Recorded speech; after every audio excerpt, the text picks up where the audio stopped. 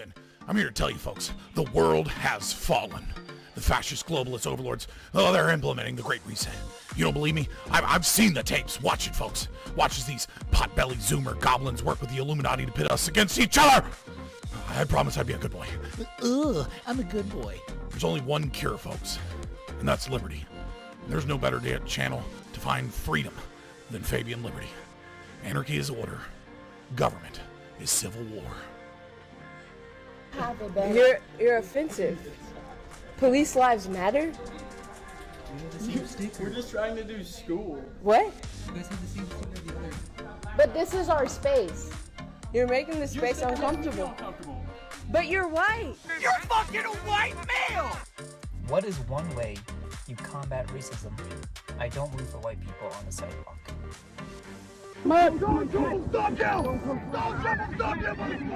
They want your wallets, they want your guns, they want the wieners off your sons. Democrats. Oh no, we should film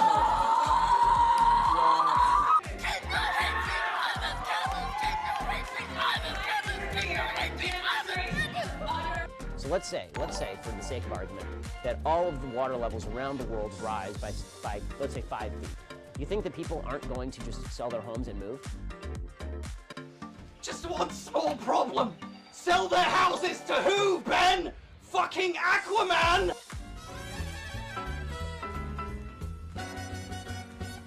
Vaccine!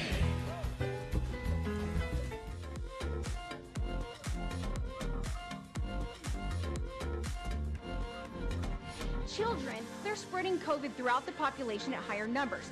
And people are not entitled to turn themselves into deadly biological weapons by spraying disease-laden aerosols wherever they choose, randomly killing innocent people. This is not freedom, this is homicide, and willful ignorance is no excuse. What the fuck?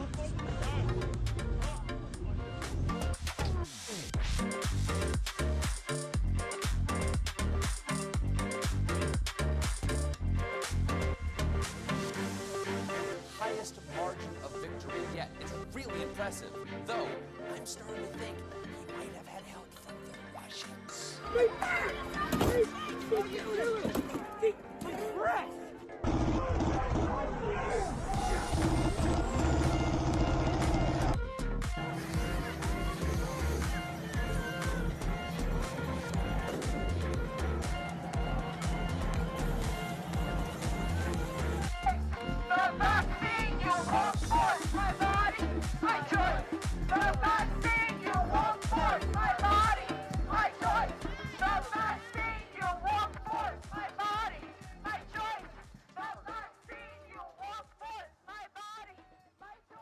Look at me, I'm a gay frog. I'm so cool, I'm so neat. I'll never have children and I'm sterilized. But the media says I'm totally cool. I'm a gay frog, I'm a gay fish. It's so good, and I think my daddy actually is.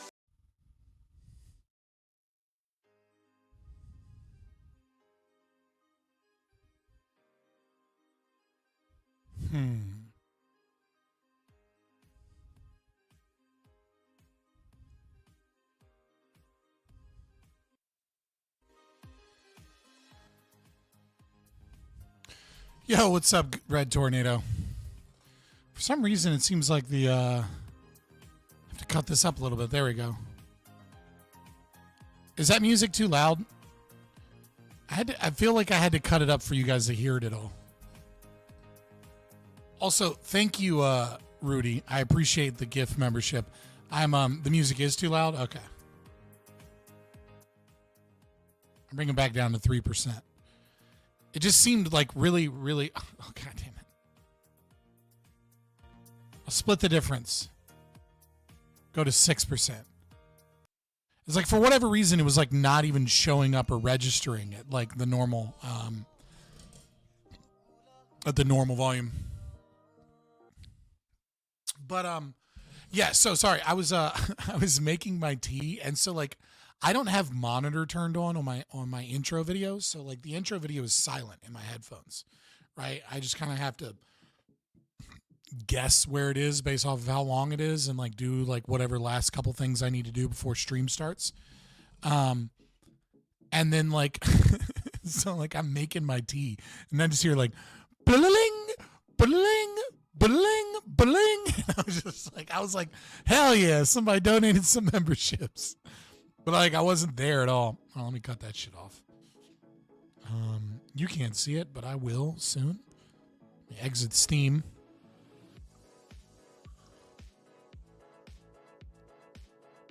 But yeah. I don't know how many people are going to watch tonight because for obvious reasons, which is that Christmas is coming up here soon. I'm not going to stream on Christmas. I'm going to go to my mom's on Christmas. But I promise Trexamon a membership, and he has one. Oh, you were like, I promise I'll get you one, but like you can't gift individual ones. So you were just gonna continue donating memberships, and then eventually he'd get one and be like, see, I told you. Damn, I wish, so luck wasn't on my side. In the first draw, baby. Which is ironic because we're going to be talking about regulation and teenagers with CSGO, like gambling websites. Tonight, at least, way later on tonight. You'll probably be asleep, Rudy, but, I'm sure you'll catch it some other time. But yeah, no, I'm not going to stream on Christmas. I thought about it. But it's just like, what am I going to stream to like 10 other lonely people? You know what I mean? Like, go do something for Christmas. Hell yeah, brother. I mean, peak season's still kind of here, but yeah, it's slowed down. You're through the worst of it. It's still peak season though. It's just like not that bad.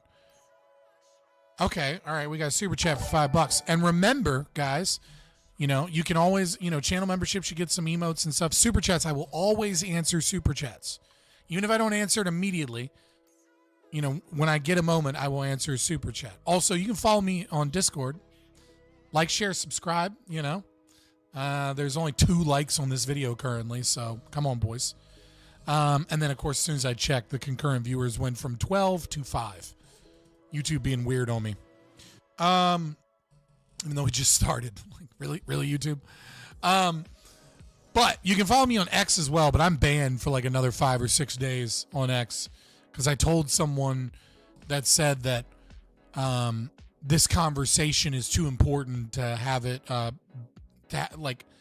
they told me, hold on, let me find the exact quote. A Red Tornado, I will get to your question. My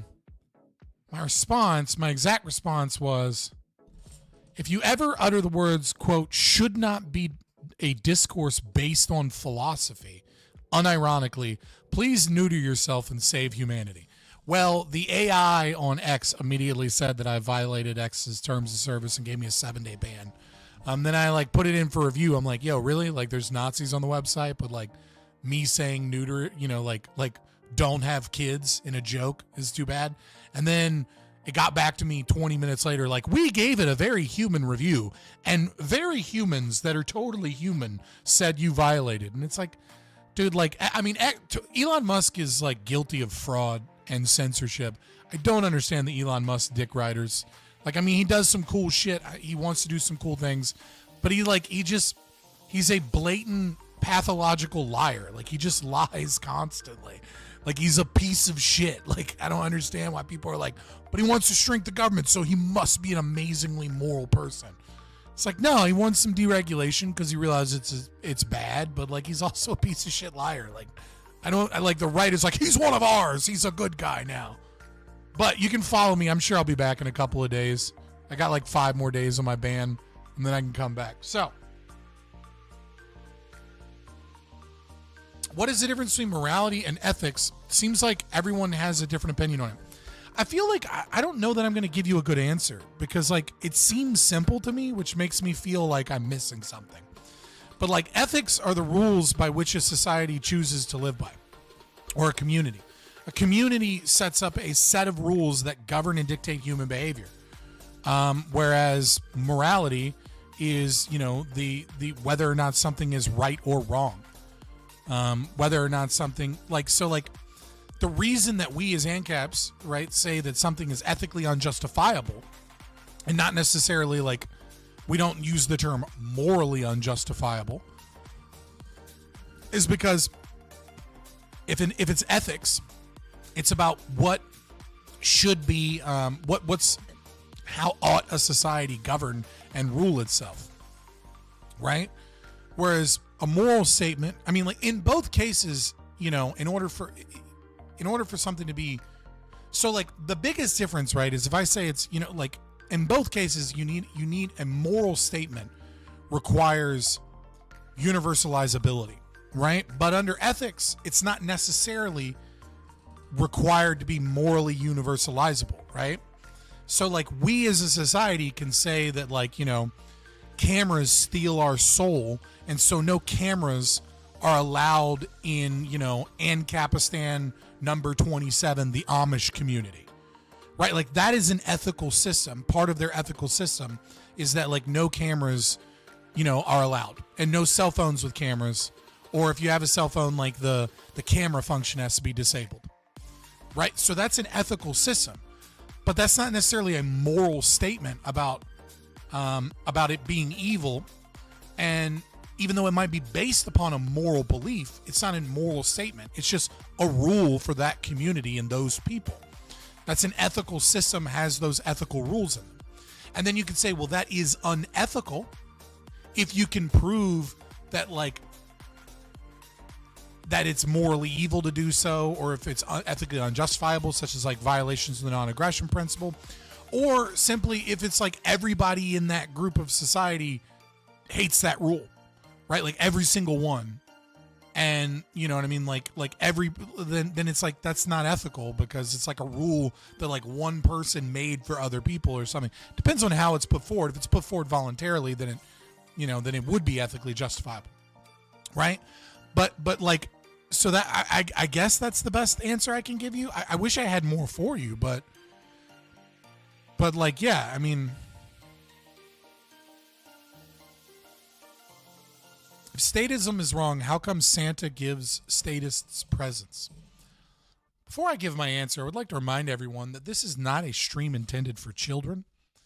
All right, this stream is not intended for children. So earmuffs, little boys and girls, if you are here, which you shouldn't be, but if you are here, earmuffs, Santa's not real. I hope this isn't your first time figuring this out, capital science, because it either means that you're a child, oops, or it means that like you're, I don't know, you're special. Scott is a Santa denier. It was a joke. I know it's a joke. All right, I played into the joke. Fucking, I swear to God, like libertarian spaces are like where like everyone is autistic and they think they're the only one that's not autistic. You know, myself included. I'm not autistic, right? But everyone else is. And then like sometimes people make jokes in those spaces and then like someone else leans into the joke and then they're like, it was a joke, bro. And it's like, yeah, I know, I was joking. And it's like a Spider-Man pointer finger of like them trying to figure out who can't tell it's a joke because they don't understand sarcasm because they're autistic.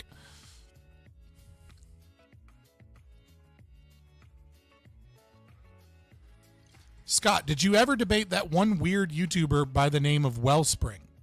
I heard he was an insane debater. Is he a YouTuber now?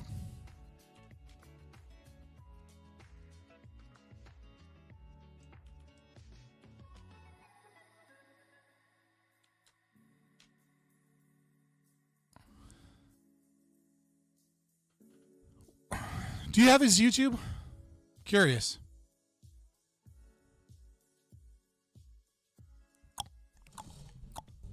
Because if it's who I think I don't know who you're talking about. But if you're talking about our Wellspring, there's a deep lore there.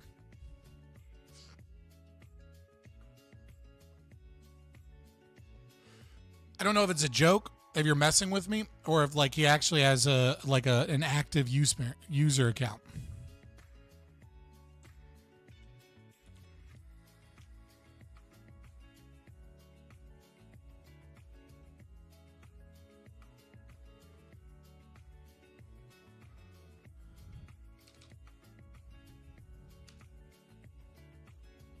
Okay, if he debated Liquid Zulu on IP, then we're probably thinking the same guy. So, Wellspring was a member of the community. He was a mod in my Discord. He is an objectivist.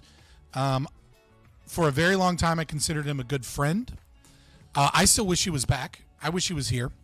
But long story short, he made a claim that like he lets girls believe that like he does cooler shit and like makes more money or whatever than he actually does, and this is all part of like a mating strategy or some shit. It's a very innocuous, weird thing. So I basically called him out on that, and I was like, yeah, dude, that's fraudulent. That's fucked up. Like you shouldn't lead girls on believing a lie and then like letting them figure it out over time. Like that's wrong. That's psychopathic shit. Like that's not good. That's shit psychopaths do.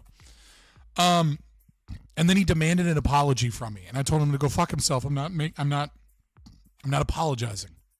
So then he left, and he like blocked me and wants nothing to do with me. Cause should I have called him out in front of the audience? I don't know. Probably not. But like, fuck it. I burn bridges. I say the truth when I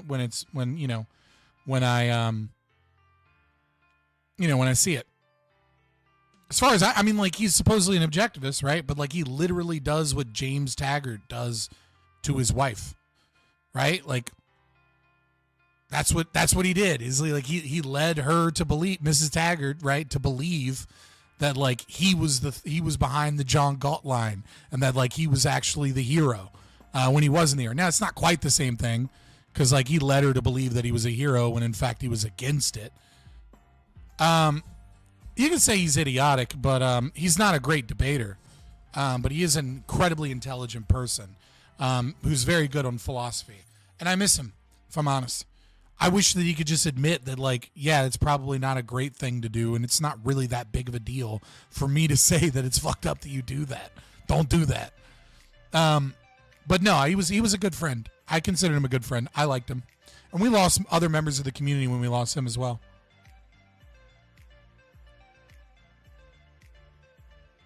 Not that I cared that deeply that like people, you know what I mean? Like, I mean, you're free to go do whatever it is you want to do. But I liked Wellspring. I spent a lot of nights in Discord, like hanging out with Wellspring. And he spent a lot of time like helping me better understand philosophy, right? Like I would not be a channel that has as much focus on philosophy and understanding of philosophy if like he hadn't corrected out my philosophy. But nevertheless, like what he said was fucked up to me, and I called it out, and then I refused to apologize or make a retractment. Calling out the bad behavior of your friends is very honorable. I mean, I appreciate it. It didn't help me, but like I miss him. Yeah, I mean, he was fun. I mean, he kind of had this behavior like, my work is done. I have made you into a philosopher. And it's like, as pretentious as that fucking is, he's right. You know what I mean? Like, without him, I would have just been a libertarian that had some dabbling in philosophy. Because of him, he like deeply made me understand. Like he drug my stupid ass along, because like that's not what I'm smart at, man. I'm smart at like psychology and communication. You know what I mean? Like in people skills. I'm not a philosopher at heart. I'm not super logically minded like that. But he like just corrected me so much. He could back up his trash talk. He could. Yeah, he was smart.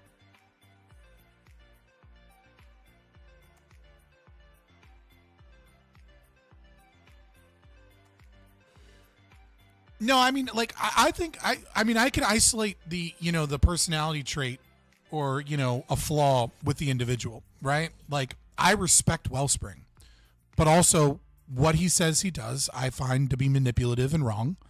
And like, I still feel that way. And I don't think that he really cared about me calling that out so much as like, I went hard and like, I talked mad trash and then I brought him on. And I was like, yeah, defend yourself. And then I just talked more trash about it.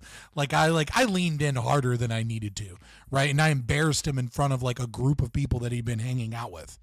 And like, I get why he left. I get that. I get being like, dude, fuck you. Like, you brought me on your show. And then like in front of like, and at the time, I think we had like 30 or 40 viewers. This is like, probably could have been handled a little better on my end, but I'm not known for having tact. It's not one of my qualities. He talks some shit. I was like, hey man, you're gonna fucking, but like, no, I think I was morally right, but like, was that the best way to go about it? Yeah, probably not.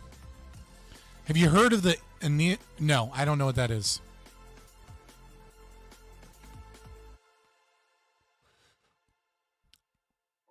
I'm in weird, I think it's the Christmas spirit. Do I have the Christmas spirit, boys? I think I have the Christmas spirit. I'm in weirdly positive feeling, despite the fact that I'm tired and despite the fact that I'm banned on Twitter. Like, I should be more mad, but I guess the Christmas spirit is in me or something. Cause like I'm doing all right. Like I'm having a good day. You boys having a good day? Are you excited for the holidays? So fuck that. You excited for the celebration of the birth of our Lord and Savior Jesus Christ? Glory be to him. Glory be on the highest. I'm not going to talk too much shit on Christianity right before their day. You know what I mean? Like, I got bigger fish to fry. Also, RIP to the retards in Germany that won't stop inviting Muslims into their country. Sucks, but you guys should really stop inviting those people into your country. Like, stop it. How many Christmas markets have to have a van driven through them before you guys get that, like, don't bring in any more Muslims?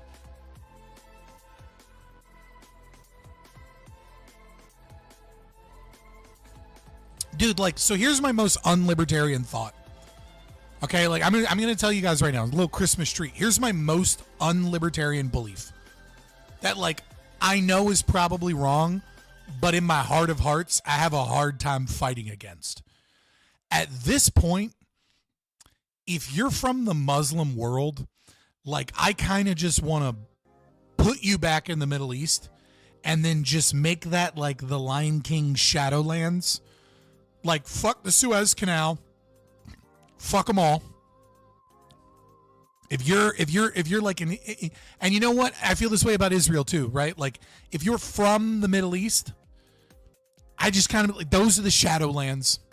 You get no money from us. You get no trade from us. You get no weapons. You get no iPhones. Like, just that's those are the Shadowlands, and we only view it from satellites. And if you cross the red line, I just consider you a zombie. It's like, nope, you cross this red line, like, you either we're going to point a gun at you and tell you to turn around and go back to the Shadowlands. And if you keep trying to come onto the Pride Lands, we're going to shoot you. Like, at this point, like, the entire Muslim refugee, fuck those people. Fuck them. Fuck them. You've killed too many people. Like, I'm sorry, at a certain point, it's like, if I'm a caveman and my buddy gets bit by a black widow, and then I'm like, oh shit, sometimes spiders kill people when they bite them. fuck all spiders, right? I don't care that you're not a black widow or a brown recluse. You're one of the good spiders, and you eat mosquitoes. And our world would be better if we had more of, these types of garden spiders. Nope. You're the same thing as the thing that like killed my boy when you bit him. Fuck you guys, off to the Shadowlands with you. That's my most unlibertarian thought. Like, I don't, you know what I mean? Like, I'm not saying I'd vote for it.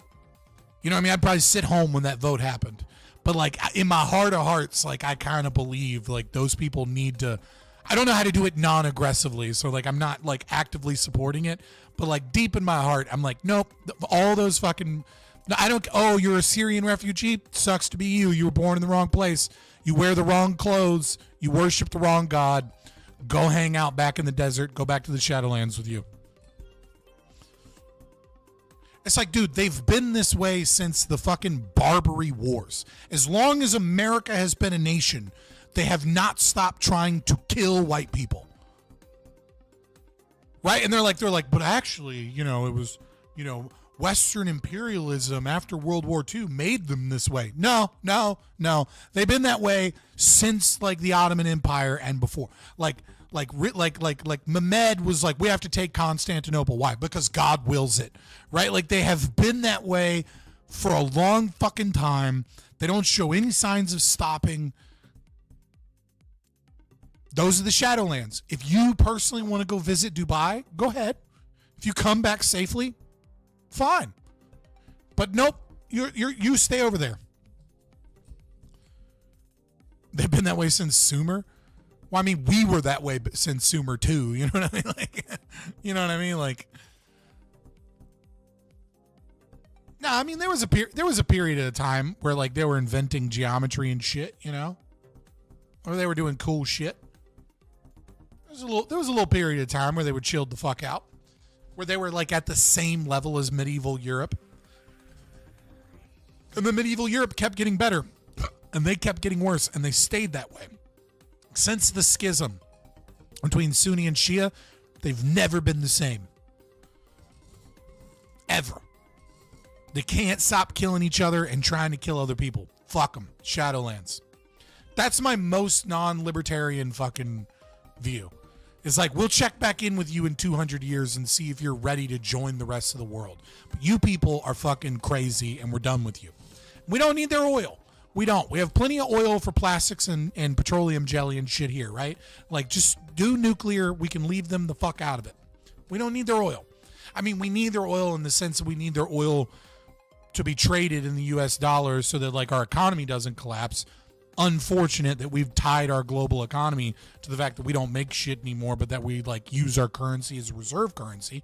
Like, yeah, we kind of do need them, but like, I'm ready for a Great Depression so that we can be done with these people. I'm just so sick of like sending people I know or like the next generation of people to fight some new war to stabilize some country for it to fall apart 2 years after we leave it and be worse than when we left it. Like, I'm sick of it. I'm done. Like, can we please stop spending fuck tons of money and like fuck tons of resources and the blood of our own kids to try and stabilize these regions that like haven't been able to figure it out unless we force them to for 300 fucking years. Right? Like there was cool places like, under the, like when we set up the Shah, like they were cool. And then the moment they were like fucking too many of them were like down with the Shah, lo and behold, fucking, women get beat in the streets for their burqa being off. Like, no, fuck these people. I'm out. You want to set up a mercenary force and go, save some people. Go save them. You know what I mean? You want to save some young schoolgirls or something. Go save them. But like, just don't try and bring them back here. I'm done with all of them. You prayed to the wrong God and you have the wrong skin color. There you go. In case anyone wants to clip that, right? Like, oh, he's actually a racist and an Islamophobe. Yes. Yes. Yes. Your culture is so fucked up that it constantly produces horrible shit constantly. Like, I'm done. I'm just done with the Middle East. I'm done with the Jews over there. I'm done with the Sunni. I'm done with the Shia. I'm done with the Kurds. I'm done with the whole area needs to just be the Shadowlands. Like, I don't know how many like white kids in Europe have to get raped while all of our governments are like, it was a group of young Asians, right? I don't know how many Christmas markets have to be blown up. Like, please just keep that shit in that area, and we will leave that area alone. And like anybody that tries to come out of that area, we'll just go, fuck you, go back to that area. I know that's not libertarian, but that's my most unlibertarian belief, is that like those people are just too fucked up and they produce too many fuck ups. I don't want anything to do with them, and I don't want our culture or community to fucking have these people here. To be fair, the few centuries of inbreeding may have something to do. So the inbreeding is an issue, especially in places like in Pakistan, but most of the inbreeding is seen in like Europe. Weirdly enough, right? Like, and I don't mean like white Europeans are all inbred. I mean like the Muslims that immigrate into places like, you know, the UK, right? They like the inbreeding is made worse by them being smaller communities. Like, they're literal cousin fuckers. Because like Allah did it, so it must be, glory be to Allah, praise be to Allah, right? It must be good. It's fucking... Yeah, so I mean, like, and you know, it does lower IQ and it does increase violence and birth defects. I just don't know how, it's just not really that widespread of a problem, with the exception, like, Pakistan is uniquely inbred, right? And like other pockets of areas are uniquely inbred, but in a large portion of the Middle East, like, they're not really that much more inbred than anywhere else in the world. Not to the point where it's making any significant difference. Holding borders tight is the most libertarian thing you can do. You can watch my border debates. I don't want to get into a borders thing. I am a hoppy, and I do believe in holding our borders to a certain degree. I believe in an invitee system. But like in my heart of hearts, like I just like, it's just time to be racist against, like, I'm cool with Jews that have lived here, right? But if you're from Israel, or if you're from the Middle East, you know, if you know a friend, you know what I mean, and they're like an atheist Jew, I don't care. If they're an atheist that comes from a Muslim family and they're like second generation, I don't really care, right? If they're like a normal fucking person. But like if they come from those cultures, in those like first generation immigrant people, like, nah, like it's time to just be racist and Islamophobic and anti-Semitic against like people that are in that region, in that area. I'm not saying you have to like fucking shoot them. I'm not saying you should violate the NAP. But I'm just saying, like, you know, we need to be able to be a landlord and be like, oh, you're like first generation from Israel, or you're first generation from Saudi Arabia, you're first generation from Turkey. Yeah, I don't feel like I don't want to rent to you. You people cause problems. And while you're at it, I don't want the Indians here either. Not because you're bad people, but because I don't feel like repainting my entire house to get the smell out of the walls. Sorry. Like, it's okay to be a little racist. You should be a little racist. Okay? It's got nothing to do with skin color either. I don't give a fuck what your skin color is. It's got to do with what culture did you come from. Does your culture suck? Okay, well, it does. All right, cool. Are you inbred? Okay, well then fucking no.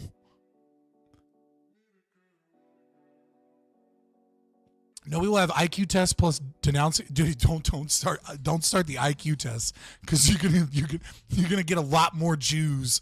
If you have a limit on the IQ, you're just gonna get an increase on Jews and a lot less white people there. Now, granted, you're gonna get way less black people and Latinos, but your place is just gonna be full of Jews and Asians, like Jews and Asians and some white people. That's what you're gonna have. You're gonna have like 70% white people and like 20% and like 15% Jews and 15% Asians. You're not gonna have any Sephardic Jews, but you're gonna have a lot of Ashkenazi Jews. You're gonna have like one token black guy. Like, you start doing fucking well, yeah, Jews are high on verbal IQ. Yeah. Average USA IQ is 97. Why is that? To be fair, average IQ in the United States is higher than it is in Ireland, Because Irish people are about, if not more, dumb than your typical black person in terms of IQ. But yeah, but yeah, yeah. I mean, there's like, you know, why are we at 97? Why am I so fucking happy and racist this stream?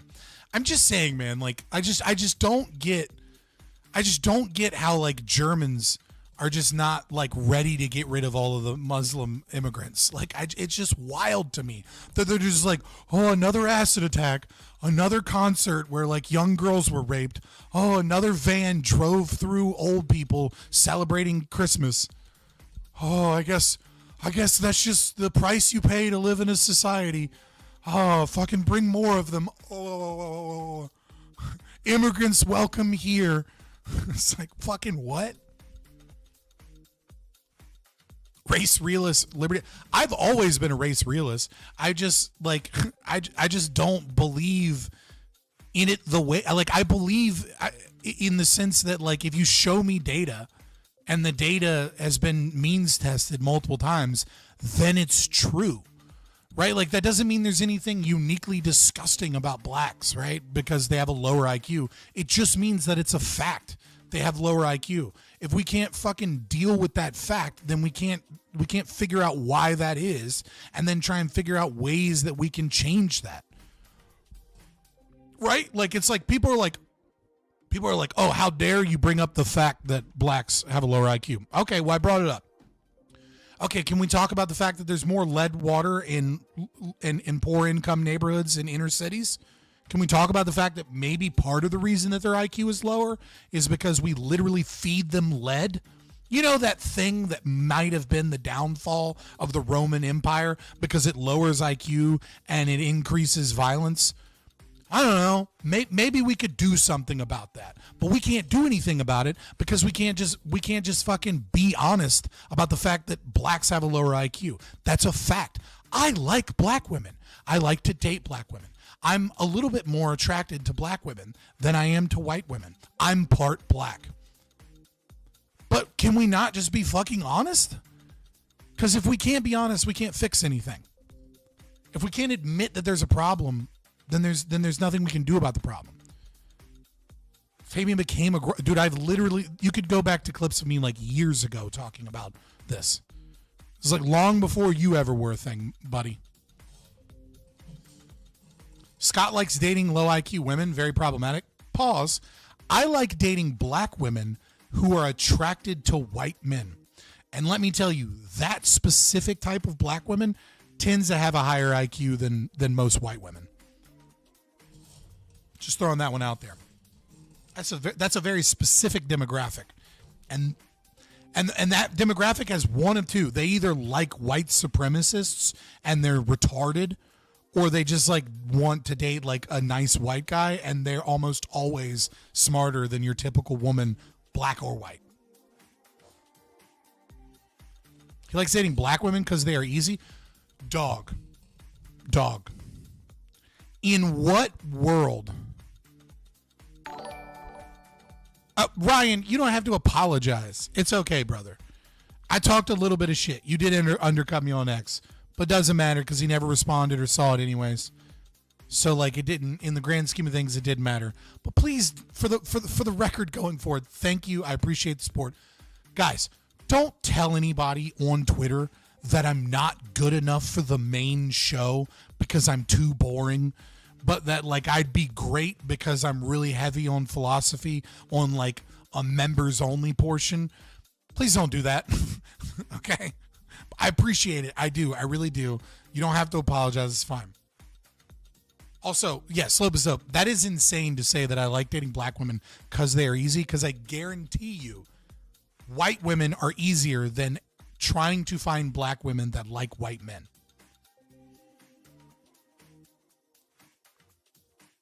Black women love to date outside their own race. Some black women do, but here's the thing. White women prefer white men. Asian women prefer white men. Latino women prefer white men. Black women prefer black men.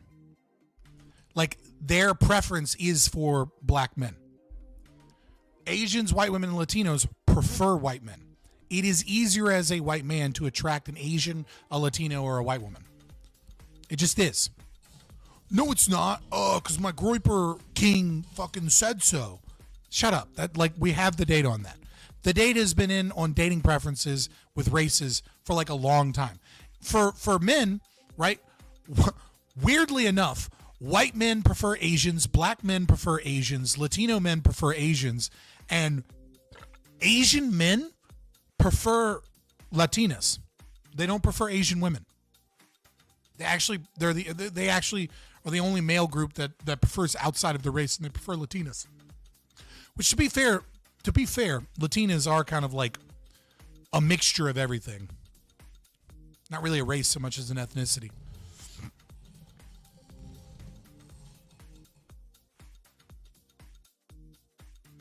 Whites don't prefer Asians. They can't get white women, so they date down.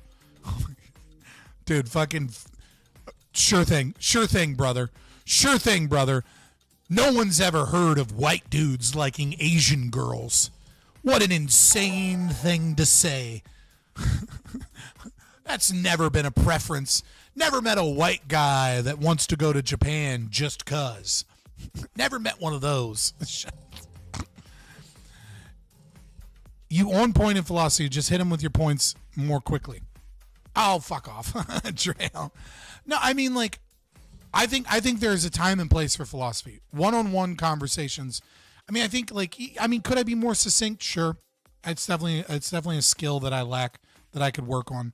But I think what's more important is recognizing when is a good time to talk philosophy and when isn't. Right? And so it's like, you know what I mean? Like, I think the more it's more important to recognize, to like read the room and go like, now is the time to bring up philosophy, and just, or like, okay, I'm going to do internal critiques within their framework. You know, Twitch panels, or like in a moderated debate with like someone that really hates you. Really, Mark, now you time in just to talk shit? I see you, brother. I see you. I'm not forgetting this.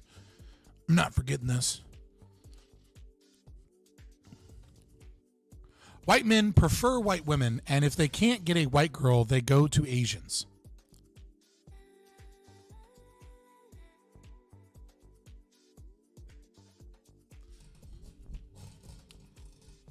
I am absolutely sure that that's true of some people.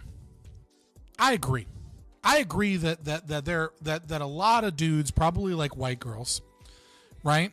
And there is something that I noticed with it when it comes to looking at Asians, right? Right? Like, I'm gonna give the devil his due here. All right, guys? I'm gonna be fair to Slope is Dope. Which is, before I joined the army, and before I met a lot of Asians and was able to learn a little bit more about them and learn a little bit more about their differences, there was a certain inability, a lack of familiarity. God damn it, Nico. Okay. Have you been waiting to say something because you knew eventually I would say to be fair, or I'll be fair in some way? God damn it. I love you, Nico. But like when you lack a certain familiarity, right?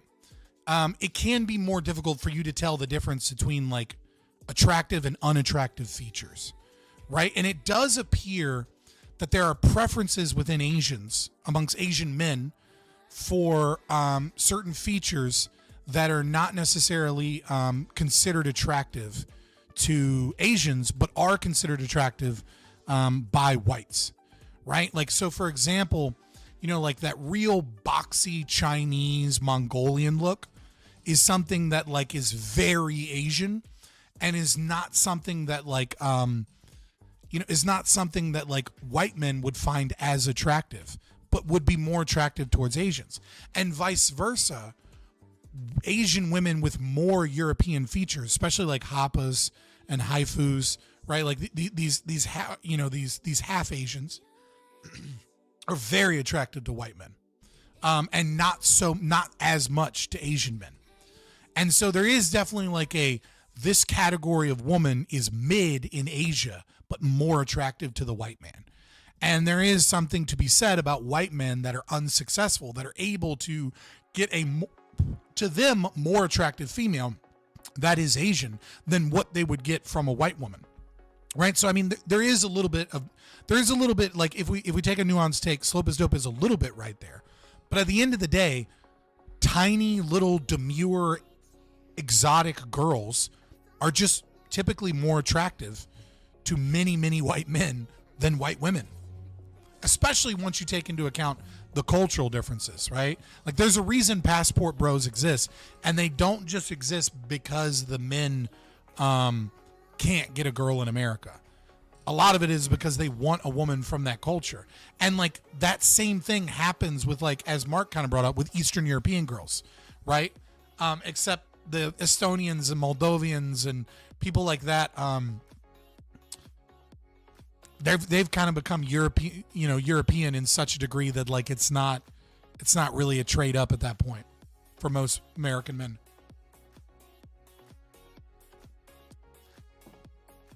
Slope is Dope. I think you're just too stupid to see things from multiple domains. It's an element, right? It's multiple different things, and you have to be able to hold multiple different things true at the same time. Right? Like, I agree that there is someone that goes, I'm ugly, I can do better in a country where people are in the third world. But, like, that's not happening in Japan. Right? Like, you're not, like, Japan is, the material conditions in Japan are just as good as they are in America. Right? Like, no one is a passport bro to go get a Japanese girl because like, those girls, like, desperately want an American citizenship for a better life. Right? Like, there's just a lot of girls there and a lot of dudes there that aren't fucking, and, like, guys with fetishes for Japanese girls. Like, nobody's going to Japan to save some girl from a third world country. If you slay in America, why would you passport, bro? Because getting pussy is not the same thing as getting a wife. These are two totally different things. It's one thing to be able to just, like, go get pussy. It's another thing to be able to go get someone that you think is going to be a better mother, or that you think is going to be a loyal wife. Someone that you can go rescue and save, and comes from a culture where the women are more feminine and where they're more traditional in those regards. It happens all the time, and it's not just to get pussy. Like, you're being silly. I don't care about race, a woman. It's more to do with personality rather than the DNA, ethnicity of the female. I do have some racial preferences of what type of girl I like, but it's not my main idea. Okay, yeah, sure, but, like, you're gonna have a preference for, like, what type of nose you like. You're gonna have a preference for what hair color you like, what skin color you like, what eye color you like. You're gonna have a preference on whether or not you find epicandal folds, such as, white people have. Basically everybody except for Asians have, that are prominent, right? Or that you don't, right? You're going to have a preference for, like, body types. Do you like smaller, thinner women, or do you like bigger, thicker women, right? Like, all of these things are going to be things that you like, and they're going to be more prominent in one race over the other, right? Like, if you like olive to darker skin and big butts, and like dark features, you might find a big bootied Asian. You might find one of those thick Asians. It's going to be hard for you to find, but she might exist, right? And she's not going to be Japanese. She's not going to be Korean, right? She's going to be Filipino, or she's going to be, Laotian, or she's going to be, like, Thailand or something like that. Careful that it's not a boy if we're going for Thailand, right? But you know what I mean? Like Singapore or something. Like, you might find one of those. But you're probably going to date a lot of Latinos and potentially a lot of black women if you like all these dark features. But if you're turned off by, like, a big, thick, wide nose, probably not going to date a lot of black women. Right? Like, that's just like the features that you like are going to be more present in one race over the other. Obviously, personality fucking matters, but personality doesn't matter on the first date. Okay? Let's be honest. Personality matters once you start forming a relationship and a connection with somebody. So if you're going for a serious, legitimate relationship, which you should be, I don't suggest anybody just hedonistically goes out and fucks all the time. It's not really a good recipe for a happy life. But I mean, if that's your thing, you know, I'm not going to stop you.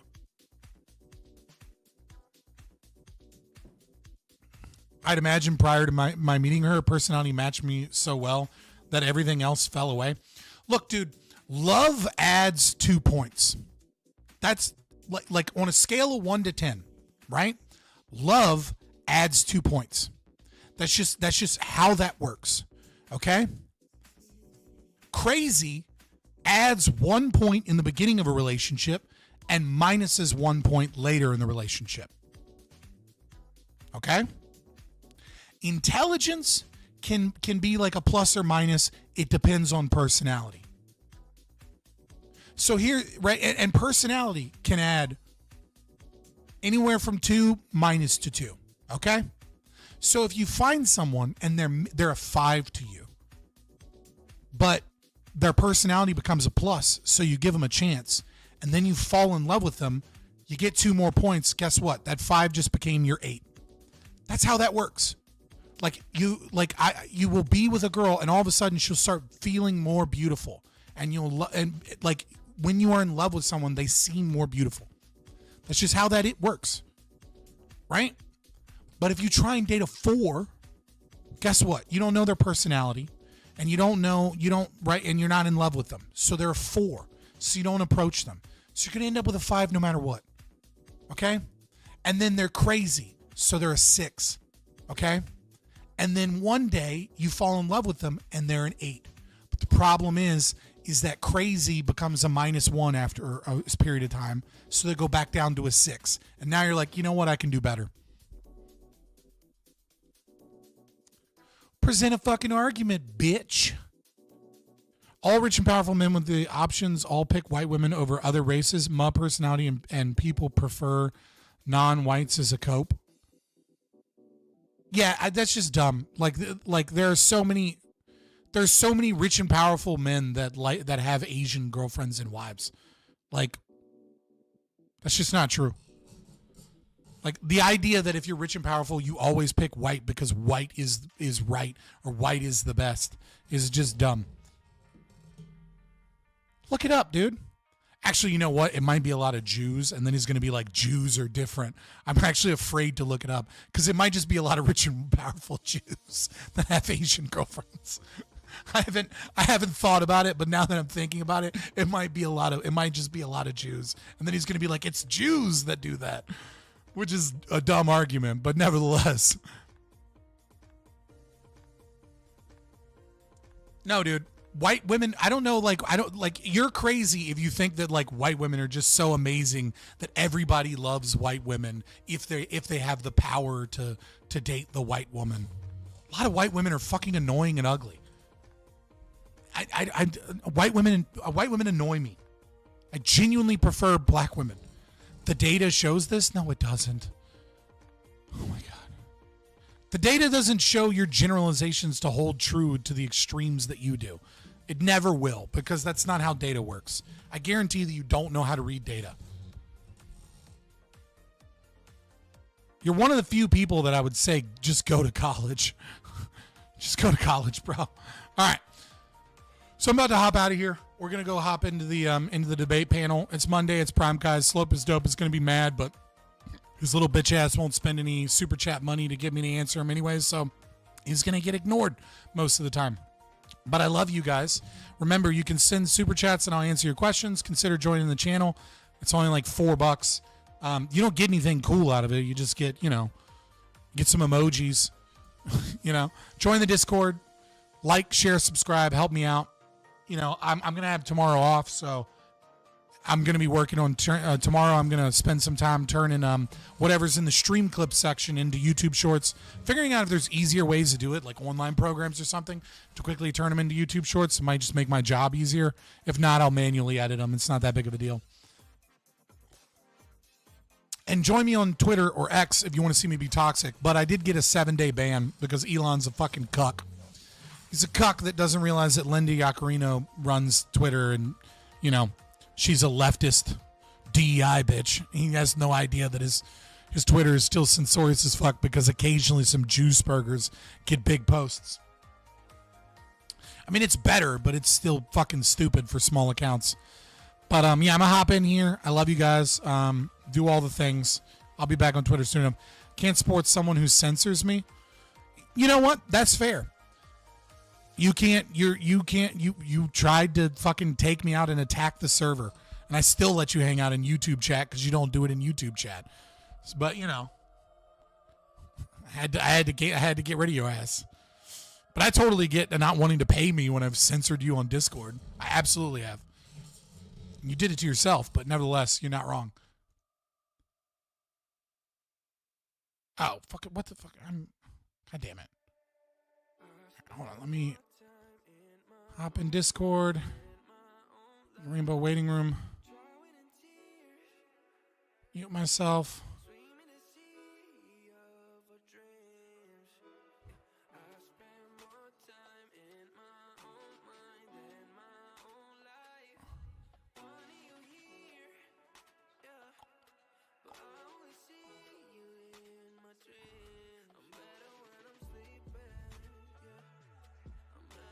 I wonder if he got the fucking StreamYards fixed. I hope he did. I just wish he would just use StreamYards.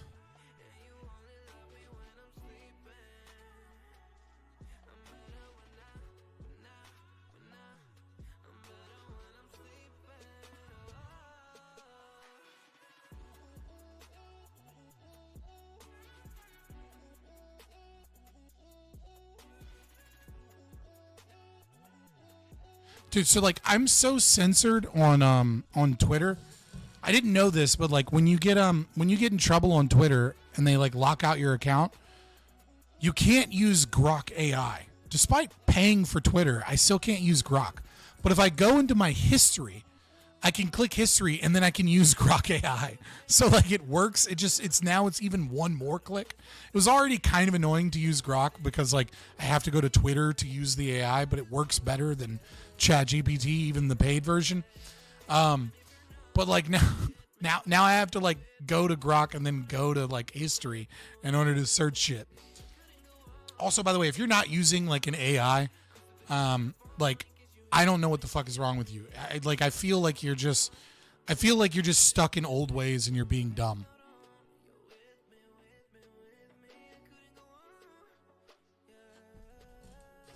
Yeah, you didn't present an argument. You just kept saying over and over again that my posts off platform are anti-Semitic, despite you being a Jewsburger. And then being like, this violates TOS. It's considered hate speech. It's anti-Semitic. Like, that shit feds do. Fuck off. If you want to not get fucking censored, don't act like a fed. I'm gonna kick glowies out of the server. Fucking glowy. Where my glowy emotes at, boys? Hold on. Where my glowy emotes at, boys? To the channel members. Give me my glowy emotes.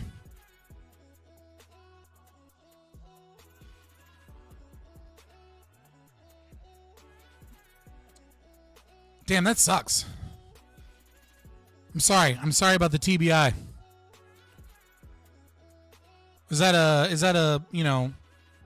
one of those cool TBIs that you get from being a war veteran, or is that one of those lame ass TBIs that you get from like, something other than being a veteran or football?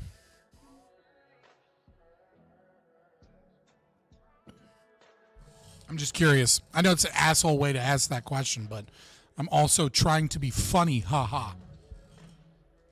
From a grenade or grenada? Like, hold on. I was like, did you get hit with a grenade or did you deploy to grenada and get a TBI?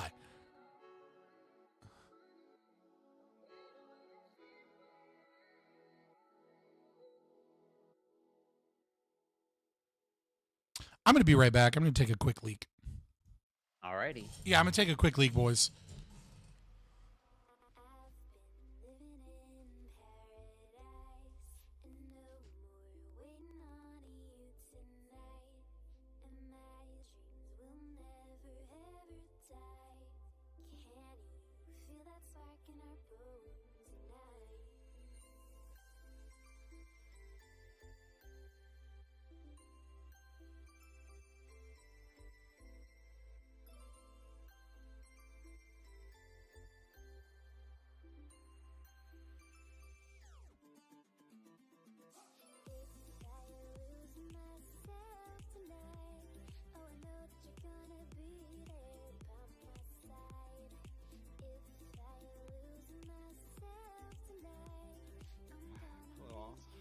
Good evening.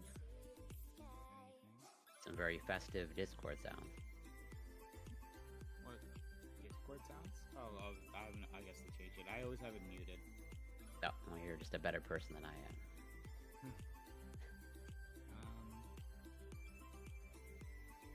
So I think everyone's away. Scott yeah. went to the washroom. Yeah, I'm just trying to set up all my shit. You know, it's a whole process. Yeah, it takes like all 10 clicks and shit. You know. Anybody watch that Superman trailer? It looks pretty good. I'm especially excited for Guy Gardner. Yeah, that definitely. You got the haircut going, that's for sure. Yeah, and Nathan Fillion is a fantastic actor. Yeah, pretty solid. He's one of my favorites. He was great as Buck in Halo. He's been great in all his other roles. I'm pretty excited for this one. Yeah, looks pretty sweet. I think it's like breaking records for trailers for, I don't know, DC or Warner Brothers, something like that. I didn't notice. I don't remember seeing. So this is my toxic conservative trait, right? Like this is my my two online need to touch grass opinion is like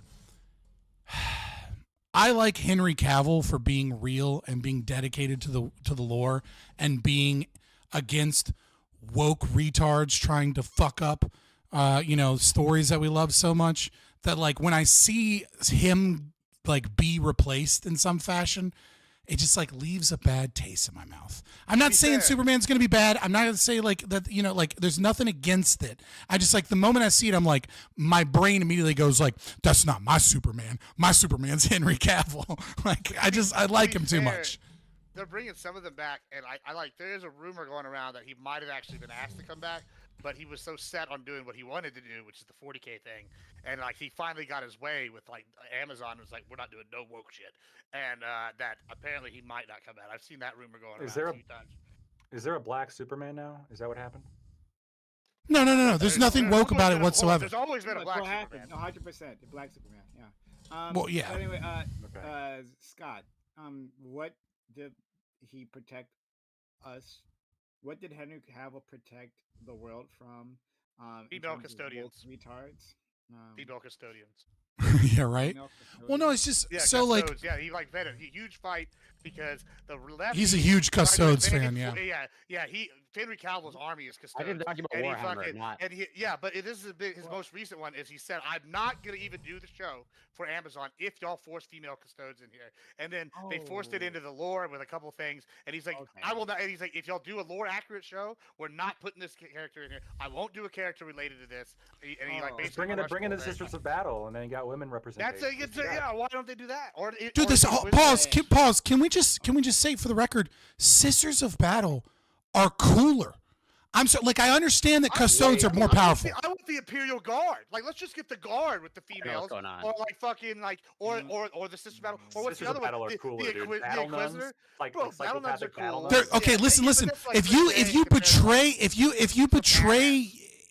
you betray your vows in some way as a Sister of Battle, they write prayer scripts onto pieces of paper, nail them to your skin, and you go out into battle with nothing but a weapon and no armor. And if you survive, and you have someone basically whip you into being on the front lines of the battle. And if you survive the battles, you're completely forgiven because they know that the Emperor would never throw away a good warrior. Like that's there are elements to the Sisters of Battle, and they have their own version. Hold on, let me be careful because I know people get really attached to 40K lore, right? Like okay, not you guys. I mean, for the audience, I don't want to piss anybody off, but like, they're not Primarchs, okay? I get that they're not Primarchs, but some of the fucking saints that they have are fucking super badass bitches. And the idea that they're just like, oh, well, in order for it to be exclusive, we have to have this. Like, it's a dark fantasy world where everything is fucked up. Like, just stop trying to equalize everything in some proof that like women and men are exactly the same thing. They're not. I assumed what you were referring to was something in DC, but apparently not. Well, I'm also referring to The Witcher as well.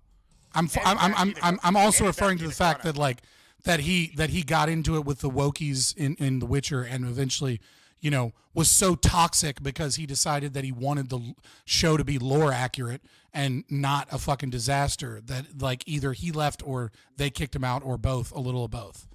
Well, I don't know. He kind of he actually decided to leave any which way for another opportunity, and then that got rug pulled under him. So there's that. Well, yeah, like I'm saying, it's like nobody knows exactly how that went. Yeah. Let me finish my words, but like, in terms of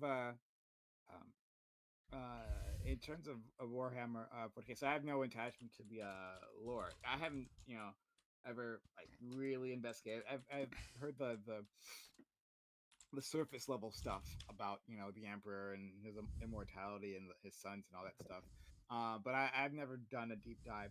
But what I do know about it is that it's like an extreme fascist society, right? Like it's like fascism. Well, like, the Imperium of Man is extreme authoritarianism. It's not really fascist. Yeah, it's not fascist. I mean, it's xenophobic and it's authoritarian. It's like an authoritarian theocratic. If you want to know why the Imperial Man's good, guys, Danny Fortuna put out a video on YouTube. Check it out. No, fuck that. Fuck that. The Tau Empire are the good guys. All right. Oh, the Tau is evil as fuck, bro. They're like evil. good guys. Oh, here's my words. What did you start, Brian? Like I would just it's weird that you'd fight on this, but whatever. I don't care enough to make an argument. Bitch, you've fought about One Piece multiple times on here. It's just not your thing of nerdom. It's not that weird. I didn't say it was weird. Hold on. I never said it was weird. I started off saying I just don't know the lore. I just haven't looked into it.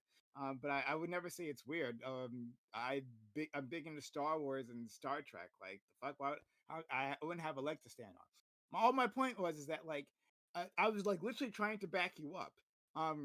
That it seems like in the society that was drawn, the fascist one, that they wouldn't be some sort of effort to put women and men on the same pedestal, and that you would see some level of divide there, and so that it would be weird to try to change that for the show. Well, that's actually not true, though. Like, if you look at the... It's not really lore, sexist, yeah. Yeah, if you look at the 40K lore, they're not sexist. Like, some of the High Lords, which is the highest position you can have, are female. Some of, like, the highest position people are, like, female. Like, two of the Primarchs have come back, but they've even had issues with, like, people that are probably equal to them in power level, right? Like, so it's kind of like... It's not, like... fascist. If anything, it's theocratic, which is like a tragedy because the emperor's anti religion. I don't know. It's kind of complicated. Fascism is not the right word. That's what the lefties try to single out and put on 40K because they're like, oh, it's fascist. Yeah, it's what's happening. Damn lefties. But even when people call it fascist, it's not the saying it was bad. It's just saying, oh, like this is a dystopic future, and they attach the word fascist to it, even if they're not doing some political. But it's not fascist. I think. Hold on. Let me bridge the gap here. Calm down about. Hold on 1 second. Just because like people often use the term fascist for if a politician or whatever they don't like, right? It's like, hey, this is a negative thing.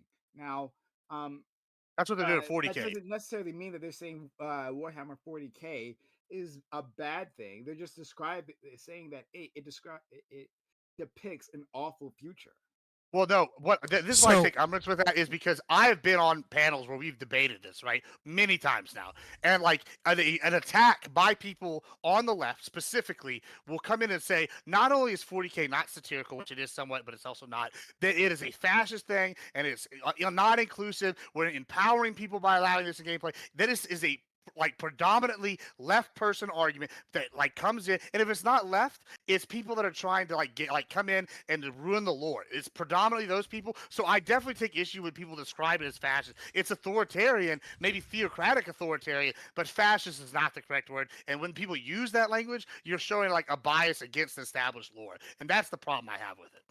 Yeah, so I want to piggyback off what Admiral is saying just a little bit, right? Which is that I think two things happen, right? People that aren't that well aware of it, what they see is authoritarian government from the Imperium of Man, and they see that there are elements of religious control, and that it is highly xenophobic, but it's xenophobic towards literal xenos, right? Like aliens, not like other races, but it is xenophobic. I mean, and they're proudly xenophobic, and right. for good reason though. Yeah, I mean, like, there's no race of people that exists outside of humans that like don't. I mean, like you have. The Tau I mean, fucking blue. Like you wouldn't like them. Yeah, and the humans Okay, already well, so reached the out to all Tau, these so, races. They got skin's so the fucked the by wrong Tau. color. Hold on, pause. The Tau are arguably the least morally problematic group, and even they go. They're really They fucking even ugly. Wrong. will fucking. Well, they don't. They're short people with no noses. I mean, yeah, they're ugly, but No, but they're even overtly they. evil. They're like the most evil. They're way more evil. Than Okay, but the Imperium of Man is fucking overtly evil. Yeah, the but only this one- non-evil. Like this, Hold on, pause. Like, the so only the Imperium is non-evil. like Nazi Listen, Germany with Catholicism, and the Tau are like communist China. Okay, that's what it is. okay, but like, yes, the Tau are basically collectivist communists that do everything for the greater good, right? But like, the Tau will at least give you some freedom to like, elevate yourself if you so choose to fucking do shit, and they don't conscript. Unlike the Imperium of Man, they conscript. What do you mean? They absolutely conscript. Hey, Secondly, Jake, they you have wipe. some background noise from you. If you could. Hey, that was me. Sorry about that. Yeah, they like absolutely conscript. They wipe out other races just as much. Instead, when they like a new race join, Yeah, they wipe out unlike people that the- defy them. Yeah, well, no. Not only that, even willing races that join the Tau, it's lore accurate that they like either create viruses to weed them out, or they'll like basically sterilize them. The Imperium, however, actually And has several... they also might be mind controlling them too, Sure, right? that too. So that it There's a takes lot away of- their free will. So they like pretend to be nice, and then they wipe you out on the download. The Imperium, as evil as it may be, will actually accept some alien races as clients. All right, we're getting okay. Like, all right, we're and getting then too they far will away from allow the them to point. live. The point that I was trying to They're say less is that like you can say they're fascist. They're not. They're fascistic in that they share some similarities. But the problem that triggers so many people that are 40K fans, or I guess 30K fans too. So we'll just say Warhammer. But like the problem that triggers them is that fascism kind of works the same way as like they them pronouns in a video game, right? When you see they them pronouns in a video game, that doesn't actually mean the video game's bad or woke, right? But it's a red flag. And that red flag is that like, oh, the people here felt it was really fucking important to put pronouns in their game. I wonder what other things they thought was fucking important. And I wonder if like they have all this toxic positivity and bullshit. The moment that somebody hears fascism, and these people are fascists, it's exactly, maybe not exactly, but very often the type of people that Admiral Gibbs are talking about that are like, oh, you like Warhammer because you like fascism. And like, you guys make these memes because you're right-wing pieces of shit. And this lore is problematic. And we have to do something about changing the actual lore so that we can like stop breeding fascist ideology within young people that are playing this game. When really it's a fucking dark fantasy game about a doomed universe. Like where everything is fucked. I hear you. And to be clear, that's not what I was doing. For sure. That's why I was bridging the gap. Sure. I hear you. When I'm using that term, it's because like where I've learned the lore. So I've not learned the lore, sorry. Where I've interacted with like summaries of the lore, they have called it specifically a fascist state from people who seem to know a lot more about it than I do. But I'm not going to argue this. Whatever, it's fine. Yeah, I mean, it's fascist. It is right? fascist. It's just people. Okay. Says otherwise. Like it is. It absolutely is. Like I don't know why you guys would argue that. It's fascist. It's fascism, but it's fine. It's like a gateway to like normalizing fascism, which I think is a good thing. Oh, here we go. Well, if you like role-playing fascism, Oh, Yeah, there you my go. lord! And this is why. See what I started, Prime? But the last video that I looked at on Warhammer, right? Actually, it was really interesting because it talked about how specifically like the organizations. I'm not sure exactly who was in charge of Warhammer or like whatever, right? But there has been like specific efforts to keep like real life like neo-Nazis out of it, right? From taking this thing and making it theirs. There've been like proclamations from like the governing body or whoever, GW. right? Saying that The Games Workshop. Yours, yeah.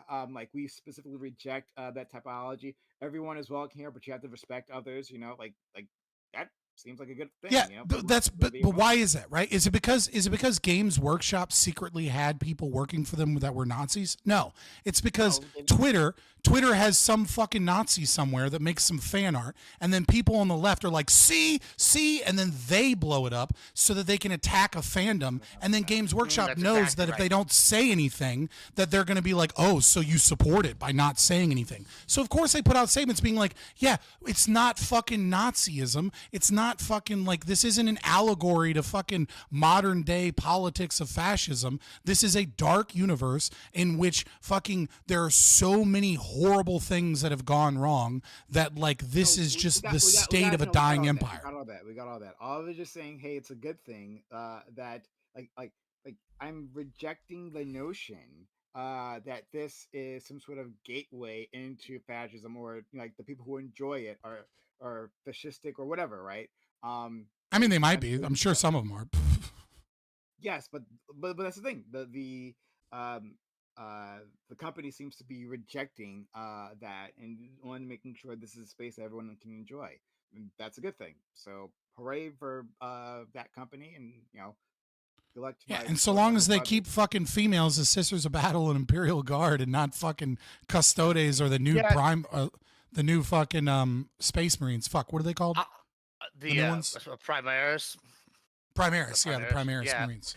I will say this: GW has done a pretty good job. Like, I feel like this is like you said, they put out some statements, and the community's been pretty like good at self-moderating. I'm sure there's some like exceptions, right? Yeah. But this is where the difference between Star Wars, I think, and like 40K is gone.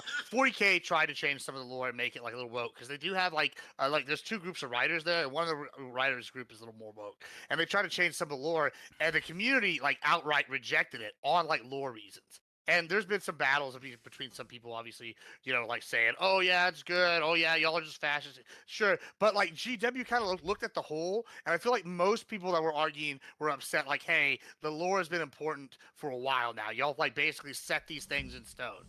Like, now y'all are going back on this, so, like, we'll just leave. And I think their bottom line got hurt for the first time in, like, 22 years they had a bad quarter. And they basically, like, they didn't meet expectations. And so they... Is that what, 10th edition or 9th?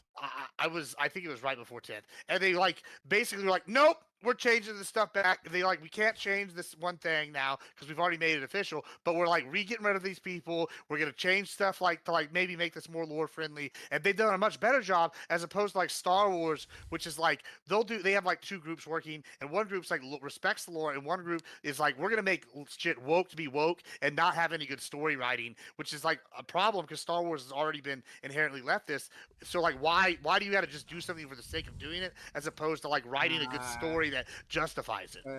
Okay, well, I don't know anything about Warhammer, and I'll leave that conversation there. In Star Wars, you and I have had disagreements there, so I don't trust your opinion on what not the most accurate opinion. Hold on, are you denying that Star Wars has gone extremely woke? For the sake of being woke. No, sorry. I didn't mean. I wanted to clean that up. That like they were putting out bad storylines because they were a bit more inclusive or whatever. The High Republic. Okay, I'll give you an example. Long before we don't have to. Sorry, we don't have to. Okay, I didn't mean to start a conversation here, right? We can. This is a free topic. We'll talk.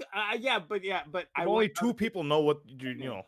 Yeah, exactly. Like, it's for Ollie. It's for people. Okay, all right, yeah, fine, but I mean, like, I will just say this without giving any examples, without going into it. You're absolutely wrong, and I can bring the receipts whenever you want them. I got the receipts right here. So you made the purchase. That means you bought in. That means you bought into the propaganda. If you have the receipts, that means you made the purchase. No, that means I researched. No, I can show. I can show you. I can just show. Plus, I keep hoping it improves.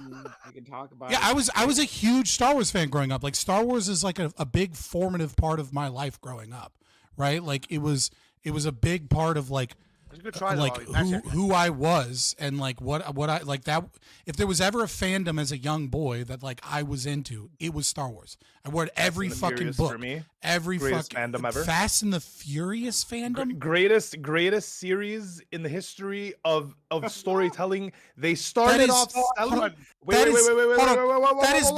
is both the nerdiest and least nerdy thing I've ever heard in my life. They started off stealing DVDs and ended up saving the fucking world and putting a car in. It's the greatest story ever told. That's the greatest. Well, they just copied Elon Musk, really, because he was the first guy who put a car in space. You're great. Greatest story ever told. All right. Well, Ali, that is an interesting thing to learn about you.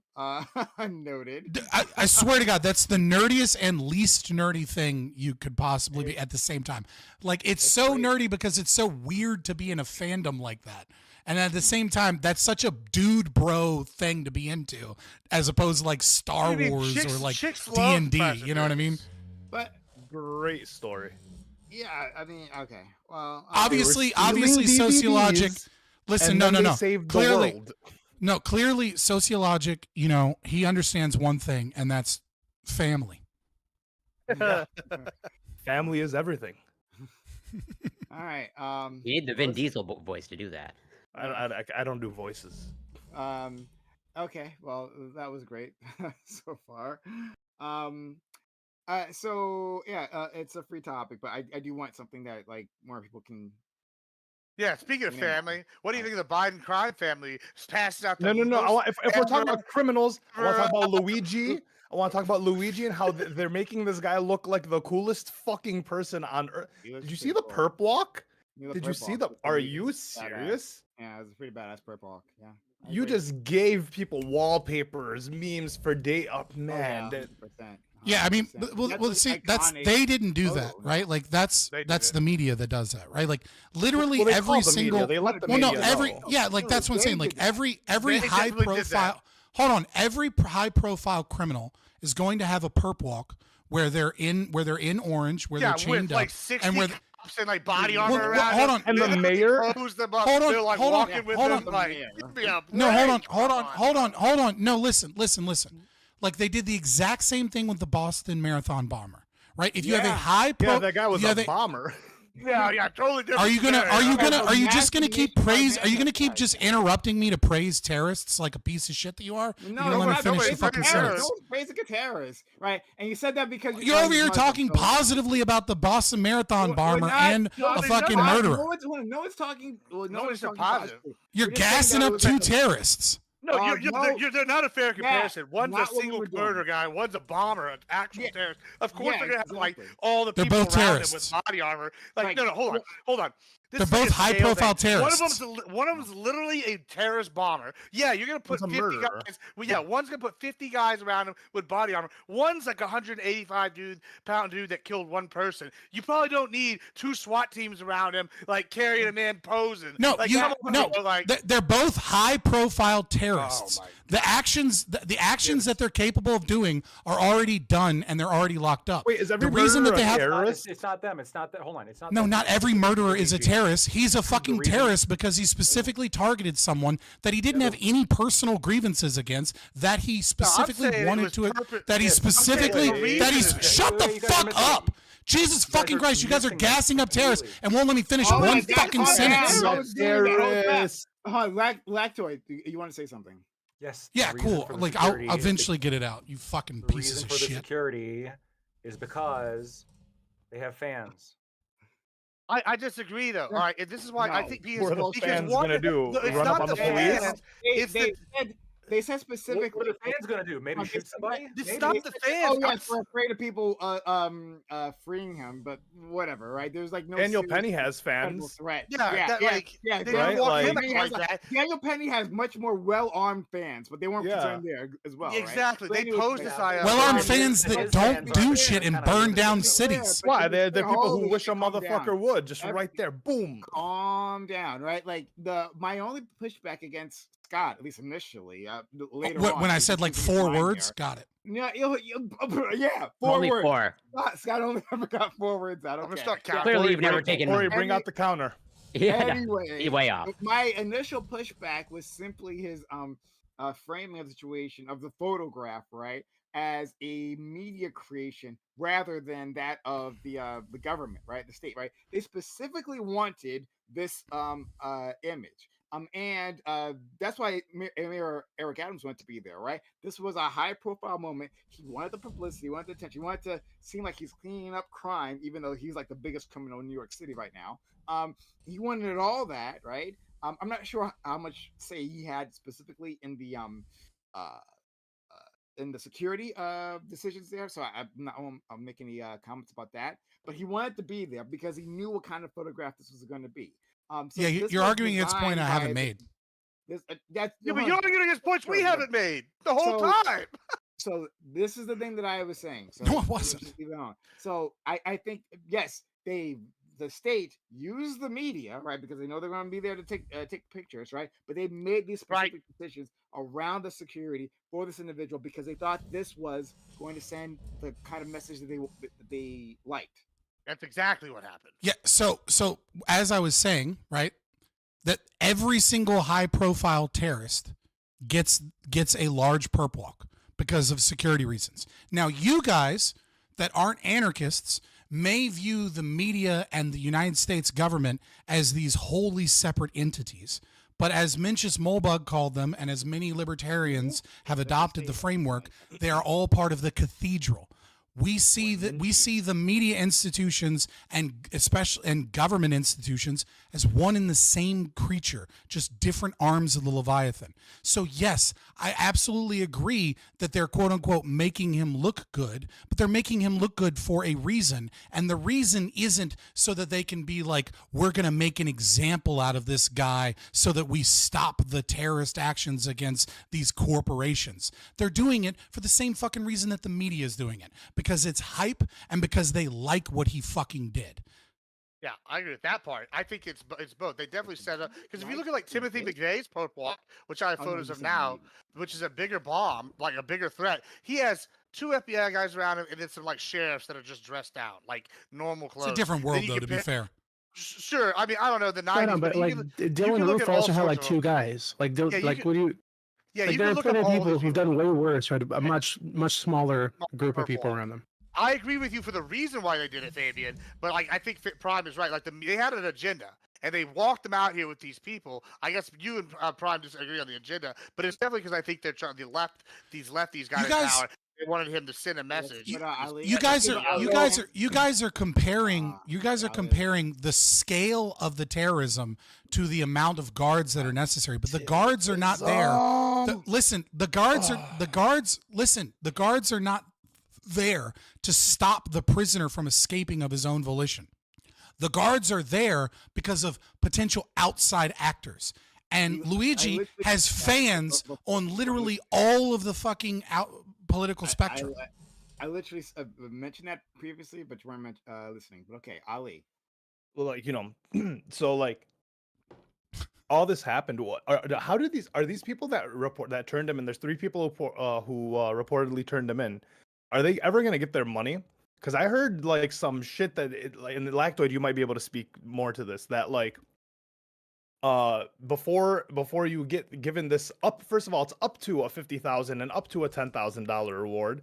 It has to go before a board. They have to approve like the amount, and then it gets divvied out, and they might not get it for years. Is that like typically how some shit works? I got no idea. As Oh, a specific mechanism. Fuck the narc.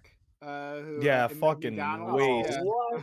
Fucking Fuck waste the of narc, time, bro. You heard me. Fuck the narc. Fucking I don't approve of the crime. Yeah, or you're not anything, gassing up terrorists, but you hate the idea that someone turned them in. up terrorists. No, hold on. Those are 2 different things, right? I'm saying, hey, I don't support the crime. I wouldn't have told this person to assassinate the individual, right? I would not provide them the weapons. Gibbs might have. And I wouldn't. Might have, definitely. You're acting. You're saying fuck the guy for turning in a terrorist. Well, hold on. I don't like any dogs. I don't want to call. You're obviously showing some level of support for the terrorist. Hold on. Wait. Hold on. I'm not support for the terrorist. I'm just saying that like the terrorist.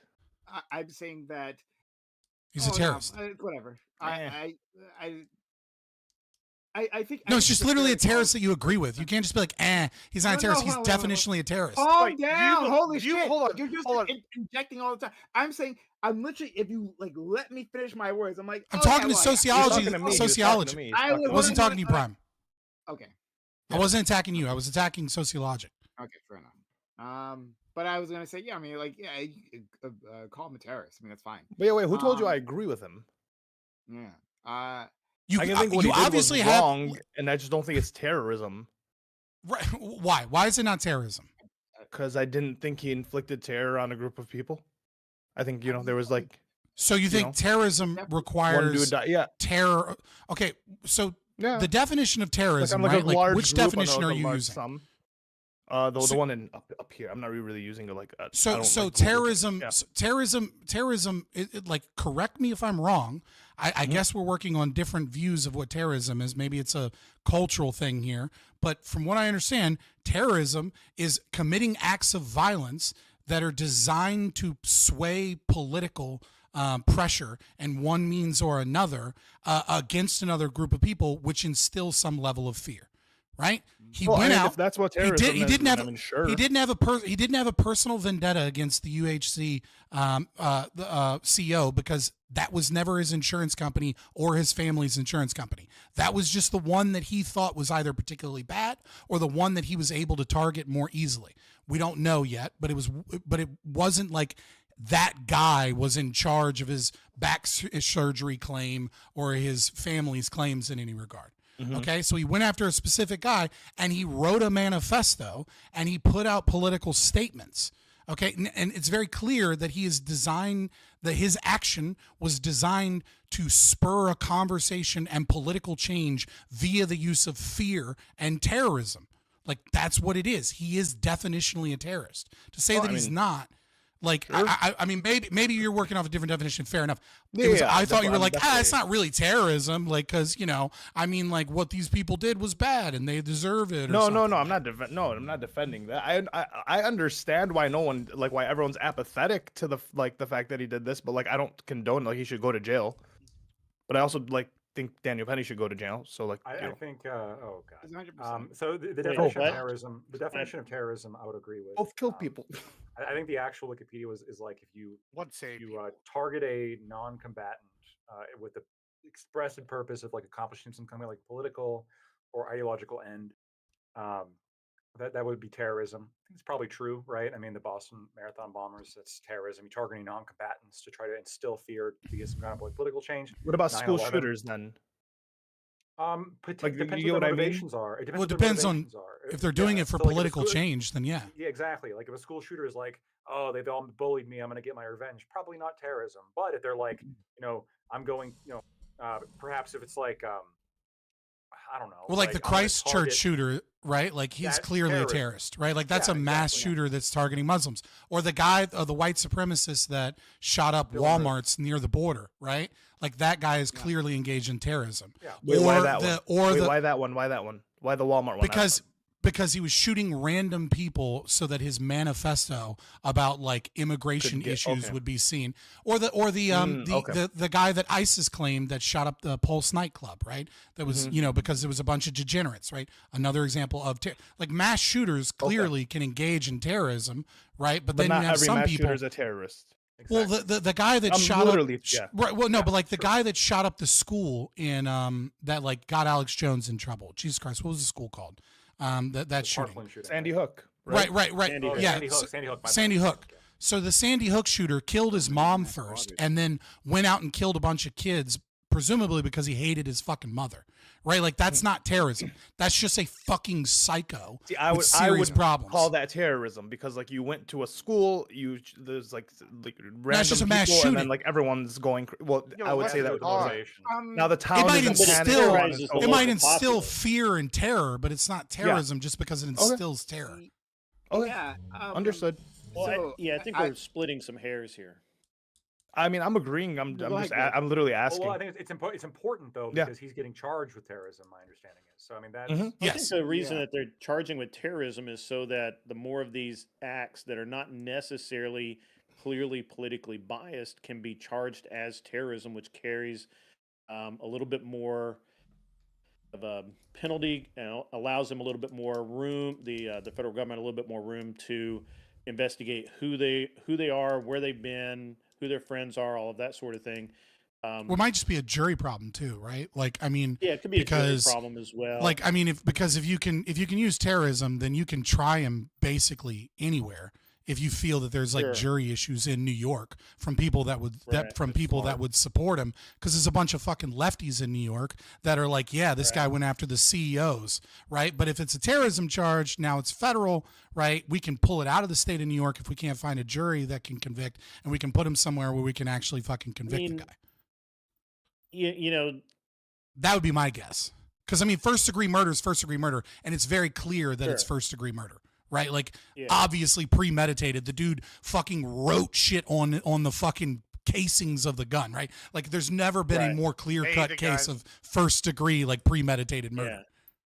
Made the gun, right? He had monopoly money in a bag. Like he went to a McDonald's to get caught 286 miles away so that people could see the 286 code. And he had his Twitter profile had 286 accounts that he was following. The same YouTube video, and then I didn't see a YouTube video, but I saw like a breakdown on Twitter. His Twitter banner had the 286 Pokemon in the Pokedex, right? Like everything was set up so that when he killed this guy, people would see the insurance code 28/6 would be in his manifesto, would be on his Twitter account. What does that code mean? So the 286 is when they deny you a claim.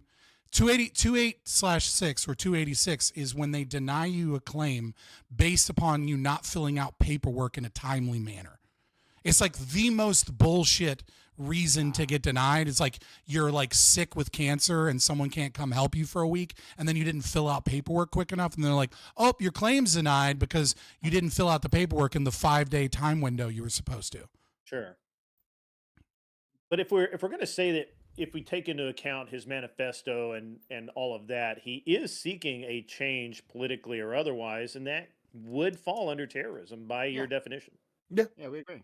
Yeah, it's terrorism. Yeah, no, I think Sociologic just understood terrorism differently. It's fine. I just didn't use that Cool. definition. That's the other thing. Nah, I think he's I think he's a dude who killed some dude in the subway. I don't think he's like a hero. He saved an old lady. He stood up. I don't think he saved anyone. He's a murderer. He stood up for women and a child. He didn't do anything. He's a hero. Just, you should be giving him a medal. He's a murderer. Should be doing. Yeah. He actually might get It's okay. You think Just that's some white guy who killed a bomb. Maybe, kind of crazy. maybe if we had more respect for him, someone wouldn't have lit a woman on fire on the subway recently. Yeah, that's you a know? good point. Maybe That if we literally thought of him as a happened in hero. the same subway. The same subway. It did. And so we should have more civilians in the subway strangling homeless people. By the way, Yeah, we need more Daniel. If those homeless people are threatening people, No, yes. Fabian Just brings like we up- need more. Just like we need No, more officer of the court Luigis, is right? asking Just like for we need more more Fabian Luigis. brings up a good No, we point, don't though. need more Luigis. Hold We on. need More Luigis. less Yes, homeless more Daniel people. Pennies. Less Hold on, homeless people, more CEOs. Why? Man, then man. but why? What? Because Yeah. I want to answer that. Because look, I will give you a prime example. This is. Hold on. So we just saw this video, the video of the lady burning, right? The argument you made recently, Prime, on a panel was you would hope that if you were in a situation where somebody was doing something to somebody else, that you would step in. Now, you didn't say what manner, but you would hope that you would step in. Right. Okay. Daniel Penny stepped in. Now, y'all think he went too far. So be it. However, he stepped in and tried to save him. Now, fast forward to, what was it, today or yesterday? There's a literal video. This lady got thrown on, lit on fire by a man, check, man from Guatemala who'd been deported and made his way back in industry. So border problem, no big deal. But we'll come back to that.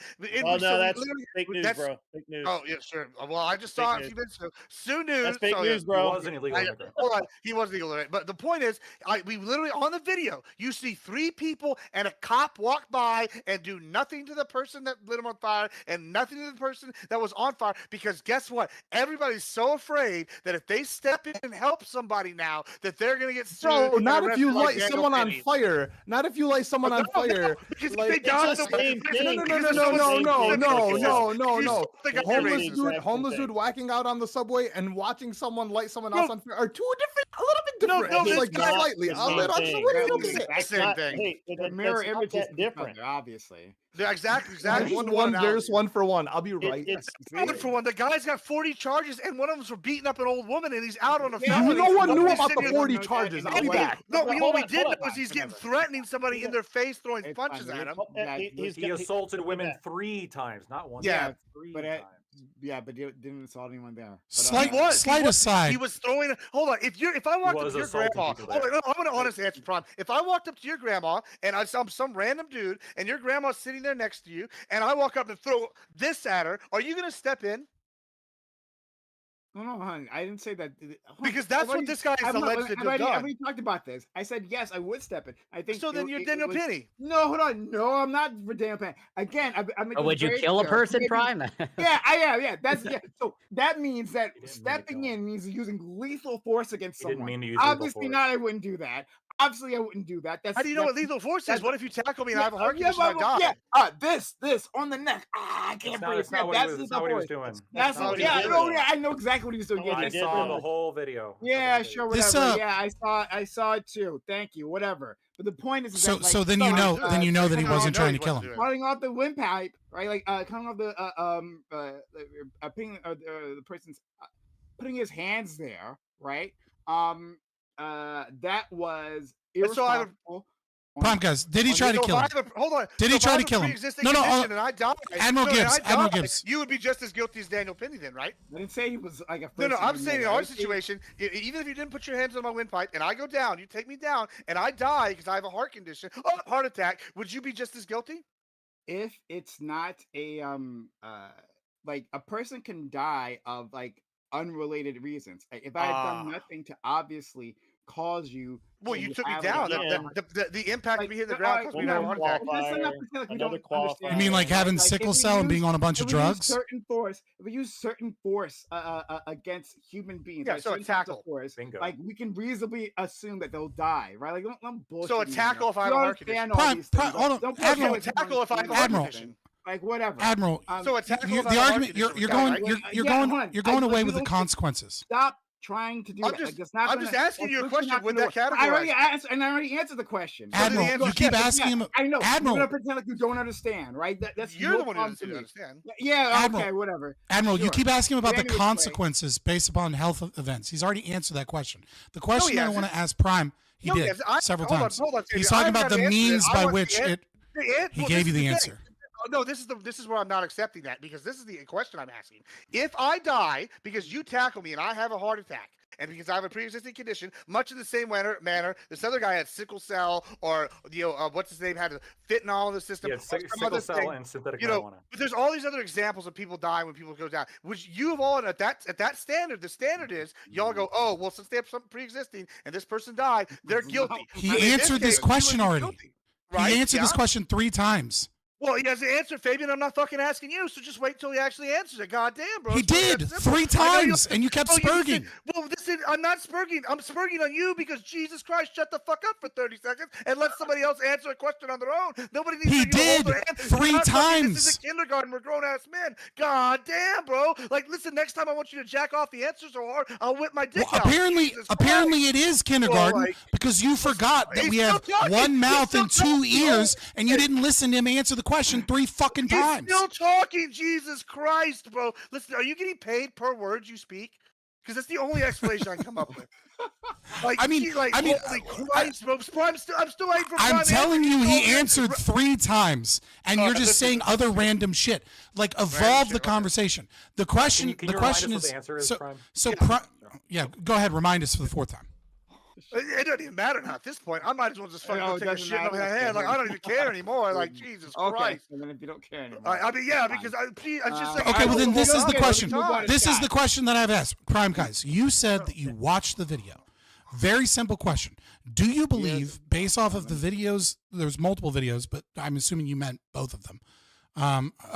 When you watched the videos and you saw his takedown, and you saw him release the chokehold multiple times, and you saw him communicate to other people to get help and to get people there, and then when you saw him release him into, well, I don't think you actually see in any of the videos the exact second that he's releasing him into custody, but you do see him let go multiple times, right? And you see him struggle. It is your opinion that what he was doing, was he attempting to use force to kill him?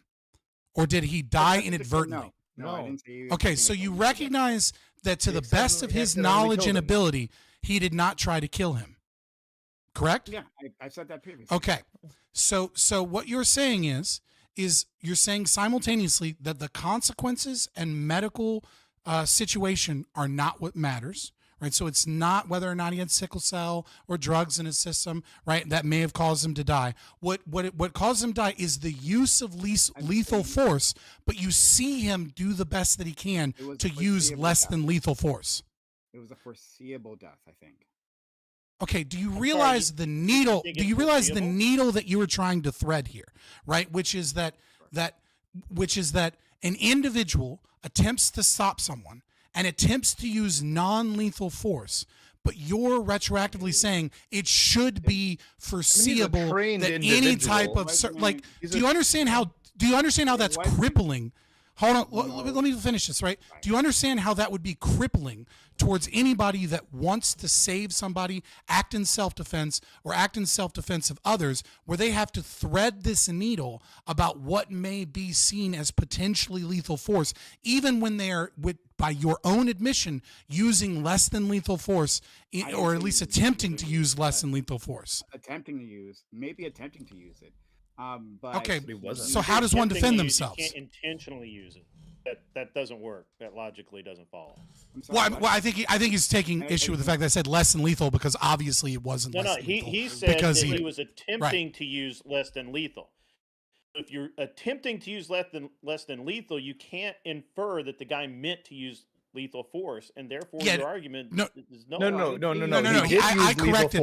I said less than lethal, and then Prime Kai interrupted to be like, and then I immediately cleaned it up. So hold on. If he was using lethal force, the guy would have passed out or passed away right there. The guy got up and walked away, and then died because he didn't walk away. No, he did not. He was given to police alive. No, he didn't walk away. He was alive when the cops got there. Can I Prime? Do you have a problem with the actual initiation of force, or do you think that he just held them too long? We would have gotten up. Can you explain exactly what you mean?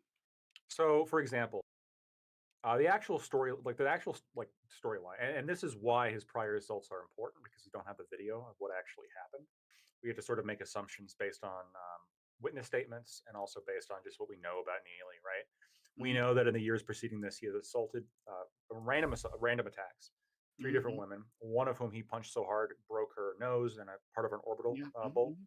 And so he would just randomly assault women, right? He would get aggressive and then randomly assault people.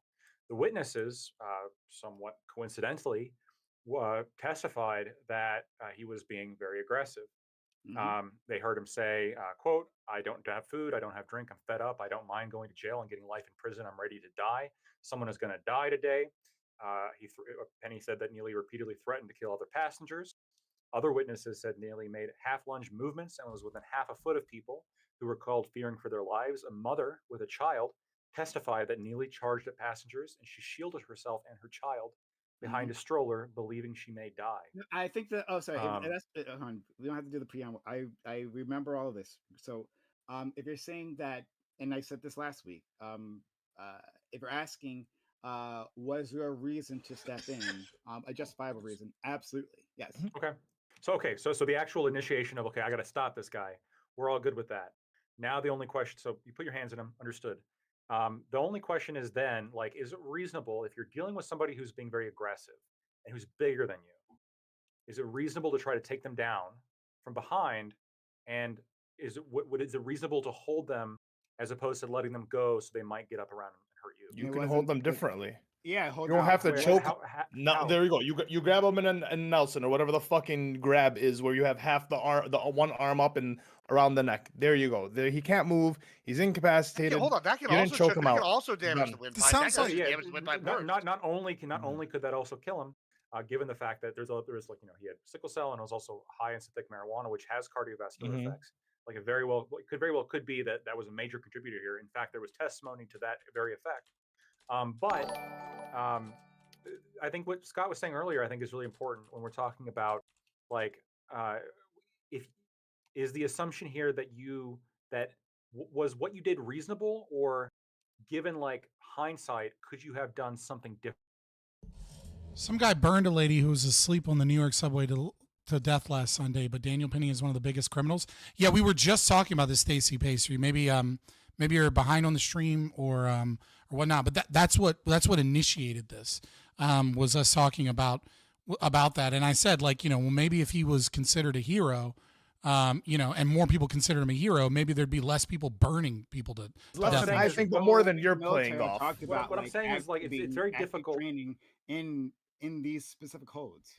No, I think that they absolutely have. We the can few talk of the about that strong, in the a second. Marines. So I understand. We can talk about that. We can talk about that in 1 second. My understanding was from the testimony, it was not definitively shown that Daniel Penny had a lot of practice doing this, had knew exactly what to do. It was more of a situation. It was doesn't matter most of the time if you're like in the military, and I haven't been in the military, so I guess this is like secondhand. But it doesn't mean that Wick was in the military. Does he know all the different chokeholds? He told me no, he doesn't. He said he doesn't know any, despite the fact that he was in the military. Wasn't he in the Air Force? I don't remember which branch. Well, he was in the Air Force. In the military because the Air Force isn't training for hand-to-hand combat as a Marine or as like a Navy SEAL, or as like like to go through boot camp. You're still trained with you're mostly trained with weapons. Like there's all pretty sure the training is different. Well, Fabian was. Again, it doesn't matter, because no matter how trained you are, if you look at somebody in a chokehold and they're bigger than you, and it's incredibly hard to hold somebody down if they don't want to be held down. And on drugs. If you are going to move positions or change your hold or something, that provides them an opportunity to get up and hurt you or hurt somebody else. There's all kinds of ways to hold a person. Don't use the chokehold. I mean, we can armchair quarterback this. And again, he wasn't. Should have just shot him in the hand, right? That's the classic. Yeah. No, sure. Again, like you're doing the same thing Gibbs did, right? So now we have to do an escalation, right? So no, I was asking a simple question. There was a he was holding them down with the assistance of at least 2 other individuals. One of whom was black. Which indicates what, Pride? Which means nothing. Yeah. Which means nothing. I don't know why you even interjected. Well, I think this was a racist thing. No, not that part. None of us are racially portraying this. 2 other people part. It has been though. BLM. But yeah, it's showing your perspective on this, right? Showing your own biases. No, I'm not talking about that. It's what is the 2 other people holding him down indicate, Pride? Specifically about there was help. His action. Right, and what does that mean? He didn't need to choke some dude out while he had help. The reason I'm asking about the 3 people helping is not because of the races. Your biases lie on this. Yeah, understood, right? The thing that really. What is my bias? BLM went up and gave a speech. I'm not even talking about that part. As always with Blackjoy, right? BLM gave a speech. Anti-white racism. BLM gave a speech. I know. Yeah. They said it was racist. Oh yeah. Did I say it was racist? The reason I pointed out that he was black was because there is a major race conversation surrounding this. Let's not pretend like there isn't. Yeah, but we're not having that conversation right now. But we're not having that conversation right now. It was a throwaway comment. You can just say, yeah, he was black, and then move on. It was a dig. Because you don't care. It was a dig. The thing you it was a clarification that this has nothing to do with race. We weren't. No one was talking. Who were you clarifying to? If we weren't talking to, it's not just you. There's people watching who think this was racist. Okay, great. Yeah, but then you were talking to me. You didn't say, "Hey, audience." Sorry, audience. I want to remind you, audience. Yeah, I didn't specify audience. Do I have to do that from now on? I say, no. I'm the one who says, "Hey, he had other people assisting him in here, right?" And in response to me, you go, audience, he was black, just so you know. When BLM was saying it was racist, they're full of shit. Guys. Yeah. Now you can move the goalposts and pretend like, I was just doing it for the edification of the audience. Bullshit. Yeah, I was specifying he was black. Yeah, I know. Yeah. And then why'd you do that? And then because this is a racially charged situation. Yeah. Are you denying? No, hold on, real quick, right? Like when you don't. I understand that you're not talking about race. I in this situation, right? You're talking about the facts of the case, and I respect that, and I understand that, Prime, right? But also, I think it's important to recognize, right, that when something is made a racial issue, it's and it becomes a national conversation about white supremacy. When the largest organization in America that speaks about violence and brutality and systemic racism, from the black perspective is, championing a court trial. We don't get to have this portion where it's like part of the country is willing to die on the hill that this is white supremacy, and then we're weird for talking about race. Like we're somehow a race grifter, or that we're bringing race into the conversation. Like I would totally understand your position if this was like 2 white guys or 2 black guys and nobody talked about racial issues, and then we were like, by the way, the guy that got killed was black. You'd be like, why the fuck are you bringing race into this? And that would be a perfectly fair thing to say. But I think it's important to note that obviously race was a big part of, at the very least, even if you claim that it didn't play a role in the trial, which it did, and it specifically did because the prosecutor kept referring to him as that white guy, and which is insane. What we're saying is none of us referred white to man, that, and it's an obfuscation from the Right. conversation that they were having, because it just There's been a we're at the lot point of- where there's- we're at now. there's been a- we're now there's talking been about the a- defense of the reason of why we're bringing up race. Right, but I just think it's important to recognize that this is obviously an element. I think what you just said was reasonable. Well, I would. I have something to say, too. Before you, okay, so I'm going to go to you, Gibbs. I'm going to let in our friend Maj in here as well. So I hear you, Scott, and I think the words you just said were reasonable. So I acknowledge that. On the other hand, the conversation that we were talking about was specifically on like why I thought it was problematic, right? And then it felt like Lactoid interjected that for no particular reason. But Which is also what I said. Like, I totally understand you being like, hey, that's not what we're talking about. Why are you bringing that up?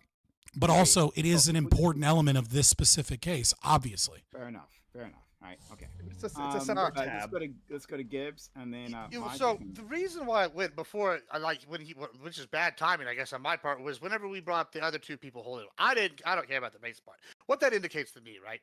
I've done MMA. I've wrestled in college. I've when I was doing working in the MMA gym, we trained bouncers all the time, all sorts of shit. This is what it indicates to me, right? It says there's 2 other people holding this man down. We know he was being aggressive. We know he was on drugs. What this indicates to me, if you go to like a bar or something and you see one guy and it has 3 bouncers like trying to push him out, that means A, the bouncer either doesn't think he can do it on his own, B, this guy's being aggressive enough that you need 2 or 3 people to get this guy safely under control and take them out and not cause problems to the public. And so whenever it says, hey, this person's on the ground, it's got 3 people or 3 cops, or for example, like in other situations, what they're saying is for us to do this safely, we need 3 people to hold him. If we have to do one-on-one, one person may be able to do it, but it's a higher risk of injury both to the person and to me. So whenever I'm hearing this story and I'm seeing, oh, it's got one guy that's trained and 2 other guys holding him down, and then they say in the testimonies that every time they released the guy a little bit, he got up and started trying to attack them and was being aggressive. Oh, that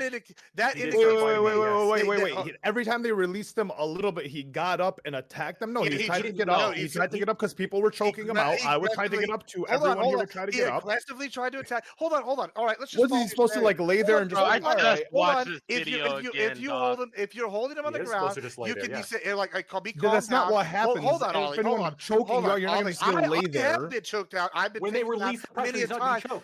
choked. Hold on. When you take somebody down and you're holding them down and restraining them, you go, hey, just calm down, just stay here. And then you release them and you just keep holding them, you keep pressure, and you let them go and they calm. Now, if they keep acting up and being aggressive, you apply more pressure to maintain them in control. That's absolutely what you do. That's what you're trained to do. If you say Majin's a bouncer, right? I had this argument before Majin. I trained bouncers. And I wrestled in my that point is, boxer. yeah, but at what level were you? D1 wrestler? Because if not, you have to default to me. Shut up. D1, get out of here. Admiral Gibbs was D1. Doesn't matter. He has the photos. He was We're D1. going to go to Majin, and I'm glad you brought up bouncing. comes in, Majin bouncing as well. So, but before you do that, hey, Lactoid, can you do me a favor? Could you bring up the video and share with us, right? And we can just watch the video. I've seen it recently. Yeah. I mean, I can. They had him down. There was Send the link no to the video. I'm not going to play it on necessary screen. need I can give you the link. to choke that Yeah, man. you can't show it on stream. Just be very careful that nobody shows it on stream. Some of And us the are one on thing- YouTube, and that's a somebody violation of actually YouTube TOS. And one thing Gibbs should know about anything about this, when it comes to chokeholds and stuff like that, or grabs, like stuff from Brazilian Jiu-Jitsu, it's meant for the smaller man. It's meant for the smaller man to overpower the bigger man. That's Well, Daniel Penny was smaller. He was smaller. Yeah, so Daniel Penny was smaller. Exactly. So usually when you get stuff like wrist control, when you get somebody in an arm bar, you don't need to break their arm. You would see people taking people's arms all the time in mixed martial arts. If you needed to break But somebody, that's a controlled situation, Majin. You don't need to do Hold that. on, if you're in the street, hold on, You hold know, on, hold on. hold on. I If you're let you finish, training, Gibbs, if you're Gibbs, training Gibbs. though, hold on, I'll answer let this you finish. question Gibbs, because you I just will lied. answer your You just question. lied though. No, You just no, lied. because if I got you in an armbar right now and I had you in it and I just even pulled it a little bit, Sure, it's in a enough pain controlled to make you situation. tap out. What do It's you enough do? pain to make you What are tap you out. trained to do? Yeah, except You criminals do don't that- tap hold on, out. hold on. Crazed You do criminals what don't BJJ tap You out. will if you got put in a proper armbar. Hold on, Roger. What are you trained to do in MMA and wrestling, especially in Brazilian You would Jiu-Jitsu? hey, Hold on, matter of fact, in a I even said this non-controlled last week. situation, what I do you even do? said What do this they tell last you to do? week. They I say could break teach- the arm. I could teach anybody in here. I could teach the smallest guy in here to put fucking Gibbs, have Gibbs lay in his back, and have them put him in a proper rear naked choke. And I guarantee you, Yeah, two things. absolutely. Gibbs is not getting out of it. That's the true, person probably. would not have to apply any kind of pressure to pass him out, choke him out, or anything. Right. And Gibbs would have a hard as hell time getting off his back. That's true. All of those are true. If you Majin, have somebody by their Majin, neck, that's not what like I'm question arguing. for you. you do not need to apply lethal force at all. But that's and not lethal Majin. on top of force, that, in Majin. that, we're talking about Daniel Penny, who did apply lethal. But you just Majin, you just described a controlled situation with BJJ, right? And you didn't do what they tell you in an uncontrolled Hold on, situation. and then What we're do they gonna- coach you to do? They say No, break the bro. arm, walk away. That's what they say. That is Nah, what you're bro. taught. You They- can't, and I know it, right? Because any- you literally any- can't any get your belt practical- unless you do that. Any you, practical tell 'em this. self-defense and stuff like that, they like, especially They ones say that you break the go arm, through walk away. security, is hold it until the cops get there, bro. Not for self-defense. Let's go to Grid, and then Scott. Hey, thanks. Appreciate that. So the thing about Penny is there were already two people trying to hold that guy down before Penny got there. So regardless of whether we think that Penny wasn't necessary is irrelevant because obviously he was needed to hold that guy down. How do you get him in a chokehold then? Wait, real quick. If there were two people holding him down already. Because they were wrestling around, dude. Things happen. This isn't John Wick on a movie. This is have you ever been in? No, a I'm fight literally scene? asking if two people had him down. I don't know. I wasn't there. Wait, but I things happen in posted the fight. video. What happened was Okay. he jumped up behind him and like took him down basically, and then two other people came in. Down quick, and they had him by the other two people had him by his arms and wrist. There was no need, if you watch that video, to apply that choke. None. Well, just to be clear, like when the other person was holding his arms down, like the guy who was holding down the arms said that Daniel Penny wasn't applying pressure down, and that Neely was breathing, which he was, according to what I watched. There the is video no right now. way for you to. You could make an argument that some malnourished crackhead has superhuman strength and can overpower three men. You are Crackheads literally have superhuman strength. What are you talking about? No, shut up, that's you you're retard! Get wrong. the fuck out of here! That's Literally the dumbest wrong. shit You're I've heard in my literally life. wrong. Bro, you Like, this acting is like the dumbest- a malnourished crackhead is like Super Saiyan 3 Goku. Bro, Calm I've down, bro. watched the dude get. And if put you down believe hard and that, get if right you back up. I'm saying held down, fool. I'm not saying getting put. Yeah, you can get knocked in your chin and get back up, bruh. No, when I'm you talking have about three it. people on top of you, dog, that's not the Hulk, God. That's not the Hulk, God. Oh my Well, there weren't God. three people on top of him. There was two Yes, dudes they holding were. his Go watch arms the and one dude video. in a chokehold. What are you talking about, dude? And wasn't then a it just pile-on. goes explaining the same thing. When you have somebody's fucking neck, they can't, and especially on their back, they're not getting up. Even Gibbs just admitted to that. Yeah, I mean that's absolutely true what he says there. Like it wouldn't take much, like just like do like a quick blood choke. The issue though is, and this is where the problem is, Well, right? You're not supposed to Is use like if blood you chokes anymore. Sure. Well, okay, sure. Like, whatever. My point is that, like, even if you do this like safely, this is what I argued last week, or last time we argued about this. Is in certain situations, I would say you immediately choke him out, put him to sleep, and it might be safe for everybody involved because they're not fighting. That's kind of the argument I made. And then these people argue, no, if you do anything like that, that's bad. You could cause them to die. I would Because, agree with the blood choke more than you going against the Right. esophagus. But the guy obviously knew he didn't have them. You know the difference between this or having somebody low down there and you're going against their esophagus. I think I see I mean, that. I as could he agree with didn't that, need to choke. but once again, so you would have an issue. You wouldn't have an issue then if he had blood choked him and put him to sleep in like 10 seconds. Less. See, but here I argued that same point last week, and Prime had umbrage with that. He said, no, you shouldn't choke him out in any situation. But that's the thing. He didn't have to. At the end of the day, yeah, a blood choke would be a safer route because you only got to squeeze for 10 seconds to put him under. But You don't have to. If you have a clean, which he had him. He had his legs around his legs, had his hooks around his legs. He had his back. He had him like this, real low. On his chest. There is no way that man could have enough leverage to get that man off his back at all. So yeah, I'm watching it right now. He's like moving around, but like he's got him.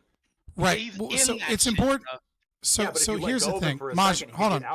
It's my turn. All right.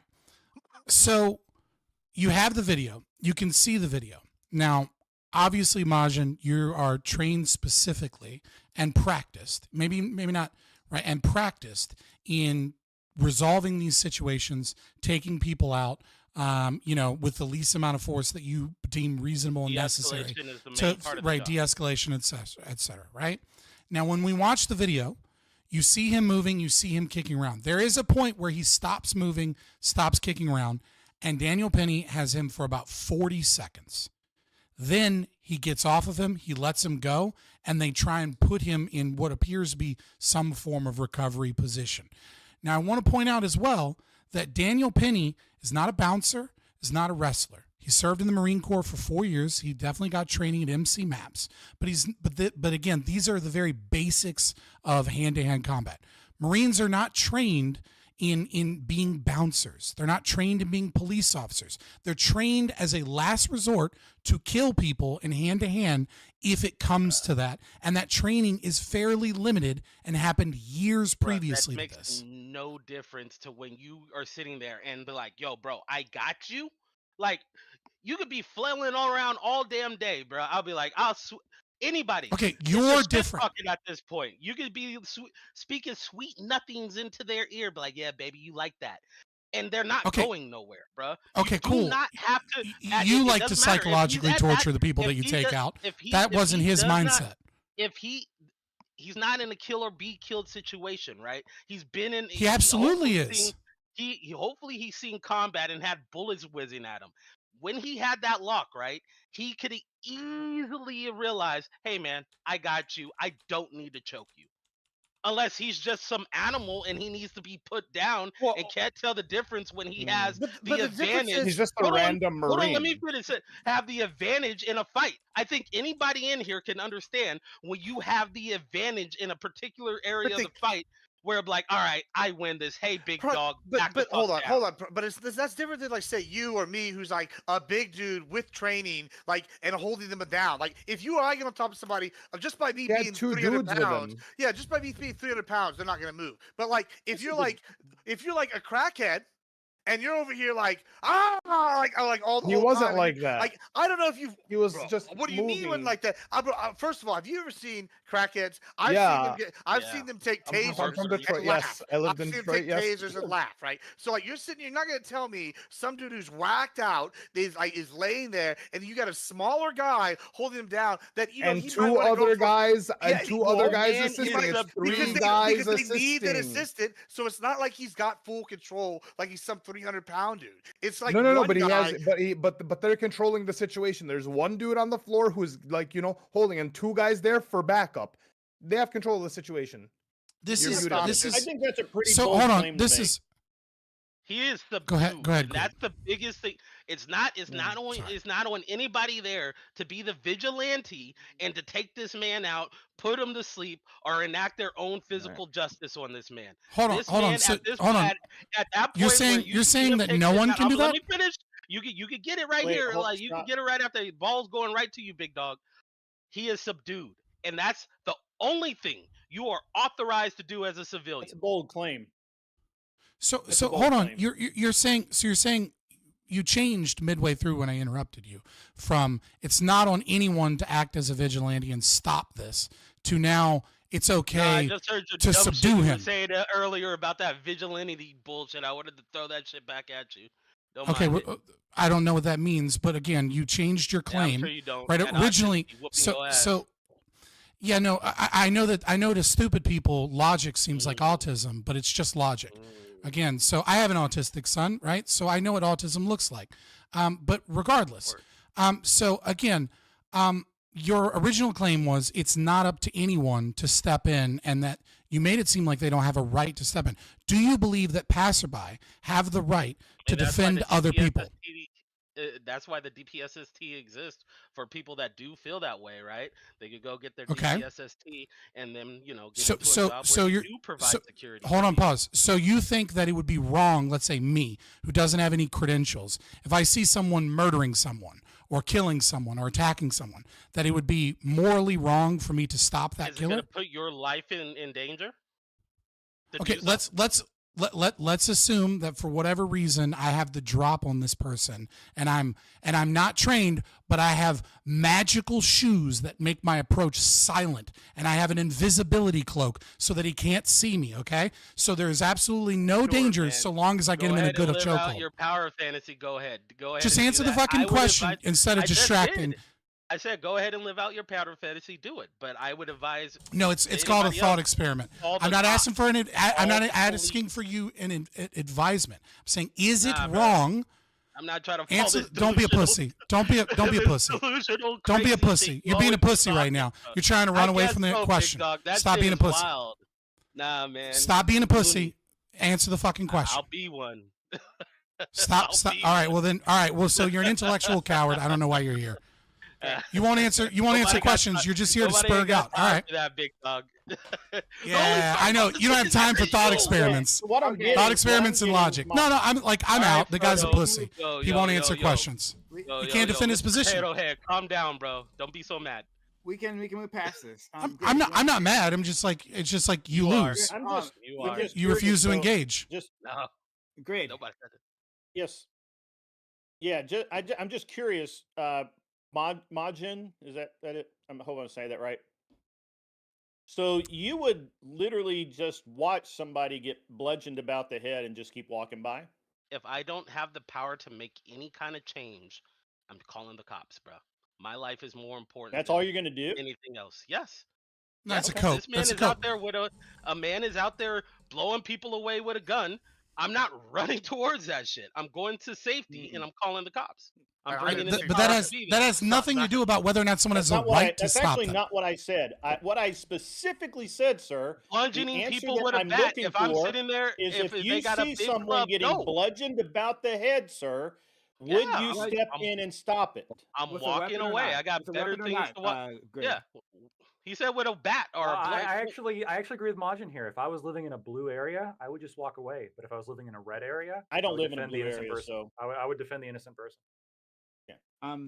But What about a purple area? Wait, hold on, but I think you guys are missing what Lactoids. I'm sorry, what Majin is saying, right? Because he's saying that if he has no ability to change it, so if it was like 10 people beating some dude with a bat, you probably we're not wouldn't do missing anything. it. We're not missing it. It's a diversion. Scott, 1 second. It's a I diversion. wasn't talking to you. I wasn't talking to you. I was talking to Lactoids. Now you're and adding Scott to the is first guy. diversion. No, I'm not. I'm responding to them. Yeah, you What they are. were saying. You're trying to jump in to He does protect have them the for some power. reason. He just I'm explaining that what he said specifically was if he didn't have the power to change it, right? Which implies that it's not just one dude or one dude with a bat. Maybe it's 10 people or something. There's some reason that Majin by himself could not reasonably get in and stop the situation. So rather than get involved, he's going to call the cops, which is reasonable. But you know, it's a weird It's a thing to point out, diversion. though, because Daniel Penny could stop the situation, and he did. But I don't think Majin. Well, hold on. It depends. I asked him directly whether or not someone has the Wait, right to step It in. depends because This is the diversion. Well, we're Well, not the let's- situation. and he's allowed to do that. Doobie, please. Well, we're Yeah, not the it's fine. situation. You're adding to Is him that- being an intellectual no, coward. I'm not. Oh my God, stop no, it, I'm please. not. I don't know why you're doing it. It's so silly. Dude, So It's not silly, it's facts. What we know of is that he got loud. Some homeless dude, some Really cracked out, malnourished homeless dude got loud on the subway, was yelling at people, probably having some kind of a breakdown, demanding food, saying he didn't care if he died, saying he didn't care if he died, etc. Right? Okay. So this is a situation. Charging at Did he punch anybody? Did he touch anybody else? Did he hurt anybody else? He's charged at people. Did he touch any of them? Did he make contact with another person before Daniel Penny made contact with him? Why does that? Hold on, real quick. Do you think that you have to make contact with somebody before you can defend yourself? Well, it depends. If all he's doing is being loud, it's another loud fucking crazy homeless guy in New York City. Yeah, probably. You should probably Not touching and just being loud are two totally different agree, things. I agree. If you're just being loud, I agree that wouldn't be enough.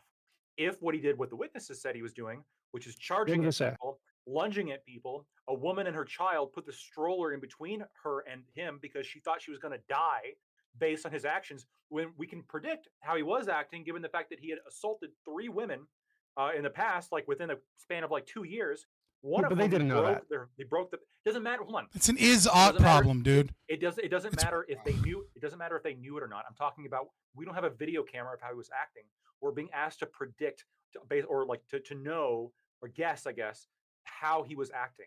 And if we know that all the witnesses are saying he was acting like a psychopath, and historically he acts like a psychopath, it's probably pretty likely that he was acting like a psychopath.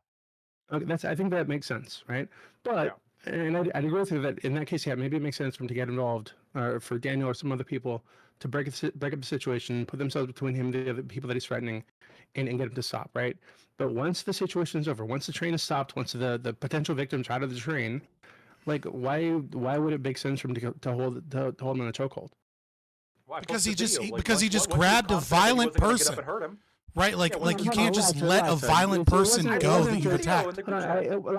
I sent you the original video, the original full video. Remember okay, hold on. Stop. Hold on, wait, no, but I think I've shifted my thinking on this a bit, because I think I understand more now what Najin is saying. Right, so I don't really have an issue with him getting involved in the first place, and I'm not even sure he should be charged with murder, because I don't think he intended to kill the guy. Right, I don't think that was the intention. I think he fucked up. He held on longer than he should have. I think when it looks like when the guy was twisting against his arm, he choked himself out, and then after that he held him much longer than he should have. After that, when the guy went limp. But it seems like it was just because he didn't realize that the guy was limp now, and he should have let go. I think we all agree to that. That being said, right?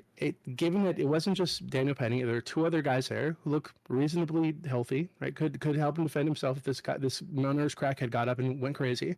It doesn't really make sense to keep the chokehold that long. Wait, are they going to undo the punch? They could have just grabbed his arms. 2 guys could have grabbed his arms. Daniel Penny's already holding his legs, and just waited till the fucking cops get there.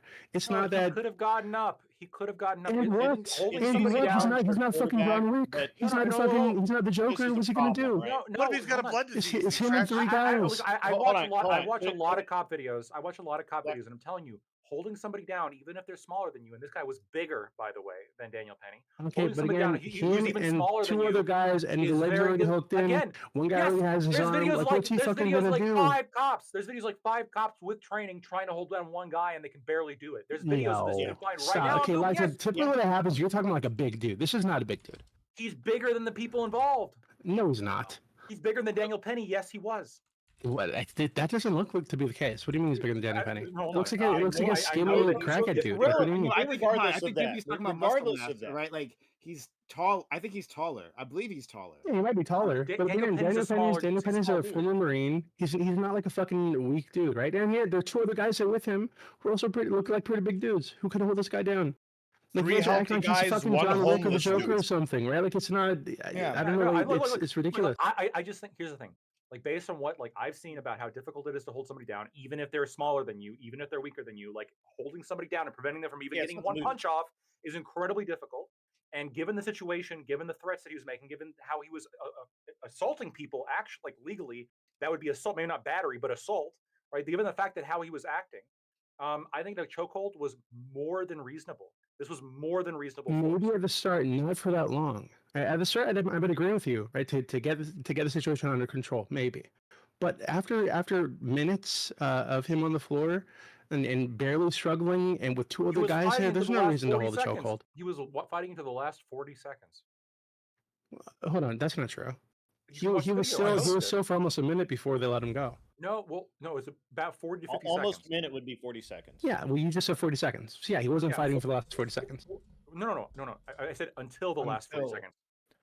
Okay, but when it's fighting like resisting, like moving around. Even that fighting is not like he's fucking like throwing kicks and shit. Like he's twisting around to try to get away. But again, there's 3 people there holding him down. Yes. And one of the people holding him down, and one of the people holding him down said, when asked by a different witness, during that last 40 seconds, like he's not putting pressure on him.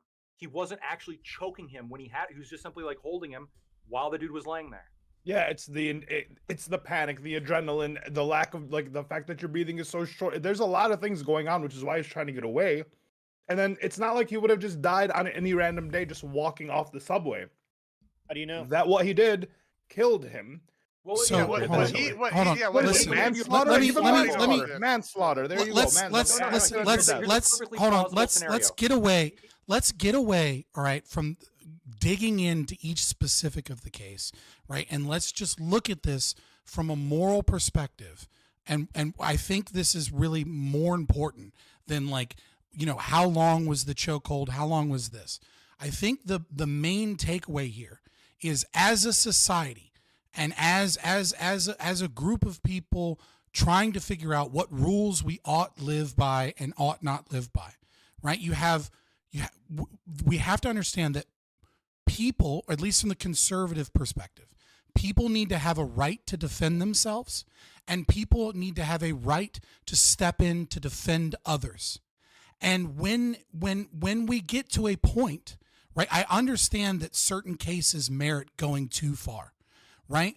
But we have to be very careful as a society when the message that we send is that people need to have very specific knowledge and training in their actions. And they need to work within a very limited window of what is considered reasonable and not reasonable, based upon situations where they're afraid, where where things pop off, where adrenaline is going. And because if you start whittling down the window of what is and isn't reasonable when someone else is the aggressor and is threatening harm and going after other people, then what you will cause a crippling anxiety of many people, where they refuse to step in and save people because they're afraid that if they don't get it right, they're going to go to jail. And we don't want a legal system that makes people afraid to step in when someone is like a long-term, known thing that the bystander effect. That isn't something that was caused because Daniel. That's not what the bystander effect is.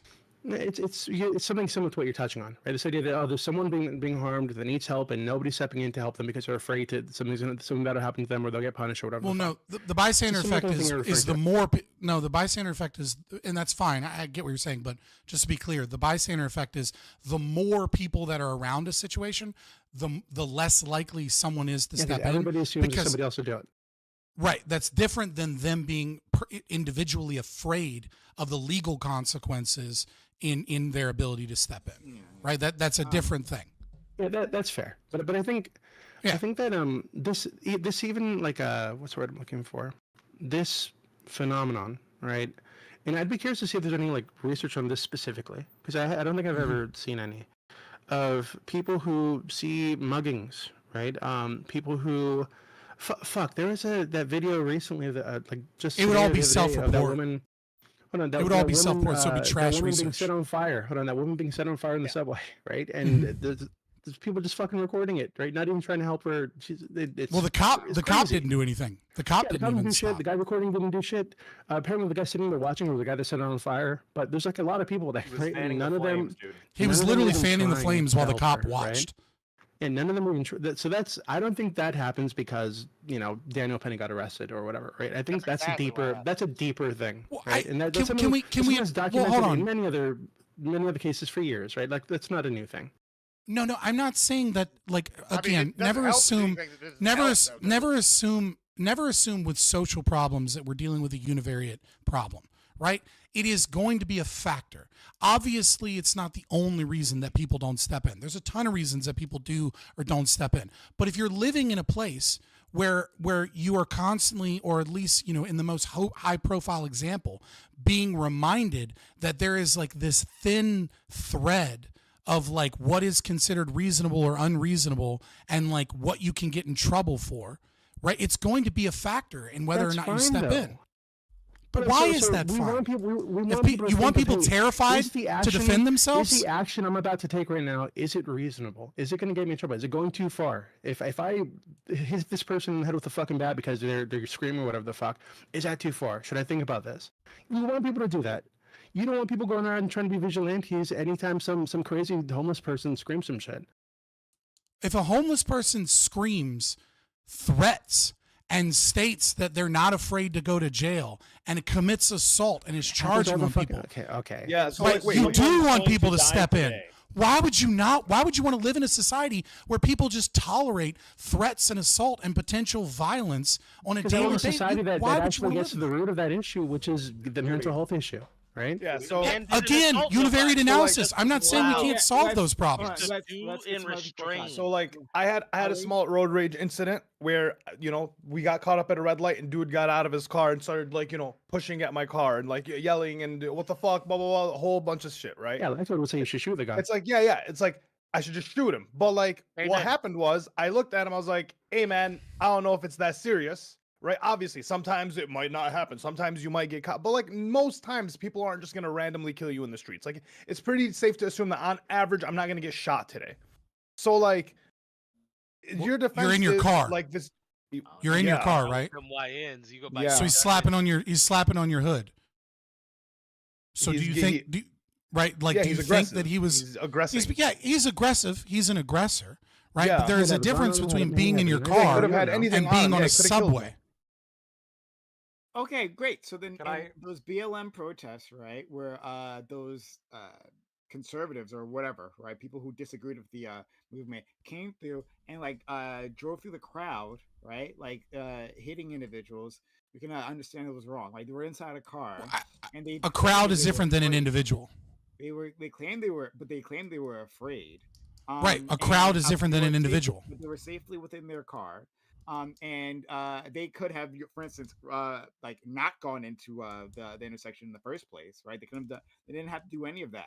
They could have kept away from the situation. They specifically put themselves in that situation, and then decided, now I'm afraid. terrified. I'm going to have to drive through that situation. We can understand that those individuals should be in jail, right?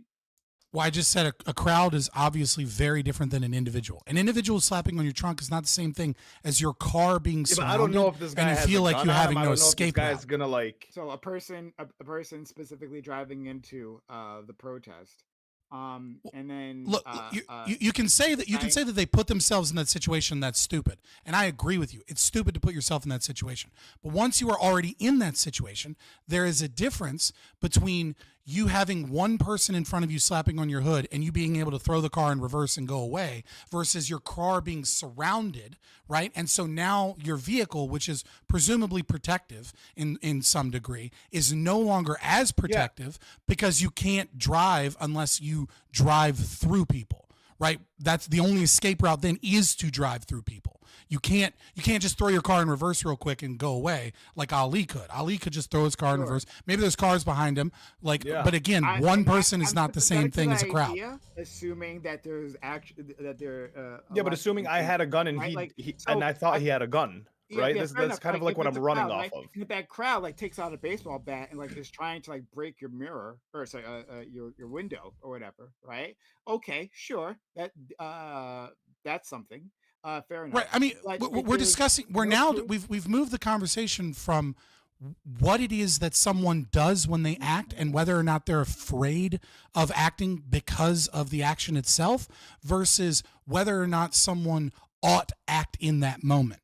Right, like I agree with you that there are going to be there's going to be different circumstances where it's not reasonable or unreasonable to act, and that is, I agree, something reasonable that we as a society we don't want people like at the slightest provocation using a bunch of violence. But if someone is in a situation where they're genuinely threatening someone's life and or they're genuinely attacking someone, right? We don't want to be crippled by the actions that we do being like too harsh in that situation. You need to use as much violence as necessary to stop it. So I would be the average person that would have been in a situation, right?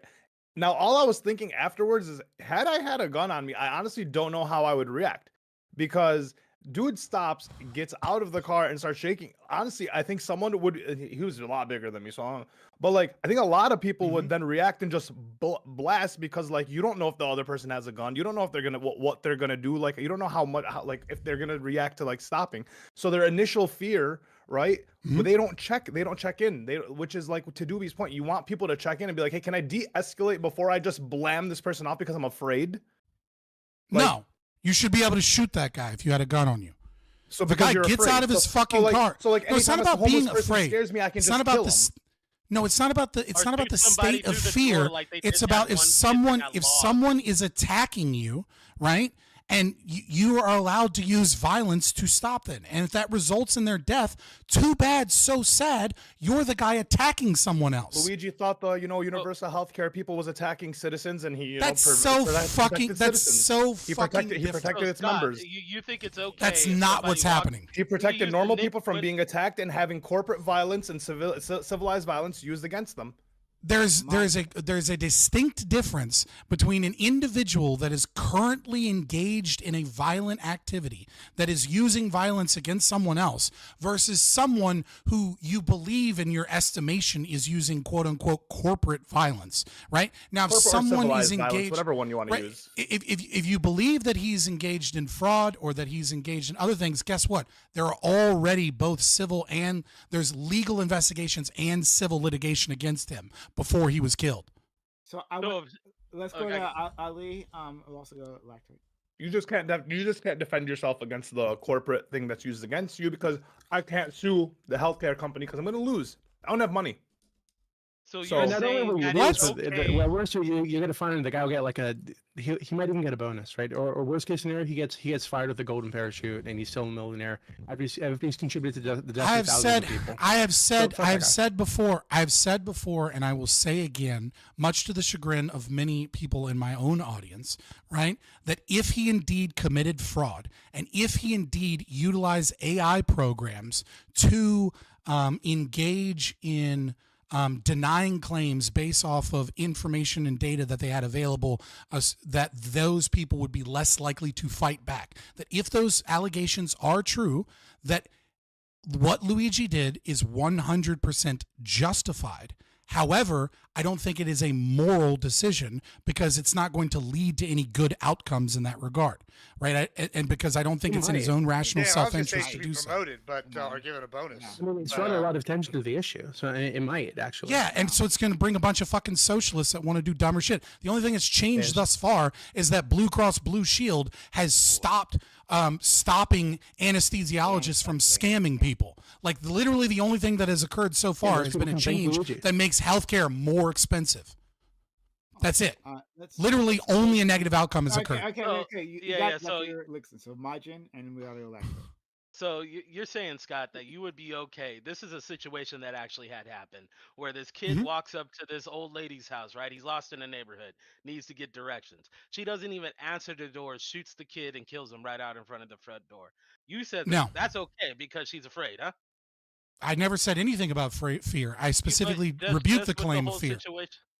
No, She should have maybe that's how you stopped interpret for a it. second to answer the door. No, and, I maybe literally, see what's going on. I literally said fear is not what is the issue here. What is the issue is someone an aggressor, a person that is Hang on, lost, can I ask that is a- using common. Hold on, I'm going to finish answering his question. That is I have using a question common. after that, sorry. That is using a common egress, right? So there are egress rights on property. When you have a sidewalk and a driveway and a front door in a neighborhood, that's an egress, okay? And then knocks on the door, that is not an aggressive act in any way, shape, or form. Therefore, Right, so shooting him is unjustified. Related to that, I'm curious, because I haven't kept up on the news on this, but I think Nick Fuentes got charged recently for pepper spraying and pushing that woman, right, who was like outside of his house. Like, do you think that was justified and he should have been charged for that? I think I'm lacking information, and what I'm lacking specifically is right. Like all I know, maybe more information has come out. I don't know, but all I know is what occurred when she put her phone on, which was when he opened the door and maced her and took her property. Now, that was a good way of handling an aggressor if she was an aggressor, and I understand why he might be afraid. But if all she did was knock on his door, then he should be charged. If she instead was like looking through his windows and showing a camera or was making some type of threat or something, then what he did was perfectly justified. But if all she did is go up to his door and knock on his door, I don't care that he was doxxed. I don't care that he was afraid. What I care about is that she used the common egress and knocked on his door, and then he maced her and kicked her down the steps. If, however, she instigated some form of aggression, then what he did was perfectly reasonable. So like, wait, but like coming in the following like days and weeks, we've seen like a video of a guy walking up to his door with a handgun and what looked like a fucking bow and whatever, and was like knocking on his door. Yeah, that's So, aggression. Like, yeah. So like the person who has their like shit doxed and he has a bunch of people threatening him on the internet, has random people walking up to his door. It feels aggressive. I don't want to defend Nick Fuentes, but like that does feel aggressive. I think he might have For sure, the circumstances. Person walks up to his door, wants to do him some kind of harm. Right, but like he doesn't like the other day. is he gonna kill? Is he gonna kill a fucking Jehovah Witness? You know what I mean? Like, well, he didn't kill anyone. He pepper sprayed them and pushed them away, which I think was but like, fair. is he gonna pepper spray and kick a fucking Jehovah Witness down the steps? No, like that's not aggression. He might. Like, what is aggression? Is a I think threat, there's a a difference. I think there's a perceivable difference threat. between A guy that shows up and missing pulls something on pulls a firearm out of his pocket, or I She think was it was out of his recording his backpack. house before walking up to it. Like it's not like a random person just he didn't pepper spray the mailman. No, that's He what I'm saying. pepper That sprayed- guy is aggressive. The second guy is clearly aggressive. We have evidence that he was engaging aggression. The first person, we don't have any footage or anything to know what preceded the incident. But so I don't know if it's assumed aggression. would be the thing. We also You can't we also assume don't know- aggression just because someone is present. Hold on, Scott, calm down. We also don't know if there was limited access to his neighborhood by like a gate, or if it was a gated community. And so, honestly, if somebody walks up to when I lived in a gated community, if somebody walked up to my door, I was very suspicious, because how the hell did you even get in here, right? Like you have to be buzzed in to start with. So at that point, I consider that everyone a trespasser. Yeah, I don't think that Crazy to applies me to the that Nick Boogie Fuentes situation. 2988 it's had similar. more restraint when somebody approaching somebody that's actually violently saying they would go to their house and beat his ass has more restraint than fucking Nick Fuentes in 2024. That is crazy. Oh, I mean, Nick Fuentes is a pussy. I'm not really like trying to defend. I'm just saying, like, Boogie is too. Yeah. Boogie is a fat pussy. Let's let in lecture. Do you want to? Yeah. I wanted to, I guess. That's crazy, right? I didn't know what happened with Boogie Song. In My order bad. to defend yourself, I think that not only do you have to be like subjectively be in fear for your life, but you have to be quote unquote objectively in fear for your life. And what objectively here means, the legal standard, and I think it's just what we have to kind of roll with, is would a reasonable person in your shoes who's in that situation also feared for their lives, right? Would the jury, when they're looking at this, if they were in the situation, would they fear for their lives? Would the normal person, right? That's the idea. The normal, reasonable person fear for their lives. And the problem, I think, and my discomfort with the case, like Kyle Rittenhouse and with Daniel Penny, etc., is that to me, like it's so obvious that this is like both subjective and objective.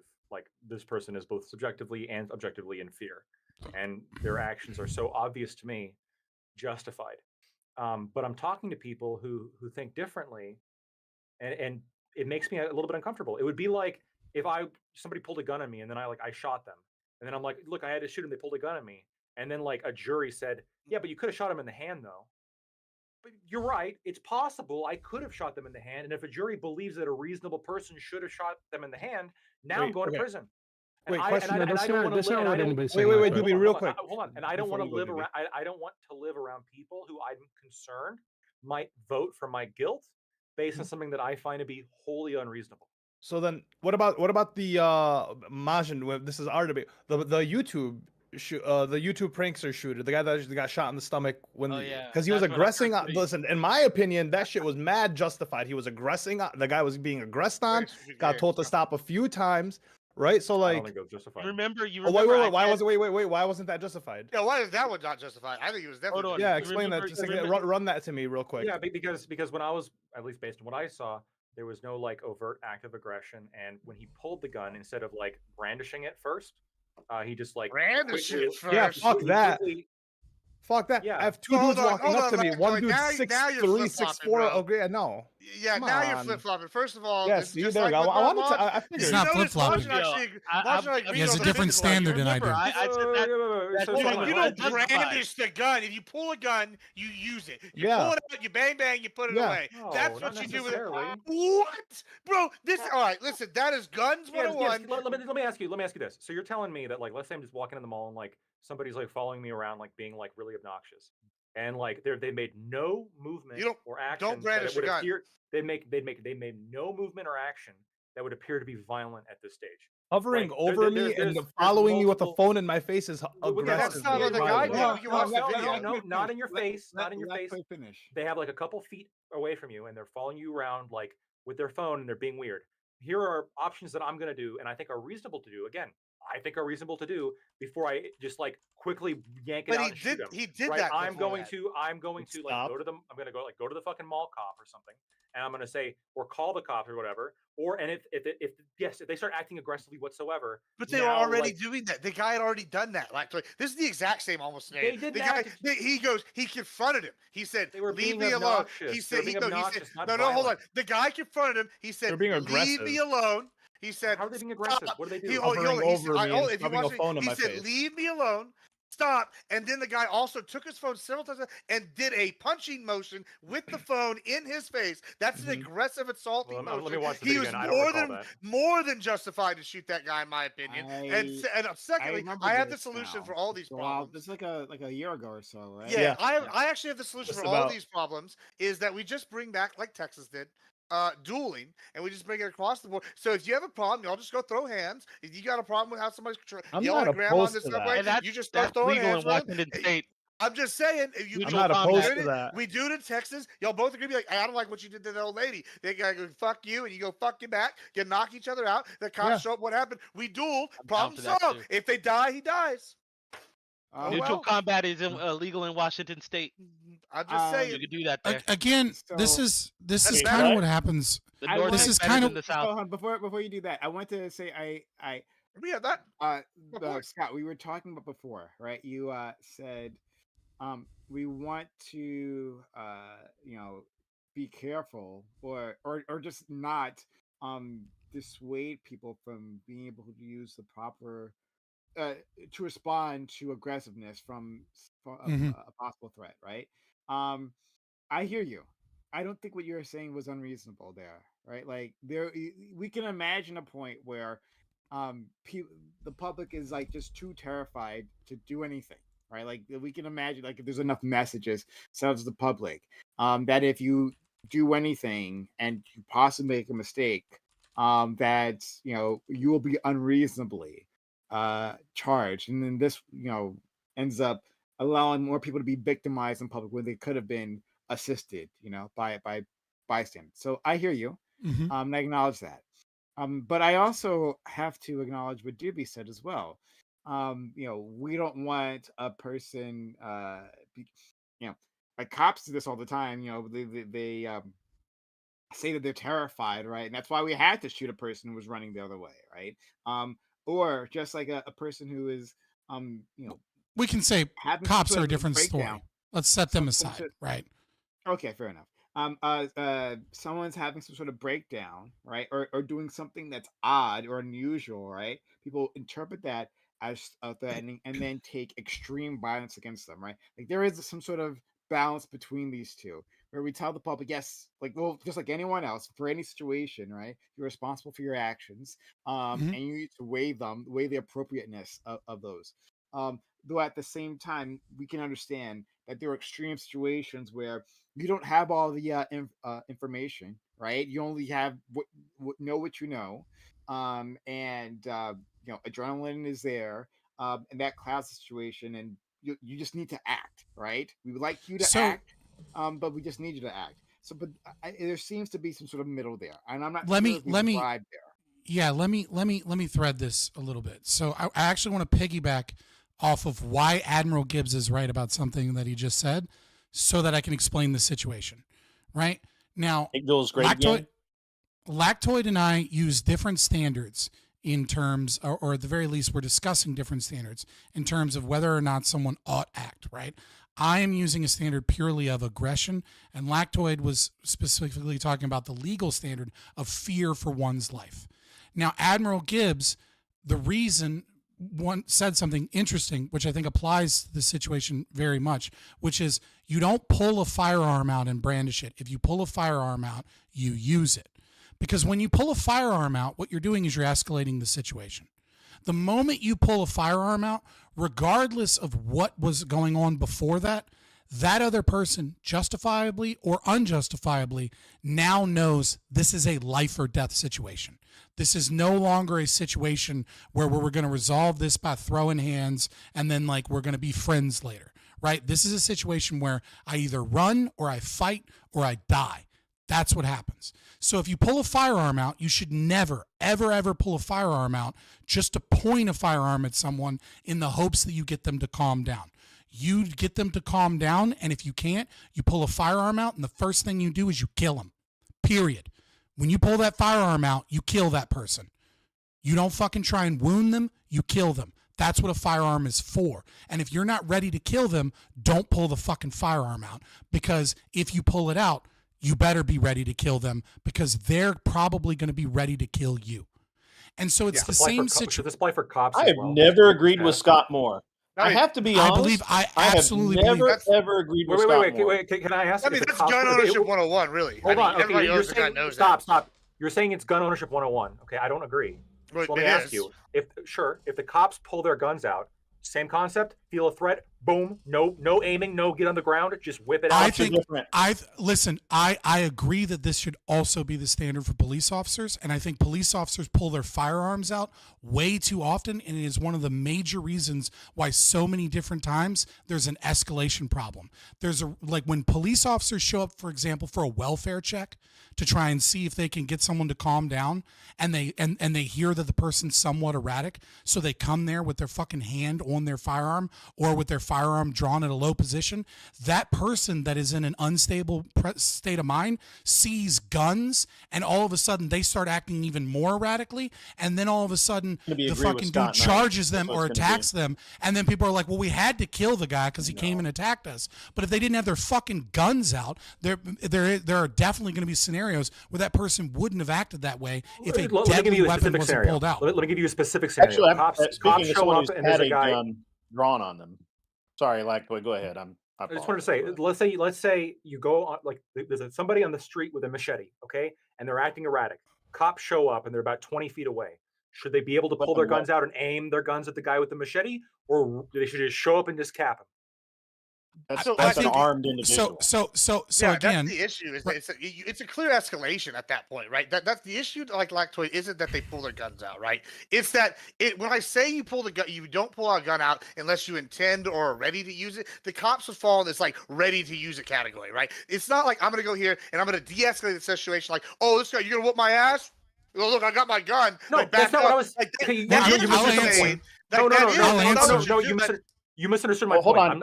I agree that once you pull the gun out and aim it at somebody, you should be prepared to use it. Right, and if they start like they go, oh, I'm out, I back it up, like, oh, okay, immediately, sure. But if you're in a situation where I think I have to pull my gun, I'm shooting first and asking questions. But if you immediately queer, no, back off. Like, then you shoot them, then you're in problems. Gibbs, this is literally my argument. When I watched that video, if he had pulled his gun out and the prankster like put his hands up, okay, we're all good. But he didn't even give a half second. He just literally, as soon as the gun was out and aimed, he pulled the trigger. So you don't know if this guy's got a gun too. This guy's been in his face the whole time.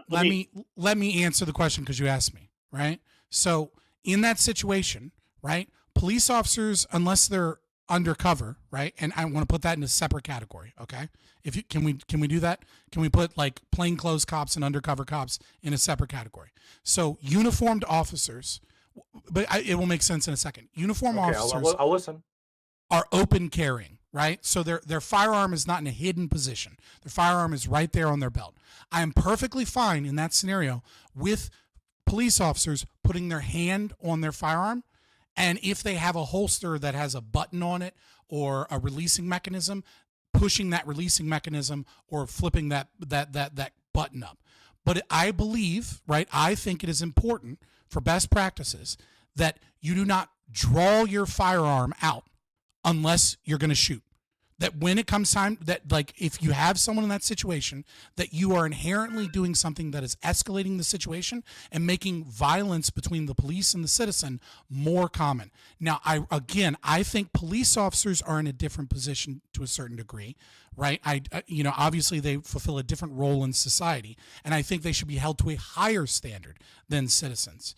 But nevertheless, I think if you're a police officer and you pull out your firearm, that person is now understanding that guns are at play and that guns are ready to shoot them at any moment, and many people will react in a more violent means because those firearms are there. Now, some people, it may deter them. I agree. Some people may go, oh shit, I'm about to be shot in this situation. And it's going to be different from different perspectives. But I think that if you need to pull your gun out and have it in your hands, then you should already be shooting. So and if you're in a it's not- situation where you don't need to shoot, then your gun shouldn't be out.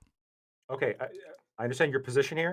I can imagine 100 different scenarios in which it's perfectly reasonable to pull your gun and, depending on their reaction, not shoot. So again, classic example: dudes in the street with a machete, or dudes like acting unhinged or whatever, shirtless and holding a knife, whatever the fuck he's doing. You show Well, you up. draw your gun. Not only is aiming the gun going to be, I guess, like a, hopefully get this guy to like stand down, but I want if me or a cop or anybody, if this person charges me, I want the barrel aimed at them. I don't want to have to fumble with my fucking holster, get the gun out, take aim, and then shoot when it can happen in seconds. Because here I am trying to de-escalate the situation, or at least prevent this guy from attacking other people, right? So I gotta kind of be within a somewhat close radius. And if I'm aiming my gun at them, then once they charge at me, then I can pull the trigger immediately. I'll quickly respond to that. I'll quickly respond to that. I'll quickly respond to that. I understand your concern. I absolutely do. And I don't think what you're saying is unreasonable. What I am saying is that in those scenarios, a police officer should be going to the range so regularly that their ability to pull their gun out of their holster should be something you can get close to a second, if not quicker. What if you are in a hold on. Again, if it's you and not a cop, I think the moment you pull your gun, you shouldn't try and de-escalate with the firearm. You should shoot.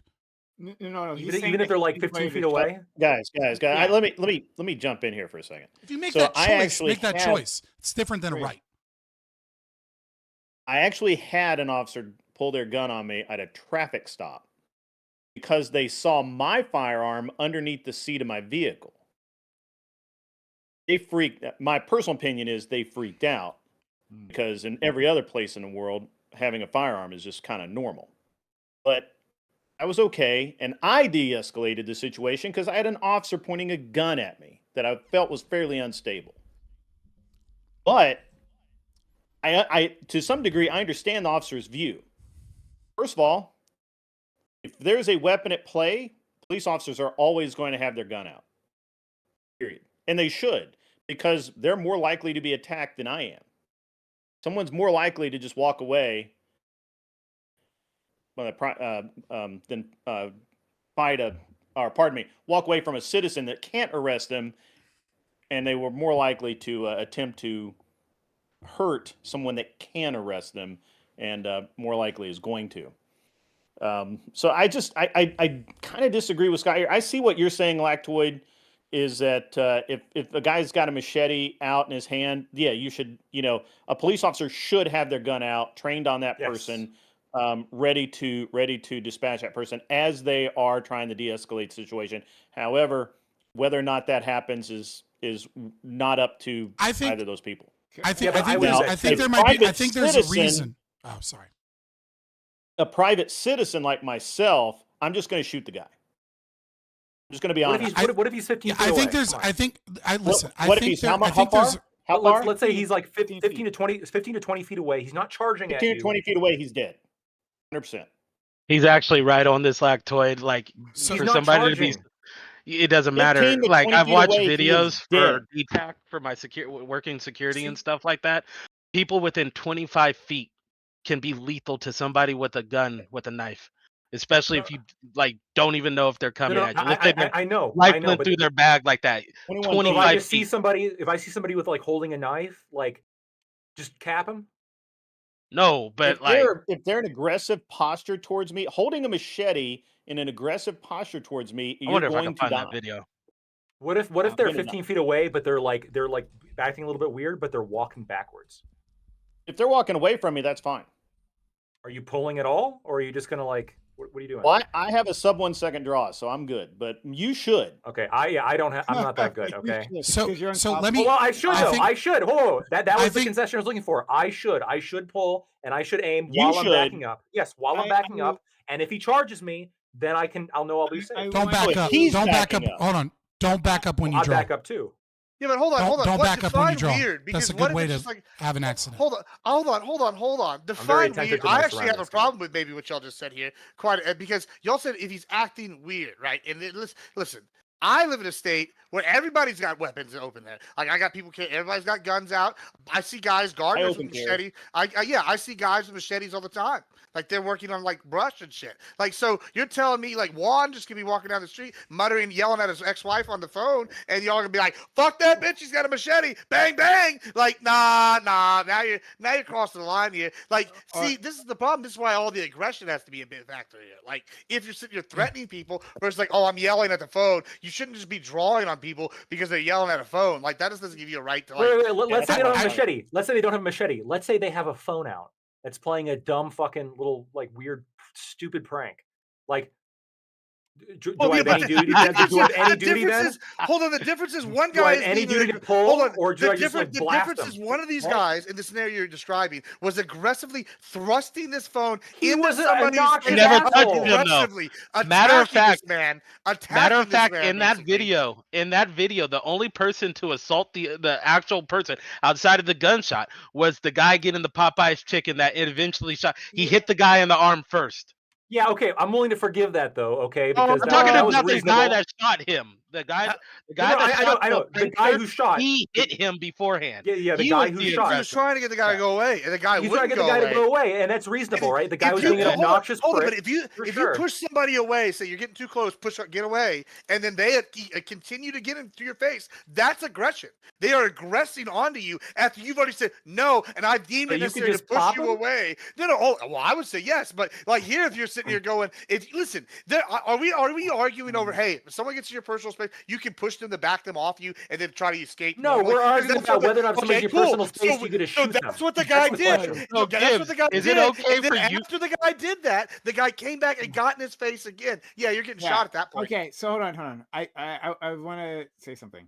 You have to do And the then topic. we'll go to. Yeah, let's just do that. I'm already talking about Fraudzilla. Hold on, I'm going to say something. Yeah, fair enough. I but- was just saying it's 10. Though. After y'all move to your topic, I got shit I gotta go do. I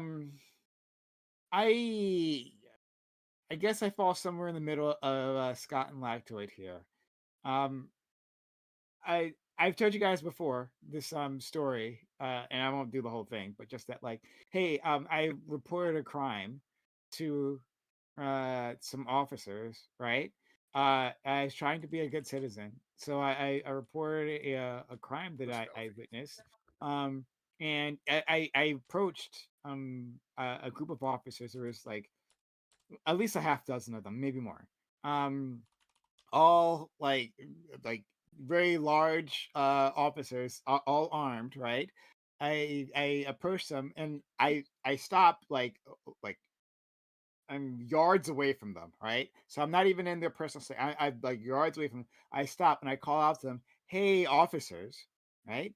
And the first thing they do, they turn to me and they all put their hands on their guns. Crazy. That like the first thing, they all put their hands on guns, and I had to explain myself, like, "Hey, I saw this crime," and then eventually they took their hands off their guns. That's crazy. The first response to a citizen approaching them, right? Not in their personal space, not even close. There might even been a barrier in between us because it was like within the subway. I forget if I was like on the other side of the turnstile or not. I don't remember. So I can't be sure there. Cops act like they have a target painted on them, man. I remember I pulled up next to one day, and we just like walked over to talk to him, and he had his gun out in the seat next to him. Like, I was crazy. Yeah, that guy shouldn't be a cop. He should probably be doing something way safer. I do want to say one thing. I just want that guy's gonna shoot someone someday. Real quick. Hold on. Let me yeah. finish my words. Hold on. Yeah. Yeah. Like, come on, guys. My bad, homie. Like, so I think we thought you yeah, were done. My bad. no problem. Okay. Yeah. Fair enough. So yes, I think I agree with Scott that that is an aggressive action, putting your hand on a gun in that situation, and cops should do that less to citizens. Absolutely, that should be taken. Whatever level it is at now, we have to find a better balance between when they like take that aggressive stance to like show their authority or whatever the fuck, right? Your authority is known. You're a uniformed officer. Like we get that, so it's unnecessary. Um, but I'm also sympathetic to Lactoid, when he's talking about like, hey, like a person can charge at you very quickly. A situation can escalate when a person like has a weapon, is a certain distance away from you, and you're expected to take out the gun, aim it properly so you don't hit anyone else, right? Don't shoot wildly in front of you, and then pull the trigger. It seems very reasonable to at least like have your gun out when the person has a weapon. Especially if you told them, hey, to drop the weapon, you haven't done that. After one command, I think it's very reasonable to take out the gun and aim it at them. I think there was like some consensus ground that we can find here between this as to when we escalate. I want to clarify. It's weird to say that.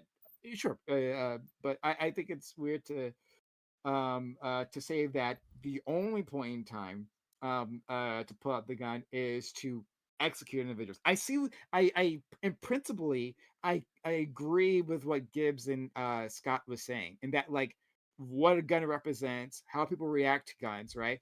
Principally, I understand what you're saying, that like it should only be drawn when all options have been exhausted and you're ready to kill the guy, right? Principally, I believe that, but practically, what our friend Ladtoid was saying like makes sense to me as well, right? Like the practicalities of actually being able to use that gun in a responsible manner, in such a situation. So I'll leave it there. Now I'm done. I just want to clarify. So first and foremost, I want to say there's very little difference between having a firearm at the low ready versus having your hand on your firearm in an open carry holster with the holster undone. That we're talking about split second difference, right? Like when you say, oh, we still have to pull out the gun, you still have to aim the gun. Having your firearm at the low ready, you still have to pull your gun up and you still have to aim your weapon. So we're talking about, if you're trained, a half a second difference between low ready versus your hand on the firearm. In that half second, I agree that half second is going to make a difference, and that some police officers are going to die. That I agree. Number one. Number two, I would say that having your hand on your firearm, as well as having your firearm at the low ready, as well as pointing your firearm at the person, are all different levels of escalation. And what I'm stating is that there's a different level of escalation between having your hand on your firearm ready to pull it and having your firearm already pulled. And so I would also say this, that pointing the gun as well as having your hand near the trigger well with it pulled out are both acts of aggression. It is an act of aggression as far as I'm concerned to have your firearm out of its holster.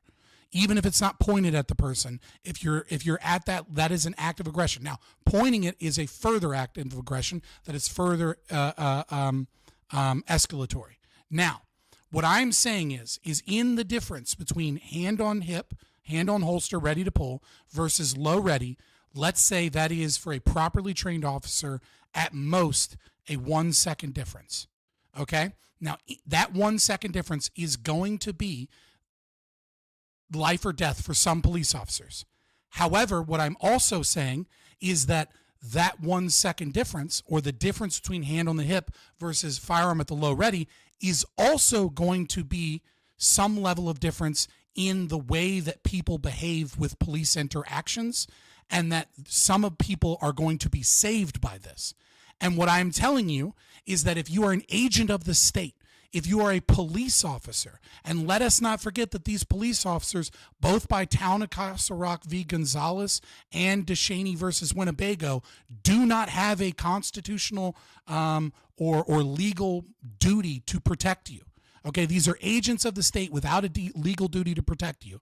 that some of them are going to die. And I am saying that if you choose to have the job of being a law enforcement officer, I want you to take that fucking risk and not the citizens. I'm okay with more cops dying that chose to take that fucking job and saying that they need to be better behaved and that they need to be less likely to escalate situations. And if you don't like it, don't pick that fucking job, because we don't need firearms out, especially in situations where you have mentally ill people that you might actually be able to calm down. But now that your gun's out, they decide to charge you. I'm okay with a few dead cops. I'm cool with it in that scenario. I agree with you. Go ahead, Marjorie. All right.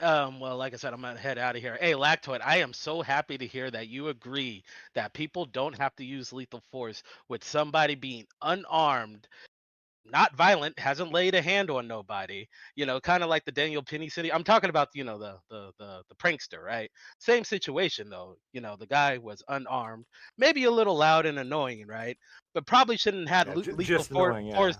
All you gotta do is lethal get to the force right of used against him. Lactoid, and he'll agree with you normally. Yeah. So I'm so happy you're there, because you know, one of these days I am gonna approach Gibbs when he's at like the Chick-fil-A or Bucky's down in Texas, right? With all his like sussy baka like closeted shit he be doing.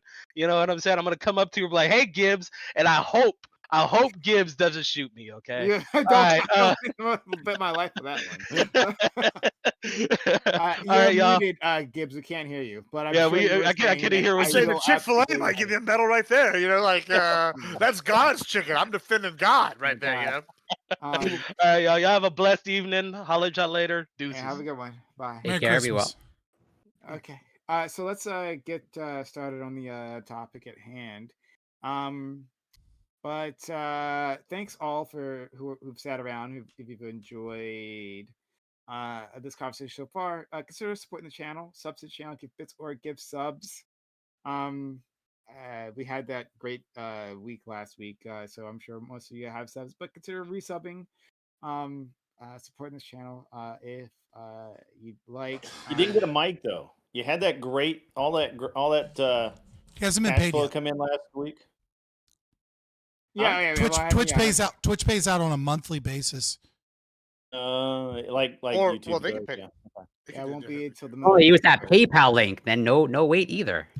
Yeah, exactly. If only Subs are better for the channel. I mean, But not better for Prime in that moment. yeah. What Prime is worried about is Prime. Getting immediate money to get a better mic is also better for the channel. Yeah. But in any case, consider supporting this community. And if you are on YouTube, consider using a super chat. I'm watching the super chats, right? I wrested control of the super chats from Corey, who likes to shut those down. I'll let you have it for now. So consider using super chat. We'll react to that and be much appreciated. Okay. Topic. Oh, also, this is a Rugby Roundtable, which have Mondays 8 p.m. Eastern. I answered that previously. But okay. Topic. A recent Coffeezilla YouTube video explains the Counter-Strike Go skins economy. The video examines how rare gun skins are used as currency and what amounts to online casinos. The CSGO casinos rake in millions, but do so with zero oversight and protections for their consumer base. This has become a vector for young boys to enter the world of gambling, since almost no age verification occurs. The results have been disastrous for some. This comes as there is an explosion of online sports betting that would provide a clean transition for these kids once they reach adulthood. Should we be concerned about this huge industry that targets young teens? What should society's response be? If you are concerned about minors getting involved in gambling, would a simple age verification gate assuage all your worries and make this acceptable? Coffeezilla did a great video I saw last night, fairly lengthy. Talking about the CSGO situation. Now, I had been known this like in the periphery about CSGO, about the skins. And You're echoing. Am I? Sorry, that was me. Oh. Okay. I had a super chat come in on my side. Okay. I think you misclicked whoever audience member. I think you meant to do it on this channel. Okay, it's fine. Babe. Try again. Just try again. But TTS gets them, man. Double the yeah, money. so No, I'm just kidding. I had been aware in the periphery about the CSGO skins and how valuable. I know they were traded. I know the whole thing about the loot boxes. But I did not know how deep it went with these casinos. I didn't know that I didn't know there were casinos, and I didn't know how much money that was being made with these skins, right?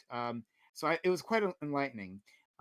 But a thing that was made clear in the video is that this particular is a path for young teens to get involved, right? They see their favorite creator doing this, and then they decide to imitate them because that's what kids do.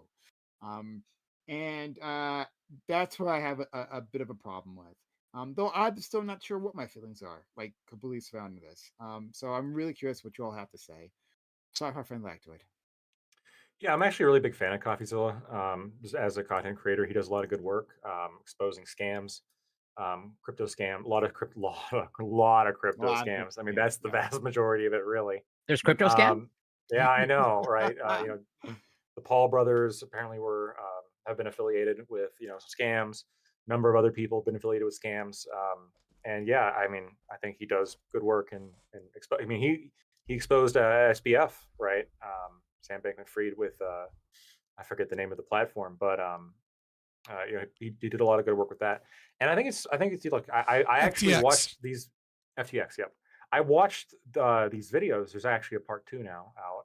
I watched both part 1 and part 2 before I even got the invite for this panel. So I definitely follow this, and I think it's not just like there's a lot to this, right? Like it's not. The main kind of thrust here is that the CSGO gambling websites don't do age verification. They don't even try. Even the ones that are like, oh, we're so much better, they don't do age verification. And so what you get is a lot of small children gambling away their parents' money or their money, or getting addicted to gambling, et cetera, at a very young age. And yeah, this is like a big problem. And these third-party casinos make a lot of money doing it, essentially corrupting children. It's pretty fucked. The other part of the story that was pretty interesting is these different casinos are in pretty strong competition with one another, and they will organize like kind of mafioso-esque tactics to intimidate each other to try to gain more market share, right? So like they'll hire people to put photos of them around town. They'll send like groups of people to their houses. There's like 2 rival casinos that are in the video. They had to hire both of them have hired security guards to guard themselves like full time from the other casino. I mean, they're functioning like a gang. It's pretty fucked. They're acting like a gang, and I think they're hurting people much like a gang does. They're I don't know. There should be real penalties. I think this is gambling, just straightforward, and children shouldn't gamble. So I'd be okay with just an ultimatum, right, from the government. Put an age verification or get shut down. Okay, thanks so much, Scott. Yeah, so I do think we ought be worried about gambling websites targeting children, obviously. I think it's very clear that they are targeting children in some degree, in the sense that they fund so many streamers and things of that nature. I mean, one of the major reasons when I left Twitch, because I understood that if I continued on Twitch, the level of censorship that was occurring on Twitch was gonna be problematic for me to stay there, and I didn't want to lose the ability to go on Twitch panels if I got banned there. So I moved to YouTube. Now YouTube is also censorious, and there was other options available, Rumble and Kick being one of them. And the main reason why I refused to join Kick is because Bajani Tarani, one of the founders, Stake, set up online gambling that's targeted towards children. And that's what that streaming platform is kind of partially funded on, right? It's partially funded in supporting gambling streams. And that's why so many people went there. And so, like, morally speaking, I refuse to stream there. And also I feel like it's just dumb because I feel like the writing is on the wall that eventually, especially the EU, more likely than the US, will step in on this. And the European market will like destroy a lot of places like Kick and things of that nature. So it's just kind of doubly stupid to go there, both morally wrong and stupid. But the question is then ought we engage in government regulation of age verification for these websites? And so it's a scale here, right? On from as it's a trade-off, because if you engage in age verification, it becomes a privacy concern, because now it's illegal to gamble without giving obviously credit card information is not enough, because all of these kids that are using debit and credit cards are obviously either using their parents or have set up a bank account and are like 15 or 16 and have a job, and are using their debit card. So if that's not enough, then what is? And what it seems like what they want to do is give your driver's license number, right? These things connect to a ton of other government-based information. And ultimately, these websites are going to make up money by selling your data.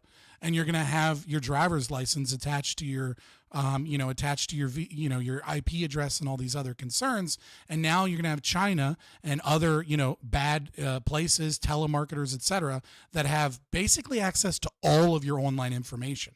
And I don't think that it's the right of the government to, in the name of protect the kids, to force people to give up their driver's license numbers or passports or things like that are highly done. I think credit cards, right, that are, have an adult is already kind of enough here. Nevertheless, I do recognize that this is a big problem. And again, the idea that the government needs to step in to fix this problem is really, really a bad one. Parents need to be involved.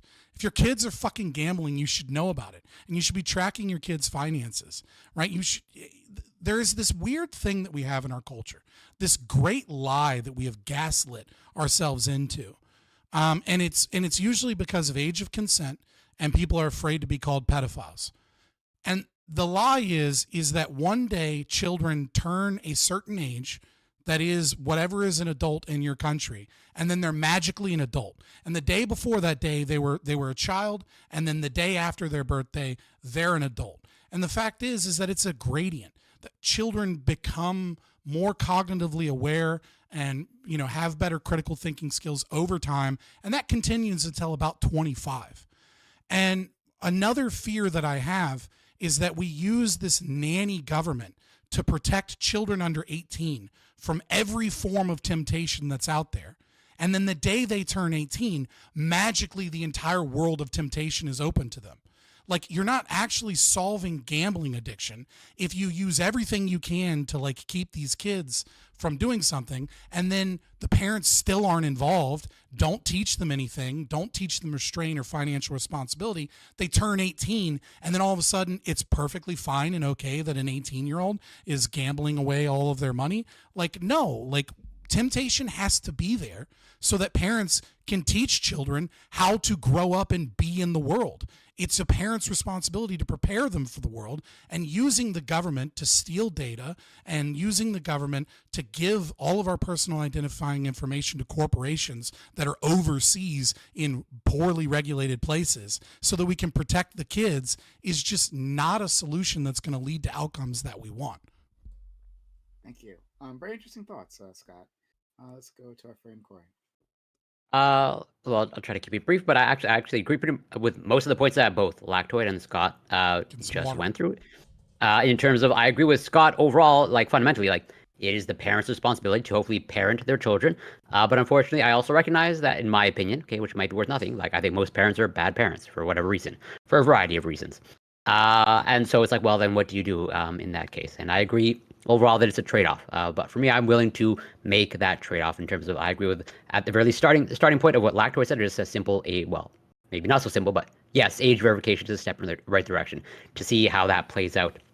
And what I'm somewhat curious about, so I'm not well-versed in the CSGO skin economy, but at least from what I understand, if it's similar to other games, it's very curious to me, what makes a valuable skin? Is it just that whatever Valve says it's valuable? It's it's rarity. Yeah, and so it's a little bit, yeah. That's what I figured as well. But yeah, it's a little bit strange. It's not like market driven necessarily, at least not in my mind. It's just like, well, Valve says it's valuable because they make it valuable because it's more rare. And then there's also a status associated with it. Like, yeah, if a rare skin shows that you spent a lot of money on it. It's just like a very weird economy. But I understand the temptation there in terms of like, well, if you're a child and whatever, yeah, all you care about is your online reputation, then you want to flex in a video game, right? And that's what you're going to prey upon. And I think in the video that I saw that you sent, Prime, I think it in the end it alluded to the fact that, well, ultimately maybe Valve is the ultimate party responsible, in that they probably have the ultimate ability to contend with this, and yet they're not. I think there are probably reasons for that, since it's in their interest. But yeah, I would probably more point the finger at both the parents and Valve. But I also understand that they're probably not going to step in, and so that's where age verification hopefully does something. And I'll leave it there for now. Oh, sweet Corey. I wish it was only children who thought like skins and games were so goddamn valuable. They'd be worth I know it's adults too. Yeah, no, I know. I'm just We're all a child at heart. yeah, I'm just agreeing with you. That yeah, it's quite strange. It's a quite strange situation. Like with this economy, it's just interesting. This line of code is valuable. Buy it. Spend all your money. Spend all your money, please. Now I'm curious what Doobie says, because we've talked about something similar in the past. So Doobie, please, what are your thoughts? I think this is a parenting issue that's being passed off on everybody else. I don't care that people lose their money gambling on dumb shit. Yeah, it just seems like this is a nothing burger. Okay, this is still the old meme. I don't really understand why people care so much about it, to be honest with you. I think that if you have a gambling addiction, you should probably, go see a therapist or something, go to some counseling. I don't see how that's everybody else's problem. I think that it's fine for these companies to exist. I think it's fine for them to do what they do. I don't really care that they're doing this in games that are children's games, quote unquote, even though we know that a lot of people who play these games are adults in the first place. But yeah, some kids might fall into this. Sure, that's a parenting issue, so I don't care. Thank you so much. All right. I'm curious if Gibbs will be any different from what Doobie just said. Yeah, I mean, first, we can't talk about this issue without talking about Coffeezilla himself. And Coffeezilla is a clout-chasing hater who hates hardworking American entrepreneurs. He specifically has a hard-on for the Paul brothers and constantly goes after all their ventures, then tries to paint them in a bad light, even though they take remedial actions. This guy has such a hard-on for them that he's even been sued by the Paul bros here in Texas, and it looks to have a good case that he's probably going to lose. Then the guy turned around and goes after the hot tour girl who had nothing to do with the scam itself, and some company just paid her for her likeness. She went on record, gave the info for the law company handling the class action, saying she disapproves of what they did and she's a victim too. Fraudzilla here, though, hasn't covered any of that. He's just a clout chaser and has a personal vendetta against the Paul bros. In fact, you can look at a lot of his cases, and he seems he has a hard-on for a couple groups who have excluded him from stuff in the past. This is one of those guys that you associate with, and he'll probably record every convo and try to trick you or confront you for shock value in order to make you look bad and take advantage of your good nature. Douchezilla, in my opinion, seems like a total clout-chasing scumbag, drama farmer, and the way he goes after people. That's problem number one. Let's talk about that. Second, as for the CSGO skins, this is being blown way out of proportion. People that have kept their skins since day one have been the ones who have benefited most by having these rare OG skins. They've dictated the market. This market is driven just like any other market, driven by supply and demand. These types of casinos pop up all the time with almost any currency. If you're aware, if you're into this kind of thing. If you look at further, sometimes they use crypto as well. The outrage this time, once again, it all comes back to good old Scrubzilla. He has a hard-on for the crypto people, and he has people he's got a personal vendetta for. This is another one of those that fall in that category. People against this market are really anti-free market. What kind of person would be opposed to creating new markets? Usually the skins is just a creative new market, much like when they used Second Life currency a few years ago, items in WoW, or any other game that's large enough to have a second market. These are all products of the free market. We should be encouraging this, and people that don't want these things, want them regulated or targeted, are like anti-free market. It's terrible. It's really simple. Don't just anti-free market. Now, as for who to blame, it's the parents' fault. If these parents are so observant that they don't know these kids are taking their own money, then fuck them. Let the kids spend the money how they want if they make it on their own, and let them take some personal accountability and learn what loss is. You know, it's personal accountability is a hard word for a lot of these people, and that's why they want this regulated. They don't want parents to take accountability because they're lazy scumbags who don't know what their kids are doing, or they don't want these kids to learn how to lose. It's just pathetic, and that's really the bottom line. It's the parents' fault, and they want to blame somebody else, and they want daddy government to come in here and take care of shit. Thank you so much, Gibbs. God, you're amazing. I love you so I much. really appreciate that energy. That was Yeah. was really good. No problem. Great. Grid, please. All right, so I like to break this down by the argument or the the prompt that you gave me.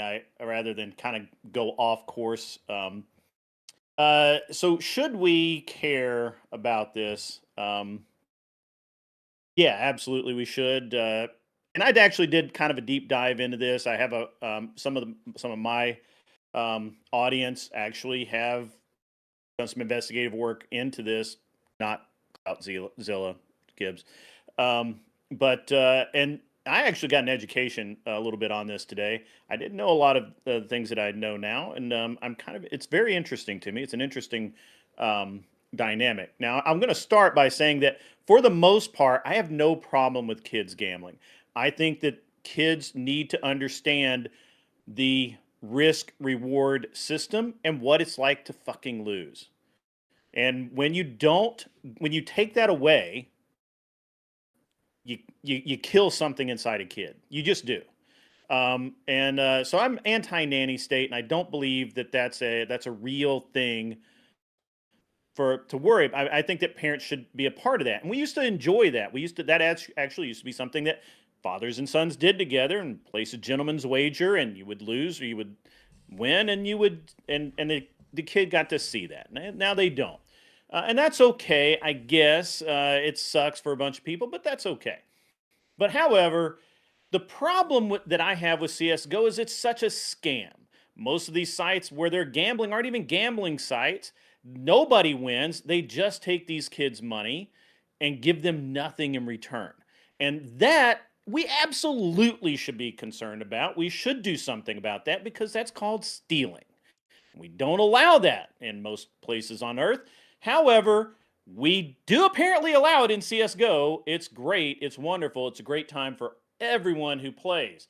Now, if the scam actually paid out, I would not have nearly the problem. However, it doesn't, and that's been, I guess there's been some proof of that. Now, I did dig into that, maybe not enough. Now, again, I feel like that you got to learn this risk reward dynamic. But getting cheated out of your money, that's not cool. I do believe it's the parents' fault to keep an eye on that, or responsibility to keep an eye on that. However, I also believe that there is some responsibility on society to, when a bad thing is happening to a large percentage of people, society as a whole has to do something about, or should do something about it, ought, if you will. Do something about it. And we know that the youth are targeted because the streamers that are promoting this are promoting it to their audience, which consists largely of younger demographic. And they are getting paid millions to promote this. One of them, apparently like $5 million this guy makes to promote these gambling sites. Now that's a lot of money, folks. And if you don't believe someone will lie for $5 million, well, you're fucking wrong. And none of those people, by the way, all those people said that they know it's wrong, but they wouldn't stop when you watch Coffeezilla's video. So what should our response be? I like that question. And I'm assuming that we're talking about the U.S. because we actually have gambling laws to prevent underage gambling. A lot of other countries don't. Well, actually, we can't do shit. Because most of this happens in Scandinavian and European countries that don't recognize underage gambling, and therefore it's not illegal. As a matter of fact, one of the countries that they had a problem with called it a lottery system. They got caught, I believe it was in Denmark, and that company no longer exists as it was. It's been reformed into another company, which is de jure for the or de rigueur for the time. So there has to be some kind of sanction. I don't know what it would be. I would say that the U.S. needs to basically say, hey, you can't do it here, geo-blocking, all of that kind of thing that we do, which is fairly normal, and just kill all of the gambling on CSGO. And the other insidious thing that Coffeezilla talks about, and also my source actually talked about it as well, is the esports aspect of this. Is that the esports subsist largely on funding from these gambling sites. And without that, and the Slay the Minotaur, who is I believe he's like chief of operations. His name is Scott too.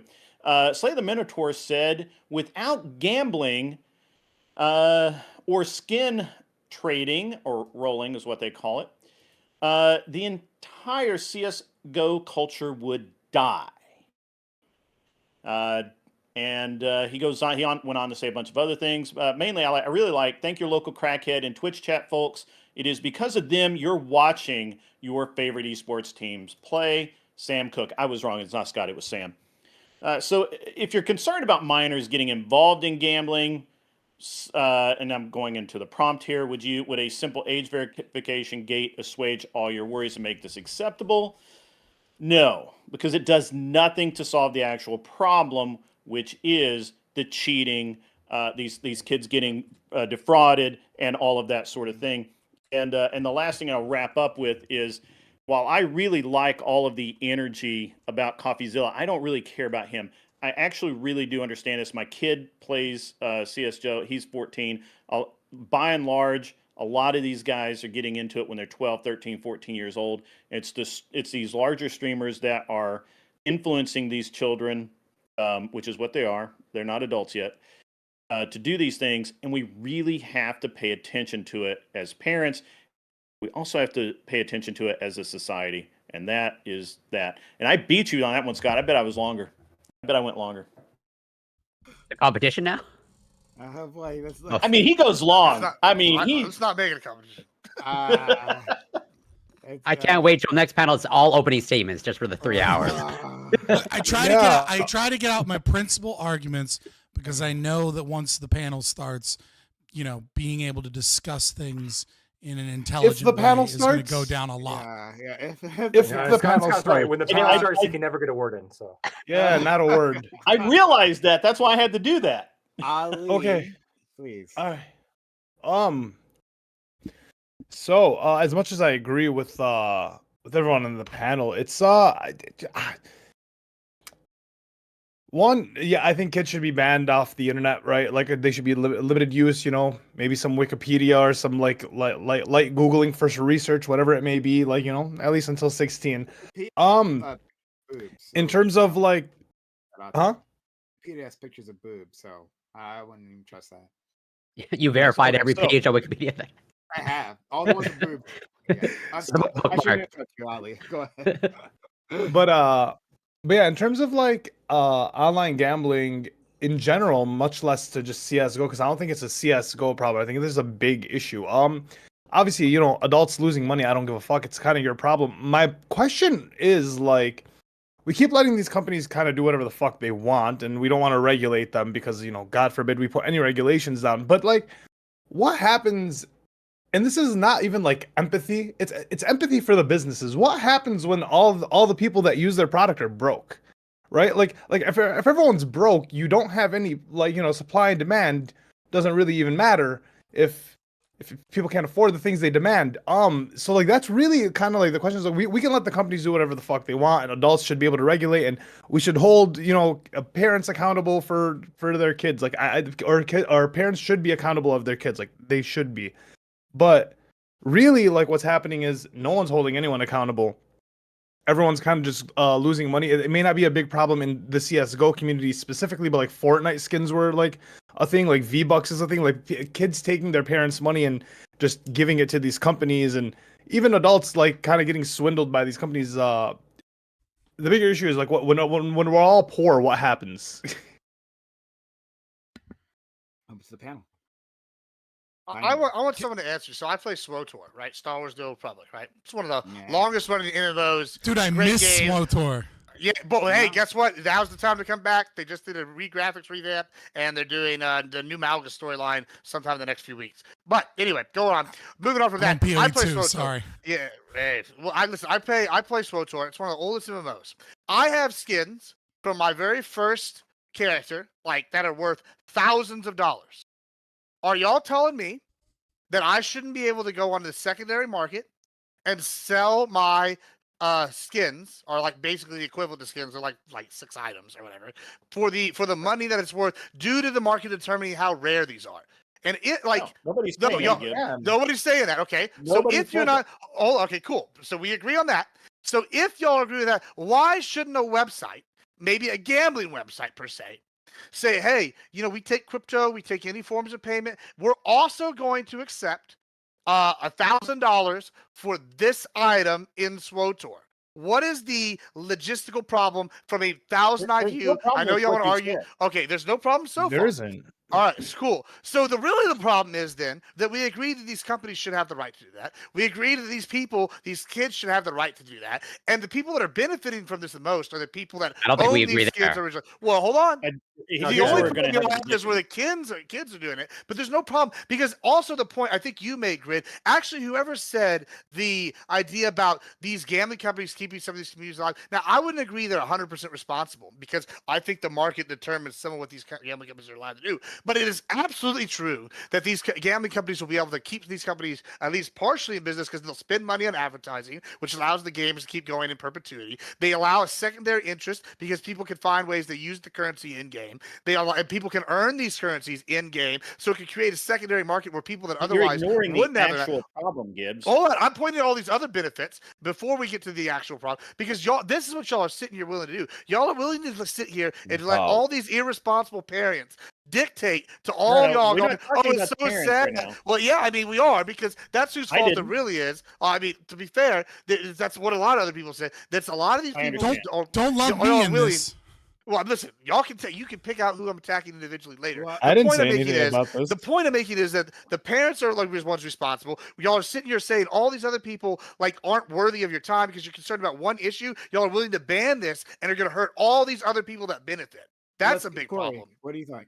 Yeah, so maybe I think I know how Gibbs gonna respond, but we'll find out. So I'm curious, Gibbs. 'Cause I agree there's a parenting issue, but I also recognize parents don't solve everything, and bad parents exist, unfortunately. So what is your view on, let's say, smoking and childhood smoking? Should that be permissible to you? I mean, the parents should be the one to stop. I mean, we've already made it illegal. So you're okay with made it illegal. Are you okay with a vendor selling cigarettes to children? Should we make it? Should we make it legal? Should we make it legal? I think the parents should be the ones. If someone walks up, who is the government to tell you who you can't sell to? That sounds like some sort of ism to me. Maybe ageism. To be fair, I did used to pick up cigarettes from my parents. If you walk up with money in your hand, it's none of my business what you do with it after that. So you can say yes that a vendor should sell cigarettes to children, or can sell cigarettes. I think people should be able to sell whatever the fuck they want. Can you say yes? Can you say? Can you? Yeah, Can you? Yeah, let's go. Should you be able to sell black tar heroin to an 8-year-old, Gibbs? If they listen, I'm not, as long as they don't do it in my shop, it's none of my business what happens. Yes, just say yes. Listen, I'm just saying. I think you should be allowed to sell whatever you want. It's a hard bullet to bite, man. It's a hard bullet to bite. But he's biting it. Big bullet. He's biting it. Barely. But that's not the. He's nibbling. No. It's really He's not. He said you should be able to sell. You should be able to sell whatever to anybody. And I said, I'm just saying, yeah. Would you be okay with somebody selling black tar heroin to an 8-year-old? In my perfect world, yeah. Say no. In your perfect world, yeah. I wouldn't sell black tar. I wouldn't sell black tar heroin. But if Bob down the road wanted to be selling black tar heroin, I get it. We understand that it's we understand your point. My point is, that's the point. I'm very simple.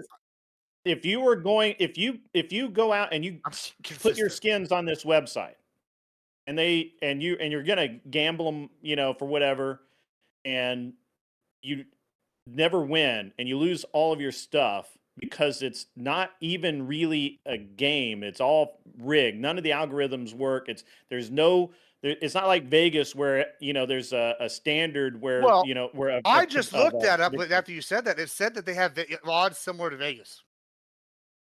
Well, no, that's what a lot of the websites say. They said the win percentage. That's got to be a press release. Hold on, they said they said it's equal to slots, where about 96% of people lose on slots. Most of the time they do it, and so 4% win. That's equal. So Great I don't see a odds. problem. Yeah, I mean, just because you want to spend your money stupidly doesn't mean you shouldn't be able to do it. I don't disagree with that. However, the information that I got earlier was that some of these games are literally programmed so that you cannot win.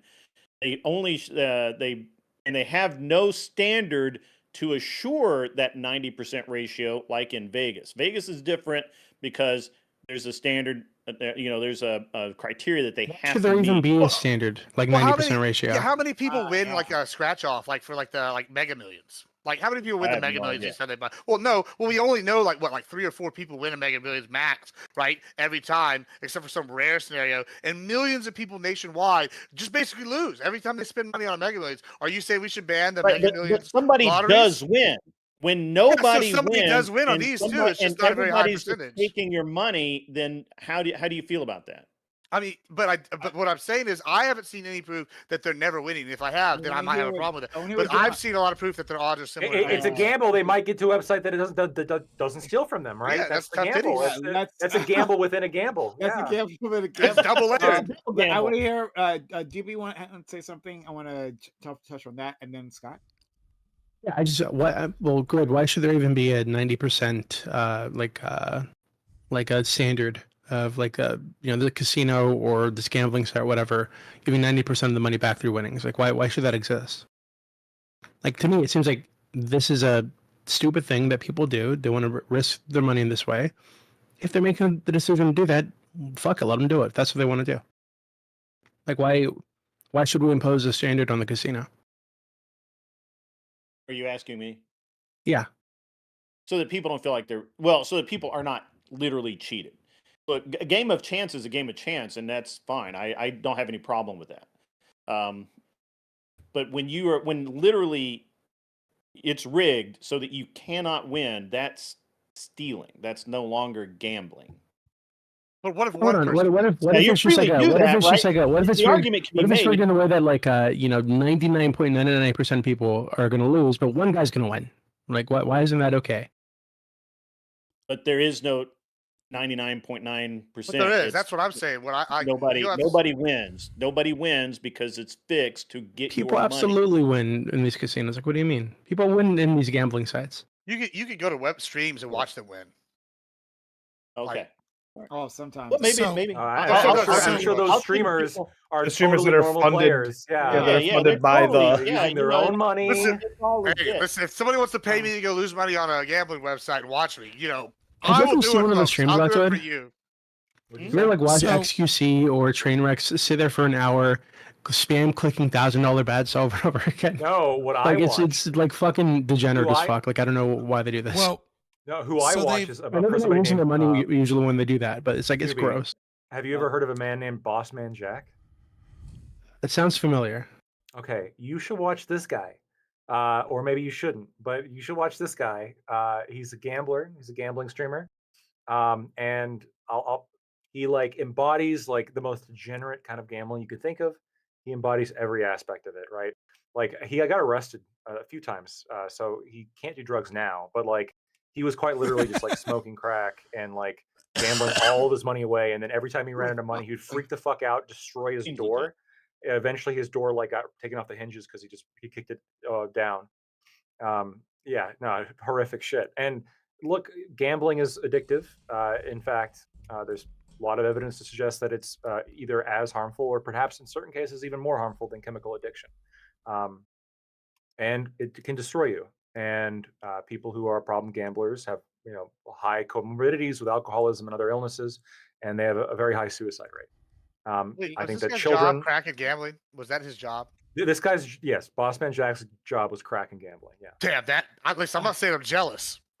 Well, you shouldn't be because he got arrested. He's had a lot of problems. Crack and gambling Yeah, and paying his bills. Yeah. He's living in his mom's attic. He hasn't. You can visibly see he just doesn't shower. It's very disgusting. I don't know about all that part, but you know, he just does crack and gambles. He's all like of it on free Asmongold, stuff. but gambling instead of like World of You Warcraft. know what? You know what? That's actually not a bad comparison, just in terms of like, I don't know. You watch him; he's very entertaining. He's very loud and aggressive. I want to add something. I want to kick to Scott. I actually want to direct this to Scott. So, do you think? Oh, okay. Well, I want to explore what Doobie was saying a little later on because I think it's super interesting. I really want to circle back on that. But for now, do you think that there should be any sort of regulations on these child casinos? Like it seemed like your argument previously was that we should allow these casinos to exist to give it some level of risk. People, even kids, should be allowed to suffer, and there's a level of parental responsibility on top of that to like help children navigate these issues as they grow up. Okay, and I believe an argument that you've made previously is that well, the market will work things out, right? You have a number of casinos, right? And you have the supply, this demand, this free flow of money, and that generally, if there are bad actors, the market will work itself out. Like if they're, cheating within their games, that people will eventually figure that out. But when we're dealing with children, right, who have like the least the smallest view into any particular market, right, and a smallest amount of like experience managing these things, right, you have it would seem, and a market that like replenishes itself quickly, like in terms of supply, or no, sorry, demand, right, and that like there's new children popping up who are freshly naive to all these things. Like, do you think the market will just work itself out where bad actors will filter out, or that we need some sort of imposing standard on these individuals? Please. So I think this is a bit of a misnomer where people say the market will work itself out. That's not true. The market will work itself out to giving people what it is that they value most. That's what the market will work itself out to.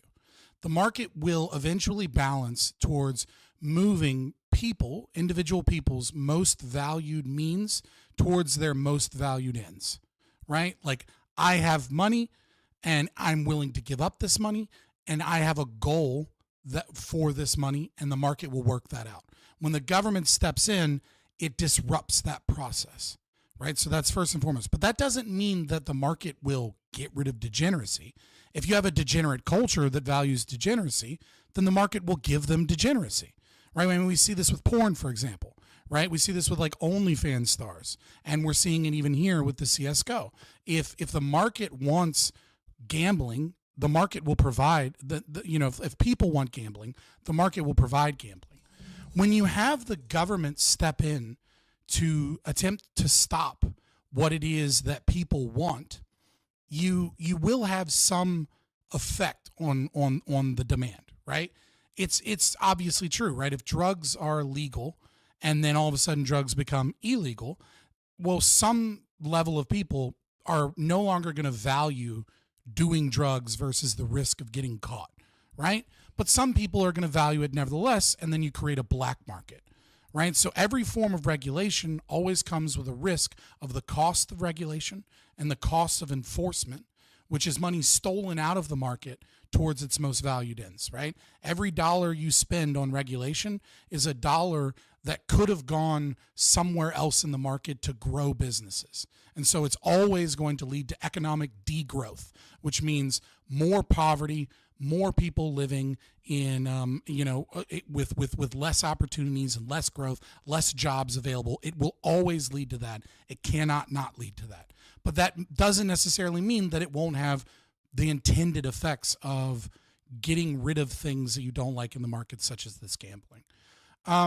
So I agree that, like I said, I agree that children gambling especially if they become addicted while their brains are still developing, can be problematic. I just disagree that the trade-off of age verification beyond credit cards and debit cards, right, is worth everyone that chooses to engage in this market their privacy rights and their data versus the concept of protect the children, because when the government's they're attacking a symptom, not a cause, right? The cause is that our culture has given up on two-parent households. The cause is we have a nuclear family instead of a collective family with grandma and grandpa and church services and a community of people that are all watching children and collectively helping raise children. Instead, you have one or two parent households with parents that are off busy all day and kids that are given free reign and a credit card at home, being raised by the internet and being raised by streamers instead of being raised by their fucking parents. And the government's not fixing that by going after one type of gambling. It becomes whack-a-mole because you're not actually attacking the cause, you're attacking the symptoms. And so another symptom pops up. Who would impose the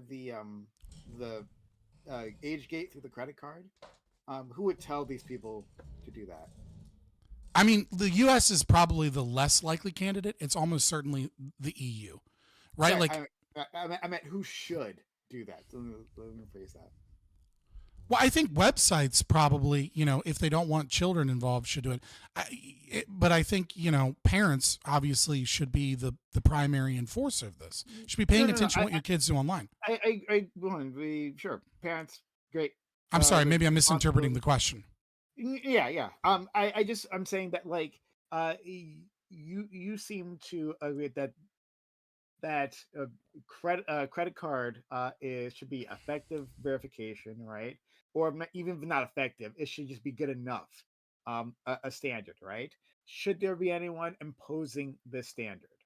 I'm saying that's the standard that we already have on these websites, right? Because in order to get the money, most of them are not going to be fully based on cryptocurrency, right? Most of them are going to accept payment processing, right? So in order to get the money, they need a debit or a credit card. And it's, if you're a parent and you're letting your 12-year-old either have your credit card or have their own debit card that you're not paying attention to, that is a serious parental issue. That's not a website issue. You can get gift cards, right? Yeah, sure. Cards, yeah. But I mean, at that point, your kid is now using cash that they got somehow, going to a grocery store and buying cards so that they can engage in gambling behind their parents' back. We have a problem beyond the fucking birthday money website at this point. Right? They save their allowance. I feel like birthday money, this is not directed to you. Or steal. This can be anyone, right? And I see you grid. Yeah, I mean, it wasn't even what I was trying to say. I was just answering your question, but it's fine. No, that's fair. That's fair. I think that we use this excuse of the parents should know too often. To a certain extent, I'm always going to agree that at some point, this is you're a child, you need to be within their lives. I would encourage all parents to be within their children's lives, right, to help guide them. But at some point, it is unreasonable to say that a child should that a parent should have known, right? This is why Blacktoid seemed like it was reasonable, the question he had asked to Gibbs, should stores be allowed to sell black tar heroin to children? Right now, absolutely, yes, parents should be involved into the financial 100%. transactions of their kids. If a child wants that, we have a problem with the parenting. But the store should still be disallowed. Listen, from why selling that. stop business owners from making a profit for their families and stimulating the economy? No, really though, that's really though. Come on. I don't Listen, if your kid's all buying black hard heroin at 8, guess you can't what? even pronounce it. Yeah, exactly. I can't even pronounce it. That's how bad of a parenting problem is. If your kid's off doing this, there's something wrong going on at home. And guess what? There is. Yeah, it's called look in the mirror, no personal accountability. There's a substantive difference here. For an 8-year-old? There's a difference here, right? And hold on, and the substantive difference here, right, is there's a difference between knowingly selling a product to a child.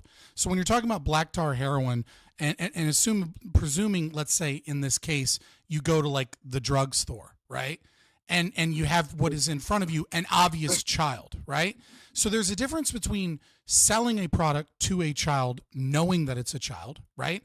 Versus being presumably negligent in determining whether or not someone is a child. And the problem with the former versus the latter is if I can prove that you knowingly sold something to a child incapable of consent without their parental involvement, right? Then you have violated the rights of the guardian, their parent, right? But this concept of like negligence in determining whether or not a product is being sold to a child can be problematic because negligence is a subjective measure here, right? Should we use IDs? Okay, maybe that's the standard. Or maybe we need a blood test, right? Because maybe they have a fake ID. So maybe a good fake ID isn't good enough of a standard. So we need like their birth certificate records, right? You can always move that goalpost on what is considered, negligent in one's duty to, knowingly weed out. I mean, it may seem ridiculous to us, but that is a subjective measure. But if you can prove that someone knowingly sold something to a child, that's different, right? And that's why these companies don't use age verification, because they know that there are kids there, etc. I just want to point out, because, I was waiting to speak on this, not answer questions. Number one, fraud, right? There is a difference between a website saying on their website, hey, look, 90% of people lose. Right. Or not even telling people like, hey, you might win, you might lose. Right. But that's caveat emptor, right? Buyer beware. If you're going on a website that doesn't tell you what percentage of people win and it's an absurd loss percentage and you don't know, like, that's buyer beware. But if someone such as like Hype Drop, right, is saying, oh, when you're engaged in this, even if you lose, you'll be able to recoup those losses via daily drops, and then they stop the daily drops, that's fraud, right? Like, they made a promise that you would be able to recoup your losses and that your losses would really just be an investment, and that they were going to take that money they were making now and invest it and turn a profit and you'd get all your money back. But really their business model was taking your money now, investing it if you lost, and then eventually you'd get it back, but you wouldn't get back as much as they would have gained from investment. That's fraud, and those people absolutely should be criminally charged and have their assets taken away. It's not the same thing. The second thing that I wanted to state is that no one here is talking about the positives of CSO skin gambling or loot boxes in gaming. And I want to, for a moment, just kind of showcase an example. And I think we all know Diablo 4 came out recently, right? Last year. Fantastic. And that now Diablo 4 sold for $70 in June of 2023. In today's dollars, that's $72.38. Now, the people that worked on creating Diablo 4 was roughly 9,000 people had some hand in the development and creation of Diablo 4. Diablo 2 released in the year 2000, and it sold for $60, which is $112.14 in today's money. So just adjusted for inflation alone, we're talking about a $40 difference in the game being cheaper. And it had 70 people working on it, not 9,000 people. The graphic fidelity, the sound design, all of these improvements in a AAA studio being able to bring a game have occurred with massively more money spent. Hundreds of millions of dollars are spent on AAA games to give you these products, as opposed to less than 10 million by a bunch of nerds in a basement. And the games are a lot better because of it. And the way that these games... I would argue that Diablo 2 is better than Diablo 4, but that's my personal opinion. I would actually agree with you as well. But on the whole, that's right, like we've seen a massive improvement in the very least in graphic fidelity, combat systems, etc. Yes, sometimes the story sucks and a company gets too greedy. I agree. But what I'm trying to state is that the reason that much money can be spent is because of the existence of gambling. If you take away loot crates and gambling from these systems and you just go to, maybe just cosmetic skins and the purchase of the game itself, in order for these businesses to be able to produce these games, you're going to have to buy games at $200-300 price. Like, you're going to have to spend $200 to $300 for a new game to come out. The overwhelming majority of money, if you listen to these these earnings reports, etc., come from whales that spend a lot of money on loot crates or on cosmetics. And not all of these people are addicts. And the reason that we know not all these people are addicts is because we can look at a game like Path of Exile, where there are no loot crates and there are no gambling, and the overwhelming majority of their money comes from people that are spending a fuck ton of money on cosmetics. It's the combination of these two systems and games as a service, but especially the gambling portion of games, that have made games get much, much cheaper over time, despite having much, much more money put into them. And it's like we start regulating and banning these things, you're going to end up with more expensive games. Grade, you want? Couldn't we argue that the issue is that too much money is being spent on the games? We could just look at the Sweet Baby, whatever, the fiasco with Sony. Yeah, Sweet Baby Inc. Thank you. Can we argue that Sweet Baby too Inc. much money is being put into these games? There's too much money spent on things that aren't necessary. The game shouldn't cost $150 million to create. Are y'all bashing? Wait, is the argument now that they're spending too much on games because y'all don't like the culture, or are you just like saying that they're not getting the money, their money's worth of the spending? Because those are two drastically different things. I have no idea where you got there from here. He's saying that gambling helps the game. I'm saying that if we want to take Sweet Baby Inc., for example, they spent Sweet Baby's like irrelevant. It's a small company. Huh? It's like nothing. I guess a ton of money. Okay, my question is, let me give you an example. Nothing. So, like, the newest Halo, for example, is like probably the most expensive Halo produced, and it came out and it came out initially to good reviews, and then people were like, we only got 70% of the game, and people were mad about the money spent. Right? And I can see why people would be mad that a company spent all this money and time and released a half-finished product. Okay, that's one problem.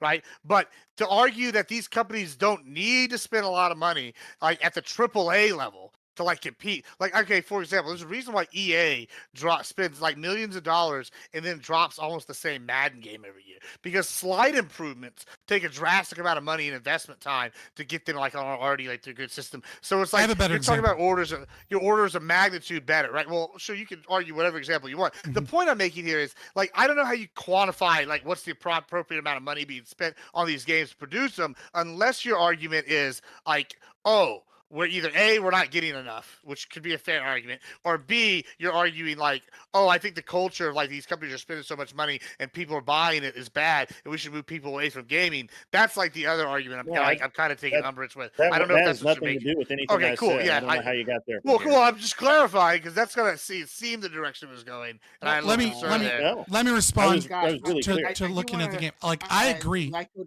ask a question after that. And I do want to like talk more to Doobie too. I want to just quickly answer, right? So I agree that like Sweet Baby Inc. and things like that are wastes of money, that many of these AAA studios have gotten too large and have a lot of bloat. I mean, Ubisoft is like a great example of another company that's being crippled by spending too much money. Nevertheless, $20 million was spent in development on Diablo 2, which is $37 million in today's money, right? But we can look at a company that didn't do this, that had a relatively small studio and had a breakout success in gaming, which would be Baldur's Gate 3. Roughly $120 million was spent on Baldur's Gate 3 development. And that's a small studio that has been hailed as like not bringing in a bunch of bloat and waste, right? Like that was so I mean, like even a small studio, I mean, obviously, you know, they had Divinity Original Sin and Divinity Original Sin 2, and they basically made Divinity Original Sin 2 so that they could hopefully prove worthy of getting Baldur's Gate, because that's what they really wanted to make. And so even they had to spend roughly $120 million in order to make that game, and there's no bloat there. But that's the consequence of the standard being so much higher on how many extra systems, voice acting, all these other things that have to be in a game. Right. Well, and I'm not disagreeing with that. My problem is saying that without the gambling, you wouldn't be able to afford how nice the game is, and I don't necessarily believe that follows. Yeah.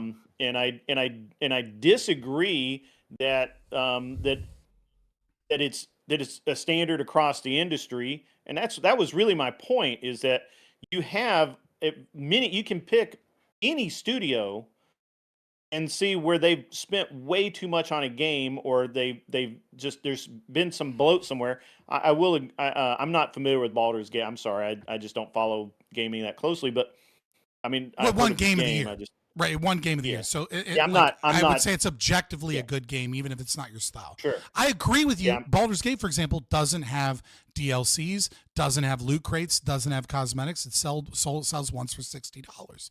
What I'm saying is that as an industry, right, there are things like Unreal Engine, for example. How does Unreal Engine exist? Well, Unreal Engine exists because game developers purchase Unreal Engine. Okay, so these markets are all connected.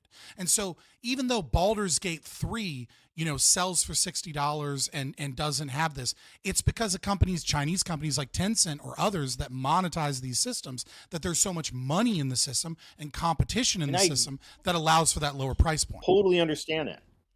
But Scott, what I'm pointing out is that the gambling doesn't exist without the game.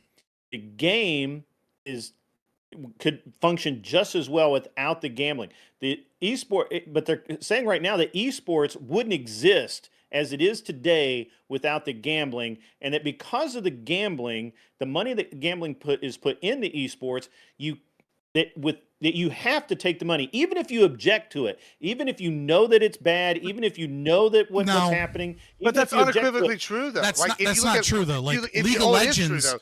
League of Legends was not originally funded by gambling. Well, no, I'm not talking about originally. Hold on. I'm saying if you want to go for the long term, you need the gambling, right? If you look at even pro sports are funded in part by the secondary economy of gambling. Look at Vegas, look at Best Fight Odds, look at any of these websites, DraftKings, like Dueling. There's all these ton of other ones, right? And they all fund a lot of money. Now, I'm not saying they solely fund it, but without that, a lot of these secondary. The difference in those sites is they're regulated. I've been waiting for. So that's not necessarily a good thing, though. Lactoid, go ahead. It is. Oh, I don't like regulation. I think the stealing is a big problem, but I think I think the age verification is a good thing. I know now we're talking about if casinos make money for people that they can spend on shit like games. Yeah, probably. I'm assuming you could make a lot of money off that you could then make very nice, fancy things. I mean, there's a reason why Kick looks the way it does. There's a reason why it was able to get the money. I mean, let's be real. Because it uses AWS. That's why. It also gets a lot of money from. No, I said in my opening. I was just joking. Okay, Scott, going way back, I got a question for you.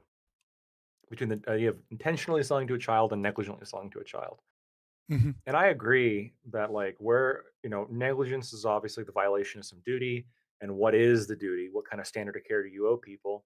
Is sort of a societally constructed metric, right? Where is that? We've sort of said, look, if you have an ID, you present an ID, you can buy cigarettes, right? I think that's probably pretty fair. Just rolling with that for here a second, some kind of ID that you can verify, driver's license number, etc. Because just out of curiosity, I want to know your thoughts on this. If I wanted to order cigarettes or drugs from an online website, would it be a violation of privacy to check the ID of the person ordering that? Let's assume it's all legal, whatever they're ordering. Or should we say, look, we don't want 8-year-olds ordering cigarettes, so we're going to you got to enter in your ID. Yes, absolutely. It would be a violation of rights. Well, hold on. But my follow-up question was, would you require online tobacco websites to age verify before they sold cigarettes to? No, it's not their responsibility. It's the parents' What about Black Star heroin? That is a guardian of a child. Well, I'm going to keep going down because you and I both agree that drugs should be legalized. Let's say it was black tar heroin. I think if a child gets a Monero account right now and gets Purple browser so that they can very quickly and easily access the dark Are you web. outlining the steps to yeah, let's not right. I'm memeing a little bit, but yeah, if we get a we get purple.tor, right, and we make it very easy so that you can't be tracked, and you Step one, fill your start here. crypto wallet up Step two. with things like Monero, right, that are not traceable in that way, and you buy black tar heroin, CSGO right, skins. that's a parental issue. That is not an issue of the buyer of the seller of the drugs. It's not their responsibility to age verify products to make sure that their products aren't going to an unintended What about in buyer of the person? product. Wait, what about in person? Amen. That was Ali. I'm on the same wavelength. Do you like Yeah. if you're a drugstore, like let's say I own a gas station? No, should I have to bar. ID or a bar? Should I have to ID people coming in, or if I Check this out, Lactoid. Have you ever heard of the concept Wait, of let it's none Scott of my answer. business? Yeah, he can answer. I just want to ask Lactoid. Have you ever heard of the concept is none of my business? What they do with it after that? It's none of my business. They bought it.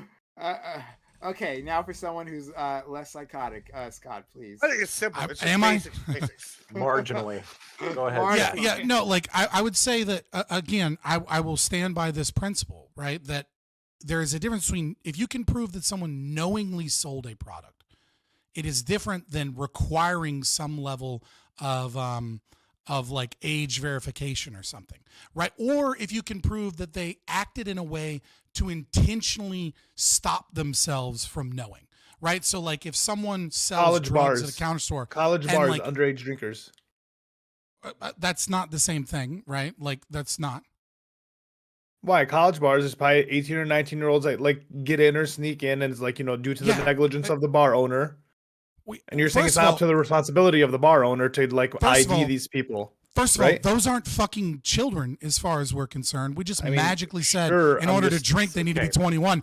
But I know 16. friends that died from suicide 16-year-olds from going to war that were fucking 18 when they went. Yeah. Like, We don't it's disagree stupid. here. We don't Make it disagree 16. here. Make it 16-year-olds go to 16-year-olds go to college parties all the time. Like Yeah, it's again, not the again, craziest thing. If again, I do not listen. Again, that is a parental issue. I am going to be consistent on this. Now, if I'm at a drugstore and I sell alcohol, right, and let's say there's no ID laws that exist anymore, right, but then I intentionally have my employees blindfold themselves and use hearing things that voice modulate and change the voice so that way a 9-year-old or a 6-year-old can come in and buy alcohol and they have zero clue whether or not they're 6 or they're 18, right? That is taking intentional acts to market and sale towards children. That's just following the letter of the law. No. I got a better example. Let's say that you're not blindfolding your clerks or whatever because you don't care, whatever. But instead, you found a new idea to save on labor costs, right? A cost-saving motivation. You put vending machines outside your store that have, a line of cigarettes, a line of black tar heroin. Yeah, a line absolutely. of, whiskey. Bring back cigarette vending machines. And anybody can walk up, put $20 in, and then the bottle of whiskey falls out. You got no problem with this.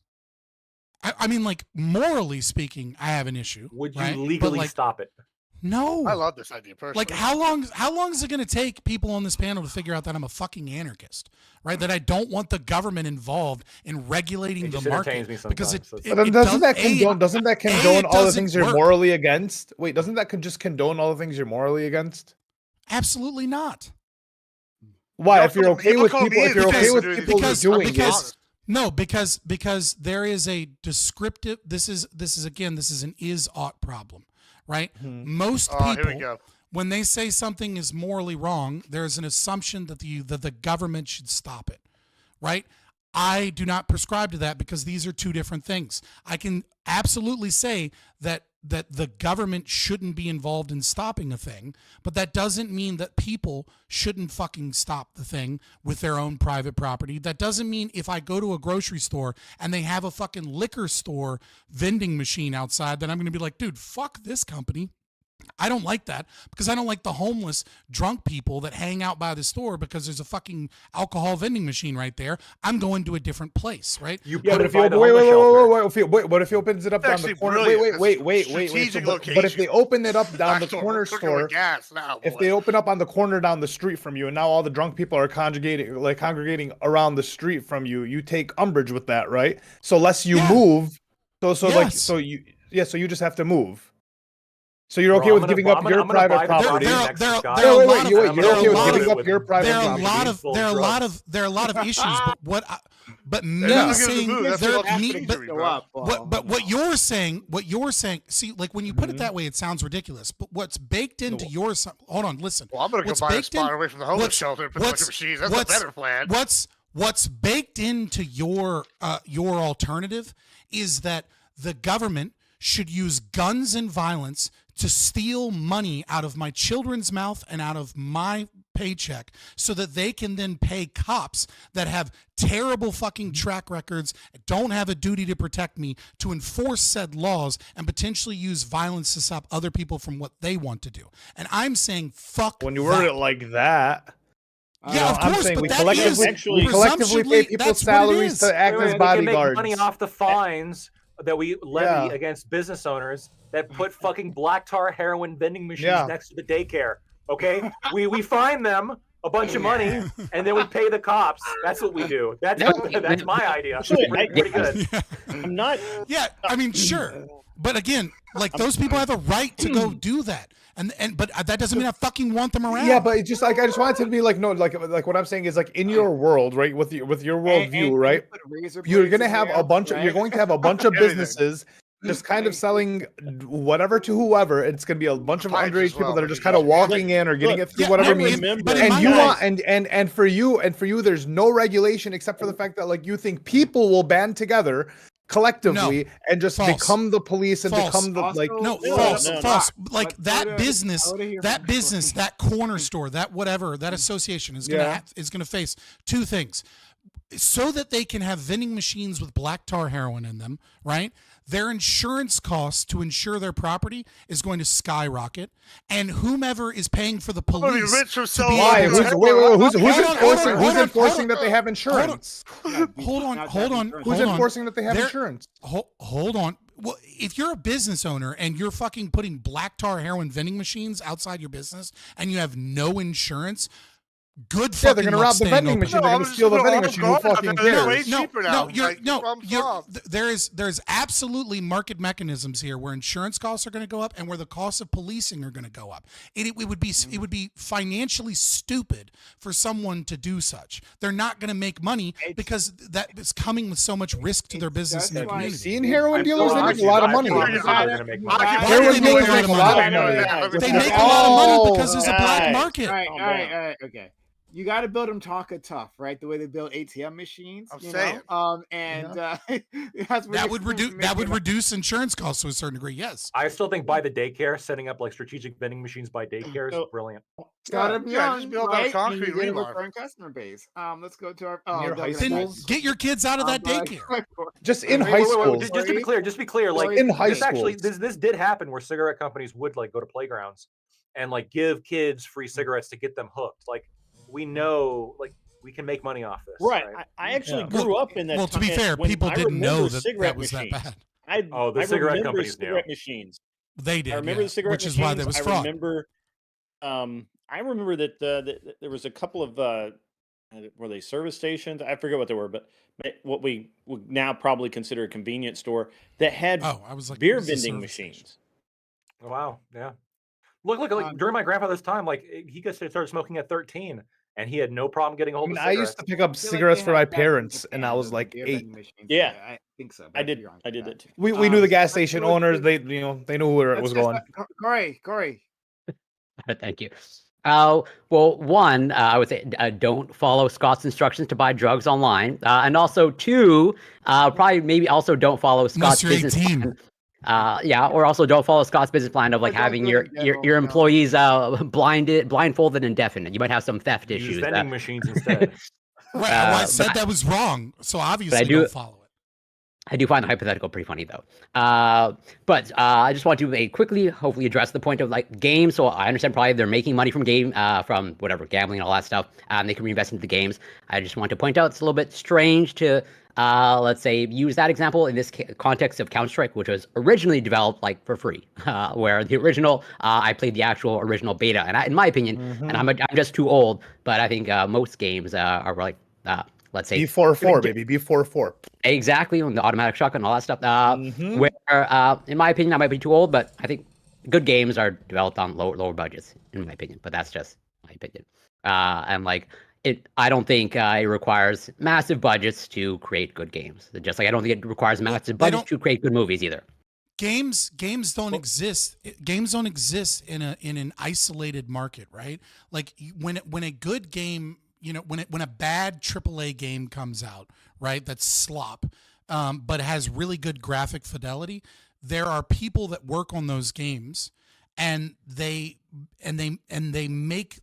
They learn how to develop those things. And then there are other companies that make software solutions for gamers, for game developing companies, right? And because those games are profitable, that is the reason why software companies that make things like Frostwire or Unreal Tournament or all of these other systems that are used to make those games. And then there are I absolutely agree with you that small studios then, pay $5,000 for a product license, right? So that they can then make with a smaller team great games. But again, they don't live in isolation. Nobody that's making your favorite indie game is doing so from the code up, with the exception of maybe Roller Coaster Tycoon, which was like built in I think it was like all built in Java. But I mean they're for the most part, your good games are made with software solutions that are pushed forward by the gaming industry.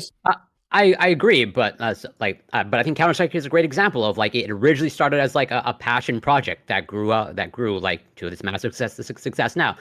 Another example is and all these games were developed before gambling, Dota 2. Those were all pre-gambling, and they grew. I agree. And how was Dota? How was Dota made?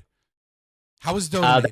That was also from what I understand, I'm not an expert, that was also a passion project of as a mod for Warcraft 3. And I agree that it was made possible by Warcraft 3. I agree, just like Counter-Strike was made possible by Half-Life. But I think you would agree that the reality is those games were developed in the vacuum outside of gambling, because that wasn't a thing at the time. Well, I mean, it was absolutely, because Blizzard. In Warcraft 3 and Half-Life, I would need an example. No. So I want to say when was Dota made? Dota would have been made. It would have been 2001, 2002. Regardless of that, guys. I mean, the harm that it's actually doing, is it worth the benefit? The claimed benefit. No, 2002. Dota 2 is 2013, 2012. Dota 1 originally. Yeah. Okay. And then when was WoW released? 2004. Okay. Yeah. No. I mean, in that instance, there wouldn't have been World of Warcraft, right? So that would have been a year before World of Warcraft and selling gold. I mean, but again. Right, but again, the history lesson's great, but at the end of the day, the reality is that is the claim then that the good outweighs the bad? What's the bad here? Some people get addicted, and children use their parents' credit card when they shouldn't. What's the bad you're pointing to? Yeah, that's what I want to know. Well, everyone going broke eventually is a good bad. People not having money anymore is probably a good bad.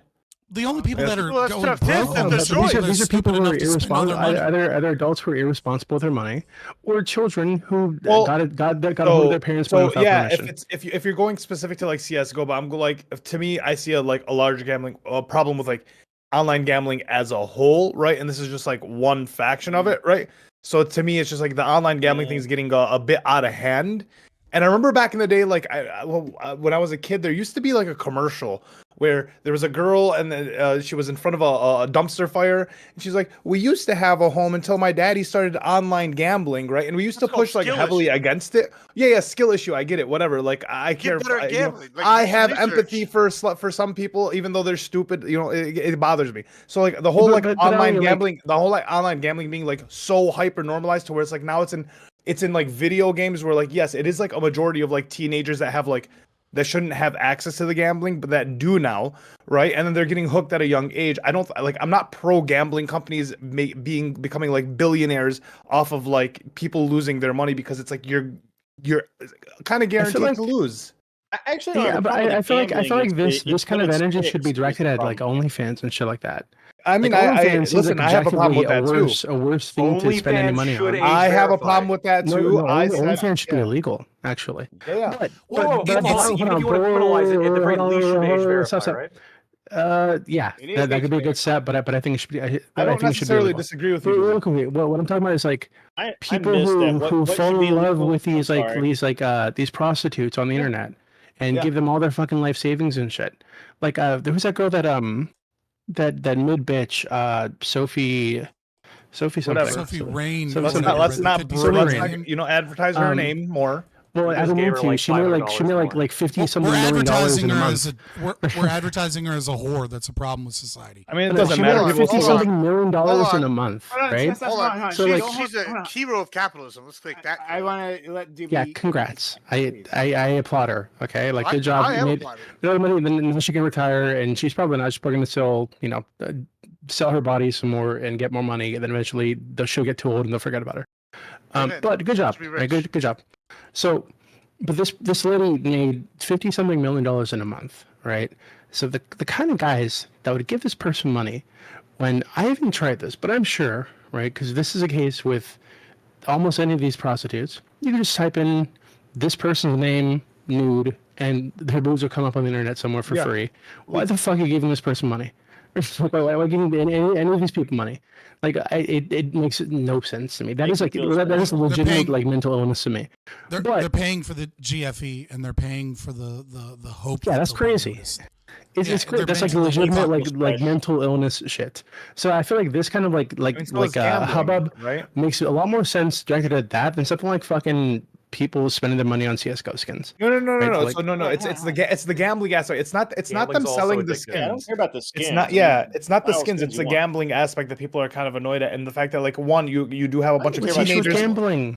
Huh? Gambling's fine. I don't know what the issue. Like I actually wait. went Gambling to is Vegas fine. as part of my Gambling vacation, is like, a fine as couple like a weeks limited institution, but it shouldn't be like instilled in literally every fucking faction of our lives. You shouldn't have an app on your phone where you're. Life is a game. Plenty games don't have that. Just don't play those games. Hold on. I get the thrill. Right? I get the addiction. I went to Vegas as part of my vacation. Right. I went there for like a week with my wife. And that was like the second leg of my vacation. First leg was the Dragon Seal convention, of course. And when I was there, right? So my wife likes to play blackjack. I fucking hate blackjack, right? I don't know how to play any card games at all. And I refuse to learn, right? So she wanted to play blackjack. I sat at a virtual craps table, right? Which is just like a machine that like bounces the dice around in front of you. Yeah. And I put like $200 in there. And I don't know how to play craps at all. I just pressed shit, and then it was winning, so I just like kept going. I got up to like $800, right? And I felt it, right? $800 to me is like not a whole lot of money, realistically. To win it, but I was up, right? So I was like, oh shit, maybe I should stop, right? And I took the voucher thing out. I walked around the casino a bit. I was like, fuck it, I'm just gonna go put it all in one roll. Fuck it, like I get it, right? And I did, and I lost it all. I was like, oh fuck, I should have just taken it, right? But it's part of the game, right? You win some, you lose some. You know the risk going into it.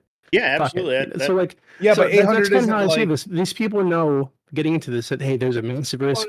You're going to lose. I mean, so wait, drug addicts. Wait. Drug addicts know before you start doing heroin that there's That's different. That's different. This is all personal. It's literally not different. Yeah, It's these are all the verbatim. same. You're right. They are all the same. Verbatim It's the just same. you don't care about having these people take personal accountability Children and want know. daddy government. No. That's what it is. Listen. I agree. You're right. I do have a problem with like leaving everything up to personal accountability because to me, what ends up happening is you have a bunch of scragglers. You have a bunch of people who are left homeless or in the street, right? Fuck Which 'em. we can, well, yeah, They made fuck them. those decisions. Wait, Gibbs. You can say fuck them all you want until they're fucking with your community, right? Like I can say, I don't know if I don't care that there's illegal immigrants coming into America, but because it's not affecting me personally, it's affecting you a lot, though, right? Sure. So like the same thing can be flipped over. So like my issue is I'm not pro just companies becoming billionaires. Like while you have a vast majority of the people losing, and then potentially, like once again, I've asked the question as it was kind of a serious question. If all these people lose their money, right? Like what do these companies do? Because like we can be smart enough to know, like I'm not gonna lose all my money gambling, But like, there's gonna be a lot of people that do, and if we don't have the money actual anymore, statistic on that sociologic, just the actual Yeah. statistic is 1% pays for 80% of the of the profits. So it's 1% of the people are losing 80% of the. all right. But it's Maybe. also 1% has the money to make that, like make 80% of that, like for them. So Yeah, clearly it's these aren't a like combination. It's a like, combination it's not of just like gambling these addicts broke or people just or rich people. It's both. yeah. I So don't know like, the stats. I'm willing to admit that. so like Yeah, what you're well, arguing let about is a me- very small percentage, and it's like why can't people make a choice anymore? Like No, why no, is I want to let me hold on. What- Sorry, look, I don't have any problem with the choice. I You guys I keep. do want to ask because he hasn't spoken much. Doobie, right? Like, it seems weird that you're defending this. Like you understand, like, unless you're saying that it's okay to expose children to any particular uh, uh, vice or problematic aspect of society, because like whatever, right? Like if they go into it with open minds, right, and they choose to step in through this portal, that it's fine. Is that what you're saying? That like they No. can just choose to engage in No. gambling? So And so I think this is a parent issue, right? So like, yeah, I don't think children should be gambling, but if they do, they probably don't have the money to gamble. So where the fuck are they getting the money from? They're probably using some of their parents' money, or they're doing like little side jobs on the side or whatever the fuck. So I don't think that the harm there is as intense as it would be with an adult. Even if there was like some possibility that they could get involved somehow, right? Like when they shouldn't be. And I really think that's like a parenting issue. If your child's like addicted to fucking gambling, you need to be a better parent. Like I don't know, like you need to step in and take your kid away. come on, but no, DB. Hopefully you'll be having a bundle of joy soon, right? You even with the resources you have, right? You have more resources than anyone else here, right? That doesn't mean that you can keep track of your kid 24/7. And We're that gonna find out, Prime. I'm gonna try really hard. I'm being real with you. Like I know what I was like when I was a kid, right? And yeah, kids are sneaky as fuck, right? I get it. But there are tools that my parents absolutely did not use to keep track of that shit. And I plan to use those tools. So I don't know, like maybe the cage. Yeah, the cage, right? Yeah. No, I mean just like teaching them right from wrong, but also employing like parental shit that you can have on the computers. If they have a computer, probably not gonna let my kid have access to like a cell phone for a long time. Yeah, but like there's a ton of shit you can do, right? So yeah. But again, I haven't had that experience, so maybe I'm totally wrong. I'm totally And open to that I idea. was about to say, you can say all that until you have a kid. Yeah, and I have a 14-year-old. I'll help you out. And I have kids- total control of his internet life. But Like, even literally. then, that's not hold on, guys. Even then, that's not enough. We understand this, Yeah. right? There's still their Assuming personal like life. you haven't used the parental tool of the cage, right? That means they're going to go outside. That means they're going to have private time with their friends at some point, hopefully. That means that they're going to be in social situations that you don't have direct control of. Are we saying here in that situation? Well, then you must be responsible. Well, If- wait. if a But like kid, also Hold wait. on. because- Let me Wait. speak to you. Just real quick, no, before you do, because if you do have that kind of total control over your kid, right? And then they do turn 18, 19, whatever age that you deem is like they're adults now, or they go off to college, whatever it seems maybe, they're now not they're going to be kind of coddled to the world too, right? There's a catch-22 with That's not what I mean. Scott was saying previously, You right? inferred Yeah. something that I didn't say. You Well, I'm inferred just something I adding, didn't say. I'm just adding to like, Prime, I'm more to on that- Doobie and you, really, as much control as got it. possible, so on and so forth. On that note, Prime, I got a pregnant No. wife that needs me for a bit, so I gotta go, Mister. I'm sorry. Oh my god. Can we talk, DB? Yes, You and I'll be around tomorrow for sure. That was a humble brag, by the way, just there. Did you guys Yeah, I catch know, that? No, right? I'm just I know, saying I you're gotta so go. fun. I want to stick around, but I have to go. Congratulations, Have a good one, Doobs, Doobie. and hope care, everything Doobie. goes well for her. Be well. Merry Thank you, Christmas. Scott. Talk to you soon. Yeah, so I have both a 4-year-old and a 14-year-old. And my 14-year-old, Range. Range, yeah, that's right. Yeah, 10 years, man. It's a good spread. But so at the end of the day, my kids are my responsibility, and I do pay attention to everything they do. I don't know every website that my kid goes to, but if I wanted to, I could. Right? Yeah. I've given him some free range because he's earned it. Because in the beginning, I had I would literally just turn his internet off if he was misbehaving, and so I reinforce this idea that if that it's a privilege and Not a to right. some degree, it's not a right, and it's not to be taken lightly. We've had a lot of talks about what he can and cannot do on the internet and that sort of thing, obviously, I mean, he's a good kid. He's a Boy Scout. He goes to private school, does all the cool stuff. But you never know. Kids turn out the way they turn out. You do the best you can. Exactly. But hold on. But that's the Yeah. issue, friend. That's really literally it. Yeah. But yeah, like we can keep saying, and look, I hate My having kid to make doesn't this play argument video because games. oftentimes I I will say to parents like, yeah, I shouldn't be responsible for your kid. Like adults should be able to have adult fun, right? Not necessarily be like hobbled or by the fact that kids exist, right? Like, Then well, some at some dumbass brings point her kid to Miami. yeah, like it's like you at some point need to be keeping Well, I track act of like your an kid, I right? act like an And not using adult that parent. excuse to limit like the things that adults can get up to. So I hear that, but and I haven't gotten much, Scott. I promise. But like you literally can't keep track of that. Your kids, I'm assuming, go outside, right? You can with the park app. Just saying. Yeah, we can't be sure. That's what I'm saying. Hopefully, you won't be in the news one day and we find out apparently they did. So here's the thing, Prime. Man, I this is hard to explain to someone a lot of times because people have preconceptions. You can't do anything about that. So first of all, I raised my son to be a good human being, and I've treated him like he was a young man starting at a young age. I've never infantilized my son. I literally, last year, when he got to be almost 6 foot and weighed 180 pounds at 13, I told him it's not fair, but the cards life has handled you is that people see you as a man and you must act like a man. You can't act like a kid. If you swing and hit somebody, you can hurt them. And they're going to assume you can hurt them and they'll hit you. You can't act like a kid. It's not fair. Other kids get to act like kids because they're small and they look like kids. You look like a grown-ass man.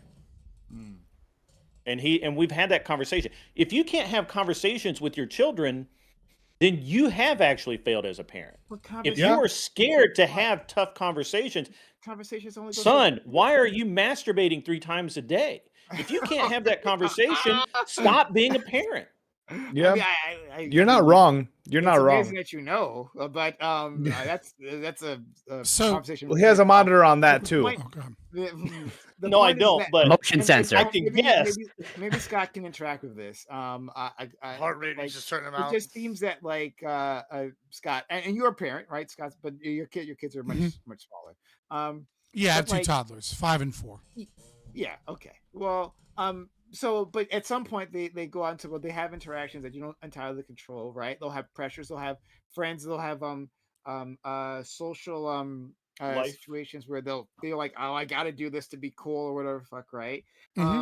And like that may involve doing something really bad. Hopefully not that doesn't hurt someone, but like that might be illegal or whatever, right?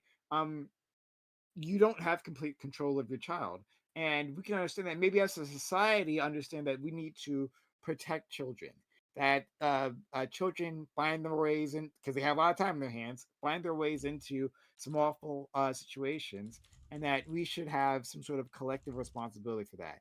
You would say that, and I'll ask you, Scott, would you say that we have no collective responsibility as a society? Whether it be on the federal level or maybe to you more on the local level, to care for the children around us. It should be all like, hey, kind of Mad Max, like outside of your family unit, no one should give a fuck about like what happens to this child. What are your thoughts?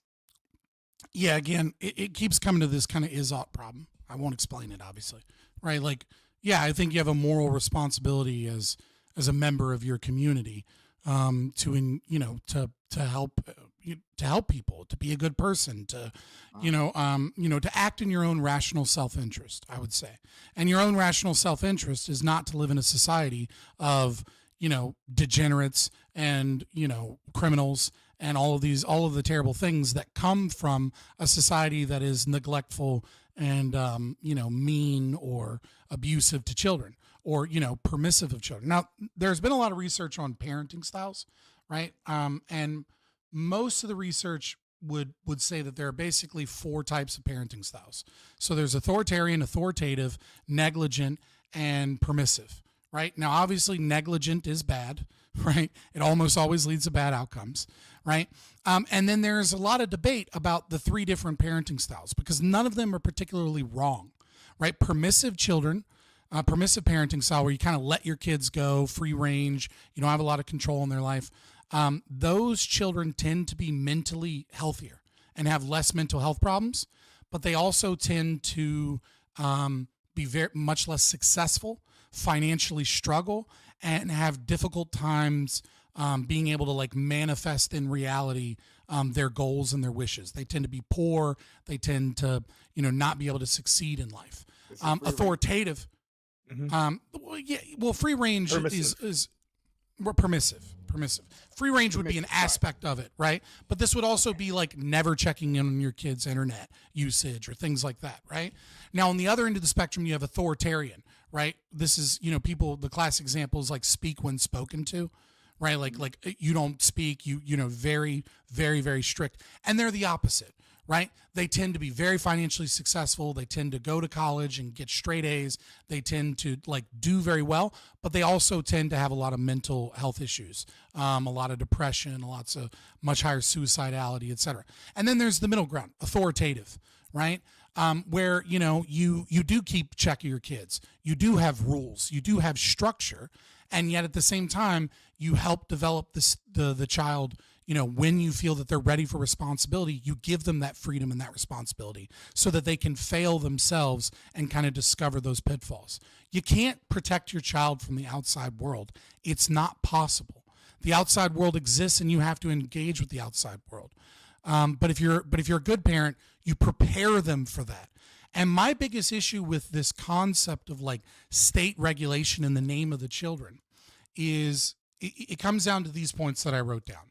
So number one, regulation kind of gives the parent the excuse to not parent, right? When the government takes over responsibility of the parent, the parent's ability to control and engage with their children is now limited because the government is presumed to be taking care of these issues. Number two, there's an assumption that the effects of regulation actually work. And they don't always work, right?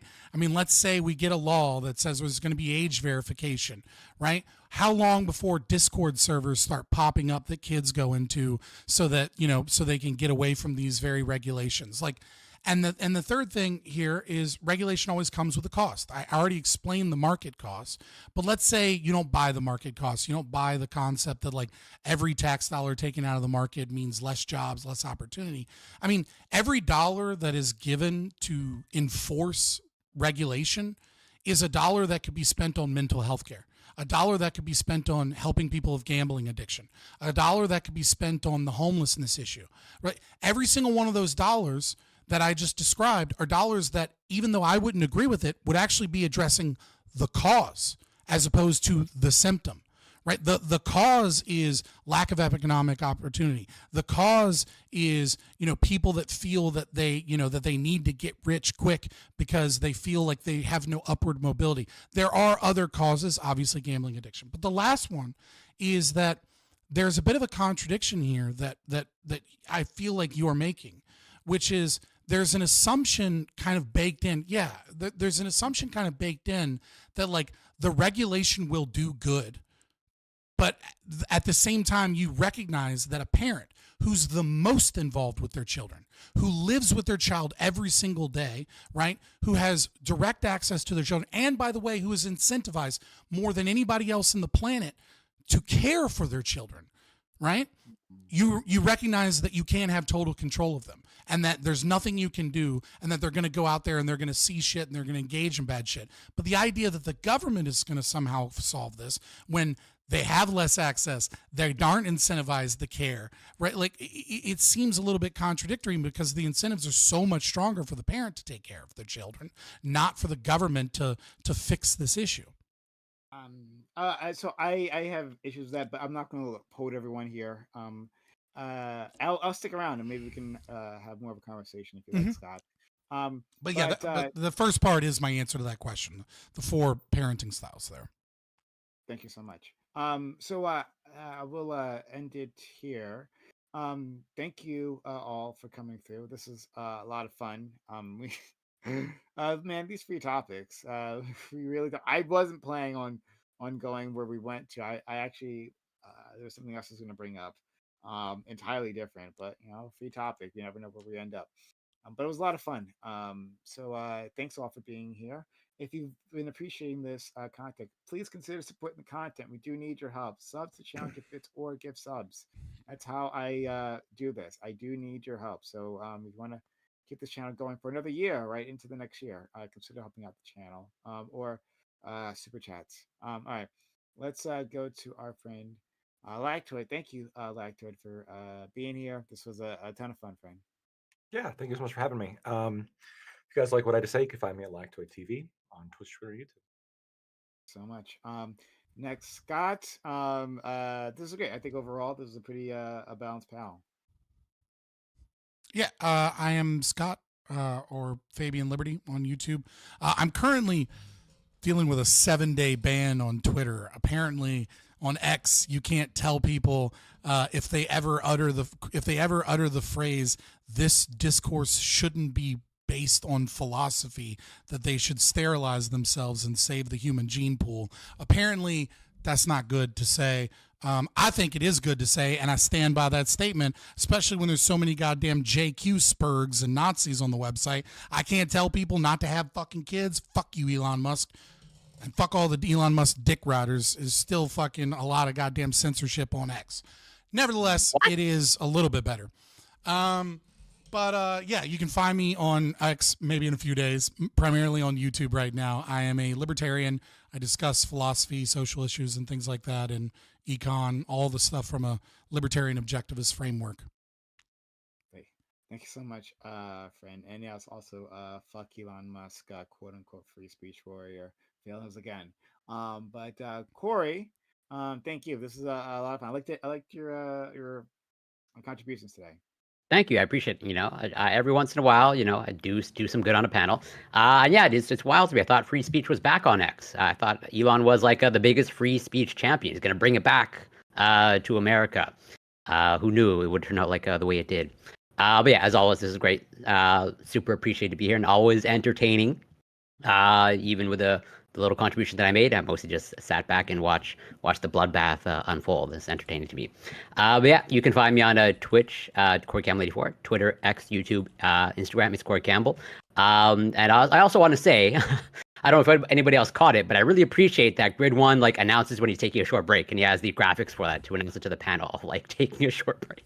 I thought that was super hilarious. But maybe that's just me. But yeah, Ollie, Gibbs, Grid One, Scott, Lactoid, always a pleasure. Love you, Brian. Thanks so much, friend. Grid, also, yeah, thank you. This was good. I really liked what you had to say. And offering your perspectives here, it's always very valuable. Thanks so much. Appreciate it.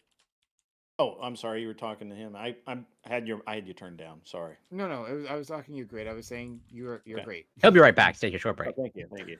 Yeah, sorry. Sorry. Your mic is so low that I have to turn you way up. Really? Am I low the rest of you guys? And then I have to turn everybody else down when they're talking. I'm low to Lactoid. Am I low to you? You're actually okay for me. Okay. I mean, I have you on Discord, but I hear you. I turned you up, but you were a little bit low. Yeah. Yeah, I have you at 145. I got you at 130. Okay. All right. I'm just spinning the knob. Yeah. Maybe it's my gain or maybe my Discord. Maybe my Discord. I have you at 100. I don't know. Maybe I'm weird. Yeah, I got you at the normal. You sound fine to me. Okay. All right. Well, I'm I sorry. mean, you don't sound bad. It's just a little low. Yeah. Yeah, it's just low. All right. Well, go ahead, Grid. Yeah. Hey, I really appreciate you having me again. I'm always happy to be a part of these panels. I really appreciate Prime you giving us a place to just hash things out and jabber and whatever else that we do. Jabbering obviously was meant for Mr. Gibbs over there, and it was great tonight. You know, I actually took a position that I didn't when I first heard the issue. I had a preconceived notion of the position that I would take.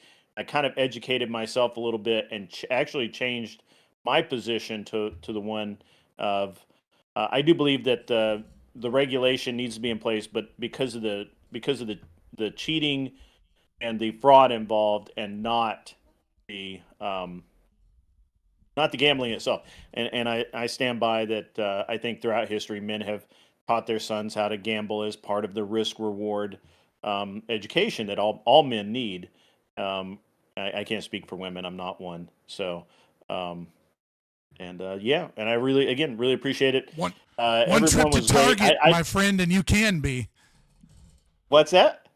I said one trip Go to to Target, and you can be. No, I don't shop at Target, man. I'm sorry. But at any rate, you guys have a great. It was great to be here, man. And Scott, good to kind of push back against you every once in a while. I don't always agree. What's interesting is like I used to find myself mostly agreeing with Scott, and now where I agree with him like half the show, and then half the show I'm like, Scott, what are you saying? And it's really cool. It's really good. It's the last half that's the hardest in proselytization. Is that what it is? All right. Again, really appreciate it, you guys. Thanks again, Prime. Yeah, no problem. Thanks so much. Yeah, at some point my settings got reset, and I'm trying to find the proper balance. So I was down at 69% for input volume. Now it's at 75%. Nice. Before you guys were saying that was too loud. So I don't know. So I'm trying to figure out a balance. I'm not sure if I can, because you guys all have different equipment, where I can find a good balance for all of you. But you'll have to let me know. 75% now, if that's good. But let's go to our friend Admiral Gibbs. Gibbs, you're always you. You're always you, and you never change. And so I'm always happy. I like you, so I'm always happy with what I get. Oh, I appreciate that. I always love being here. I just want to say this is another week of me being the most consistent and honest, and maybe this time I didn't have to be the most fact-checked person on any of these panels. I don't have to do any mental backflips to come to my conclusions. I just tell you straight up. Other than that, Coffeezilla sucks. He's clout chaser. Fuck that guy. Don't watch Coffeezilla. He's just as bad as the rest of them. He's just bamboozled y'all. Let me tell you, I'm a snake oil salesman, and I know a snake oil salesman. And that man is a snake oil salesman, if I've ever seen one. I'm just saying, trust us when we know a con artist, and that guy's a con artist. Lastly, one last thing. We're having a debate championship series. We're putting this together. It's coming together. It's exciting. If you like debate, there's going to be some ass whippings handed out. And we're going to have definitive records now people can point to and say, I beat so-and-so. And we got that coming because I know that everybody always wants the most important thing in debate, bragging rights. And that's what I'm going to give you, the people. And thank you for having me always, Brian. Absolutely. And where's my DM? Where's my DM, brother? I'll send you a run out. Lee, thank you so much for coming through. You're fantastic. Well, thanks for having me, man. It was great being here. But once again, just what happens when all the people grow broke because the corporations get rich? I'll never. No one ever has an answer. It's usually riots in the street, but what can you do? But for everything, you can find me at Sociologic 2 L's on everything: Twitch, Twitter, YouTube. And thanks for having me, Prime. Gang, it was a pleasure arguing with you. Thank you. All right. And you changed up your name like we were saying, 2 capital L's. Yeah, makes sense. All right, good work. Not enough underscores though. No underscores though. Thanks so much. I will raid out to, let's see, who we're gonna raid. What hotties? I never get this ready beforehand, but what hotties are available? Picking a hottie. It's underscore Justini right there. Why's it always got to be a hottie? Yeah. Oh, yeah, exactly. Wow, because he respects his audience. Yeah, exactly. All you Raider spam hottie in the chat. Yeah, there you go. It's we have very Justine? different audiences. Yeah, there you go. Okay, let's Yeah, see. we have very, very different audiences. Gotta put a third. Mine would be just like shitting on me for being a simp if I did that. Okay. Yeah. She's turned away. I'm a little concerned. Wait, I'm who gonna would they get want you some guys? sort Who would of they a- want to be I sent don't off to know out of your what- guys's? Someone interesting. Yeah, she's pretty cute actually. Is she one of your friends? She is one of my friends. She's a homie. Oh, okay. All right. Well, we'll send them off to It's Justini. Say Gibbs says hello. All right, so Gibbs says hello. Yeah, there you go. Gibbs That's what she says his has. regards. All right, off. Ban Black Tar Heroin in the chat. Black Tar Heroin. Black Tar Heroin, yes, All right. yes. Gentlemen, it's been great. Yeah, I'm gonna leave. I'll Me see too. You guys. I'm gonna bounce. Take care. Good night and Merry Christmas to all. Merry Christmas to all. Likewise, happy holidays. Damn. Peace out, guys. I want to talk to you, Sociologic, about that claim though. Before you did, well, not before you He did. already before, left. And I at sent some you, other I point. sent you the Fabian already. Hell yeah, We'll talk later, Scott. We'll see you, Matty. All right, I'll be good. Have a good one. All right. I guess it'll be just me and you, Scott. It happens often. Yeah, I Yeah. usually like to do a little post chat discussion.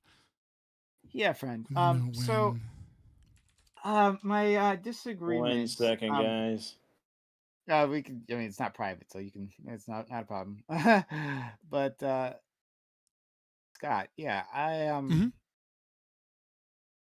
my problem is when we're relying on parents, is that parents themselves may not know all the dangers to protect their kids from. Right? Like we have Oh, constant. 100%. Yeah, like little news stories, right? Like public alerts about like this thing and that thing. That like, now this is the new trend that dumbass kids are involved in, like keep a lookout. If your kid might like try to guzzle cinnamon down their fucking throat. Like, like crazy shit. And look, again, I'm very sympathetic to the argument. Like I've said previously, I'm very sympathetic to the argument that parents need to be involved and not rely on others to do their job for them. Fair enough. But like, there's so many dangers. It's so scary. I don't know. I'd be terrified. If I were you, I'd just be terrified as a parent, Well, so for like my little child. Yeah. Yeah, I mean, like, I think there are a couple things that have happened in our culture that have exacerbated this. And you can say whether or not these are good things or bad things, but I just think I'm purely saying is here, right? Okay. So, first and foremost, the nuclear family, right?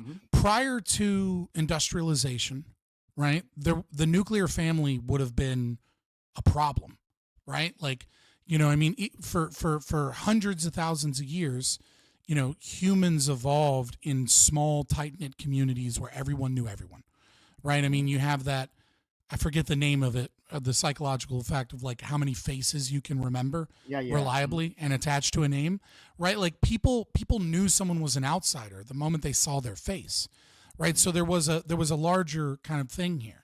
And then over time, the movement of people into cities and away from rural communities, right? So in America, this happened for the first time. A majority of people lived in cities in the 1920 census, right? So as far as human history is concerned, that's relatively new. That's 100 years. It has only been 100 years in human history that we've lived in like apartment buildings and not like in a big house with like grandma and grandpa right there. Right. And I think it has had a really detrimental effect on parents because, we're designed not to have, I mean, have you ever read The Feminine Mystique? The Feminine Mystique? No, I haven't read it, but I know of it. Sorry. So you should probably read it because it's a cornerstone piece of feminist literature, in terms of like second wave feminism. Right. Obviously, it was critiqued at its time because it was describing white suburban women and not black working women. But this was before intersectionality. Right. And it's it's kind of like I'm sure you've read Yellow Wallpaper. Right. Okay. Yellow Wallpaper is something that like every kid that every person that goes like a sociology, gender studies class, not even gender studies, just sociology class, will read this small article. Yellow Wallpaper is about a woman who is, she's kind of confined in the house because she has hysteria, right? Which is, comes from hysterectomy, right? Like, and she goes insane. And the whole kind of article question as she's going insane, she tears down the yellow wallpaper in her house because she's seeing all this crazy shit in the yellow wallpaper. And like, you're kind of left with this question with, was she insane, or was it the fact that patriarchal society said that a woman wasn't acting right, so we locked her in a fucking bedroom and kept her away from everyone and just kept her locked in a bedroom, and her husband forced her to be there and she had no freedom, and that was what made her insane. And so there's a kind of the similar concept in the Feminine Mystique is, a sociology text kind of describing the concept of like a woman being home in the suburbs who has no life now, right? Because before this, the women would congregate together in a group and they'd like do laundry at the river and, they'd do all these things. And the men would go off and like work in a mine, and then they'd work together, and there was community connection. And so, there is a something that our culture is deeply missing is parents with grandparents available, where the parents can leave their kids with grandparents and then go off on a date night, go do things, maintain their love, while at the same time, and the reason I bring this up is about age, right? Because we are getting to a portion, because of economics, because of fertility, because of birth control, right? Where parents are waiting until their 30s to have children, women and men. And setting aside like the physical issues with that, right? You have parents that are 35 years older than their children. And it used to be you'd have kids when you were a late teenager, early 20s. And so the problem here that has occurred is that instead of having young kids who are hip to the trends and understanding the culture, they understand the music, it wasn't that long ago that they were kids themselves. And then grandparents that had the wisdom of time and age working together to raise a child. What you have is you have parents that have a teenager when they're in their 50s. So of course they don't fucking understand what's going on. And I understand people, this concept of like family planning and things is, you should wait, etc. I'm not even trying to make a moral statement. Obviously you can kind of tell that I disagree with it to a certain extent, but just devoid of that statement, it becomes so much harder when you have a teenager in your 50s than when you have a teenager in your 40s. Mm-hmm. Right? Like that 10-year difference of having a child makes a huge difference in your ability to understand what your child is going through. I mean, imagine that you wait another 10 years and then you have kids. Okay? So how old are you now? Who knows? Okay, can you give me like mid this? Like you're like 28, right? Sure. Okay, let's assume you're 28. Okay, let's say you have kids when you're 38 years old. All right, so we assume you're 28. So you graduate if you're 28, right? You graduated high school in like 2015, right, or 20 somewhere around there, right? Like your formative years as a teenager would be like the late 2000s, early 2010s. Okay, now 10 years from now we're going to be in the 2030s. And when your kids are, assuming this scale, when your kids are teenagers or preteens, right, we're going to be in the 2040s going into the 2050s. You're going to be so fucking disconnected from like the way that they're growing up as teenagers from the way that you grew up as a teenager. The cultural differences. Like you're going to remember a time when the internet was in its infancy and they're going to be laughing at you because you still use a screen for the internet. Like the difference is going to be astronomical. But if you had children 5 years ago, so a 15-year difference, instead of being 28, you were 23, right? When they're teenagers, right? They'd be having teenagers in the 2030s. It's in the late 2020s going into the 2030s. It's a huge difference. And so like, I think we have to recognize that like that has deleterious effects. the breakdown of family. And this isn't even talking about like single moms or anything, right? Which I mean, obviously is a problem, but like just even if you're doing the right thing, right? You waited, you made sure you're in a stable marriage, you have kids together, everything, right? There is a huge problem we have in our culture that is coupled with the exponential increase in technology, that's coupled with rapidly changing culture. It's coupled with the interconnectedness and rapid change that has come about with the internet, and it's a host of problems. And I agree with you that like parents are ill prepared for it. I just don't agree that the solution is government regulation, because I don't see it working. I mean, I think we do can see these things working. I think that there's a host of things that we can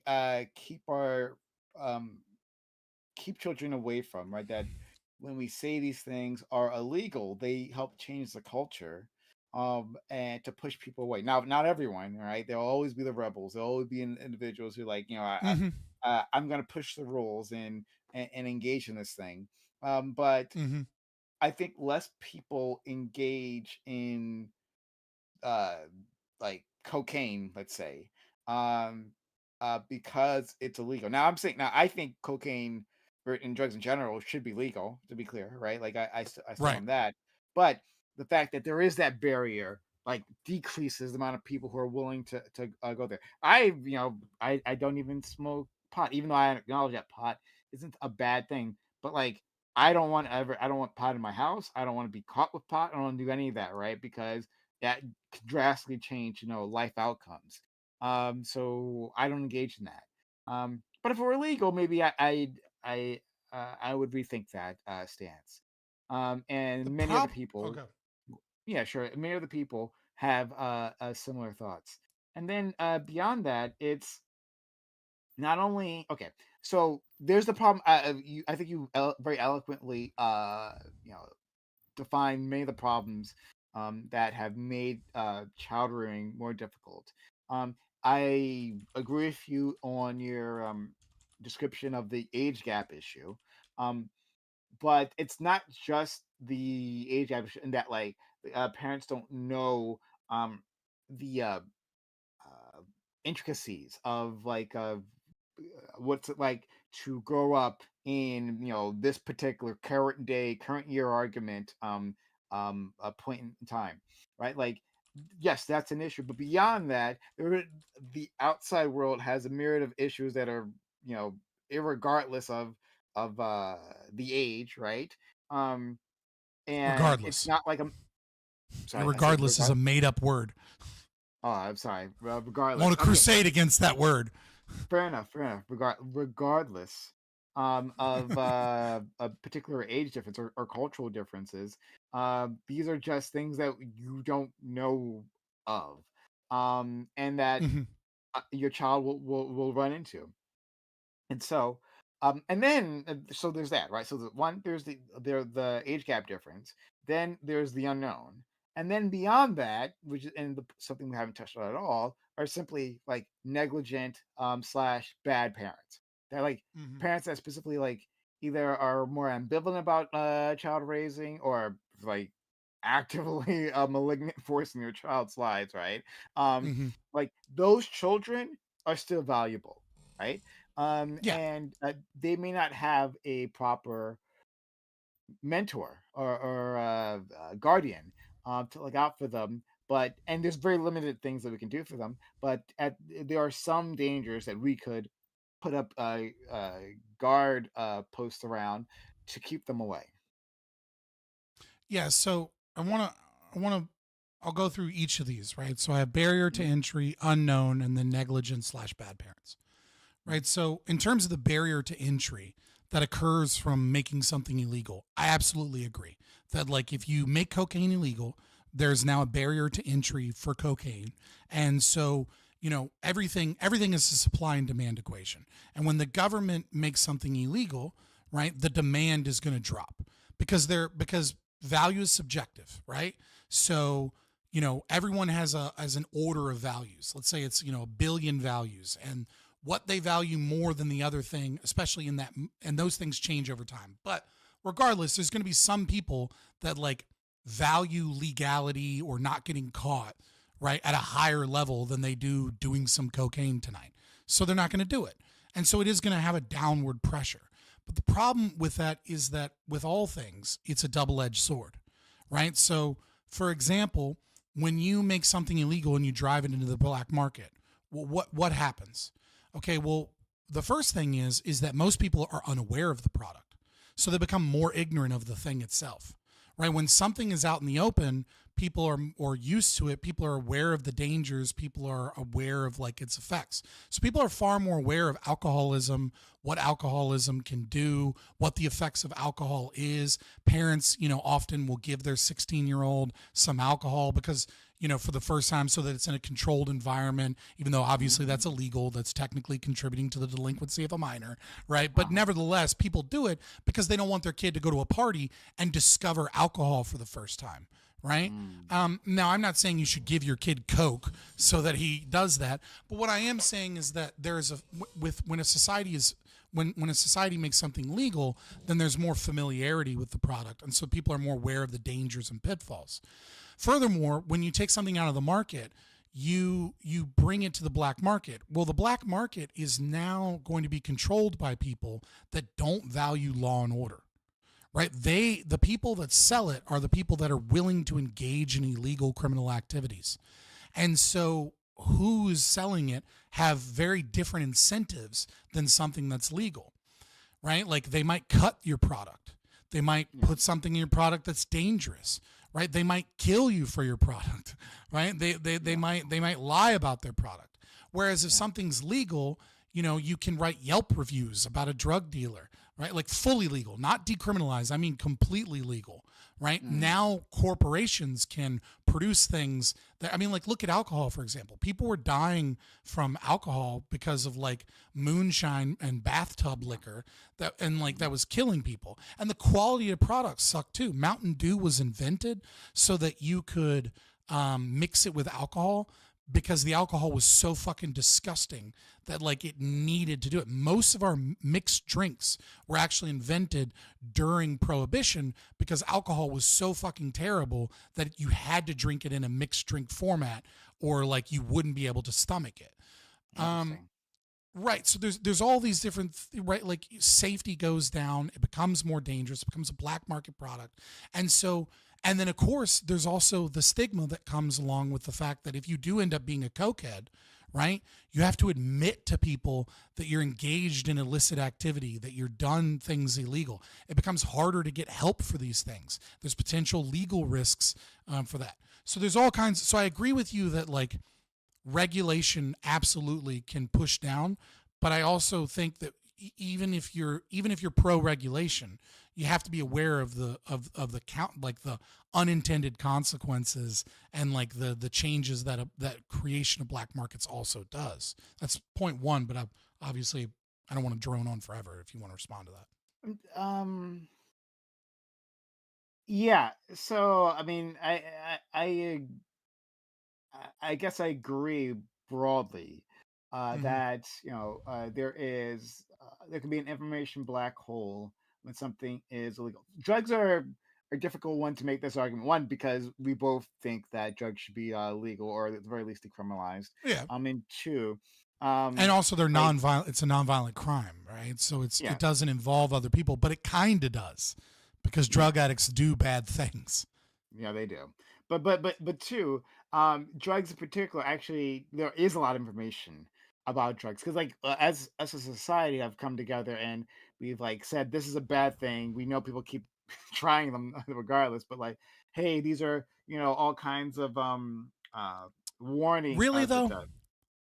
I mean, look at drugs, right? Like, I agree with you that in the last few years there has been a bloom and like a boom in information, but like real substantive research is incredibly expensive and is basically outlawed on most things. And so we don't actually have good research. We have anecdotal evidence and like self-report surveys and like medical examiner things. But when it comes to like, what are the positive uses? What's too much? What is the right dosage? Things of that nature. We have very limited information. I agree with you there, and this is one example where I will wholeheartedly agree that is overregulation, and that like it's crazy that researchers can't get their hands on these things and they can't run proper studies. Right, that should be the first thing to go. Is that like researchers should be able to fucking do research, like 100%.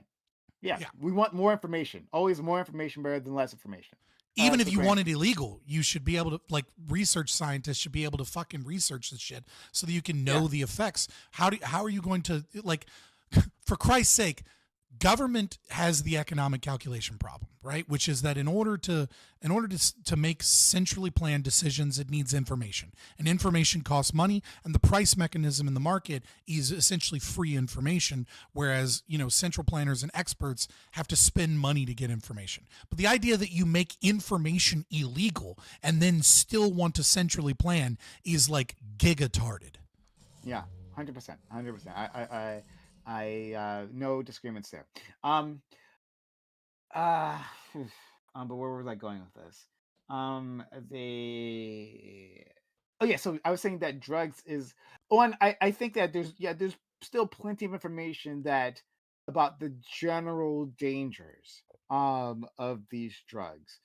We don't have like there's definitely more to learn, acknowledged, right? Mhm. But like, hey, you should stay away from this, right? We have stories, cautionary tales. That's what I was looking for previously. Cautionary tales.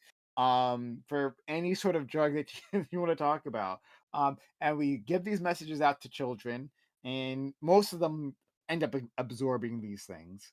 So it's so I think drugs in particular is a bit of a harder case. I disagree. Right? I'm sure we can find.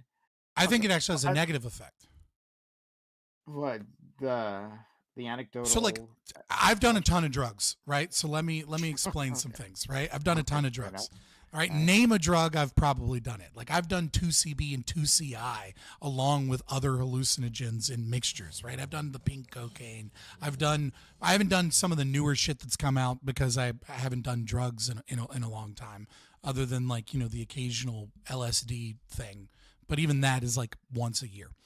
But like, let's take LSD as an example, right? So we have these cautionary tales about, like, you know, someone did so much LSD, they'll be like, someone did LSD and then they were stuck and now they're in a mental institution, right? And so we have these fear-based stories that we tell children.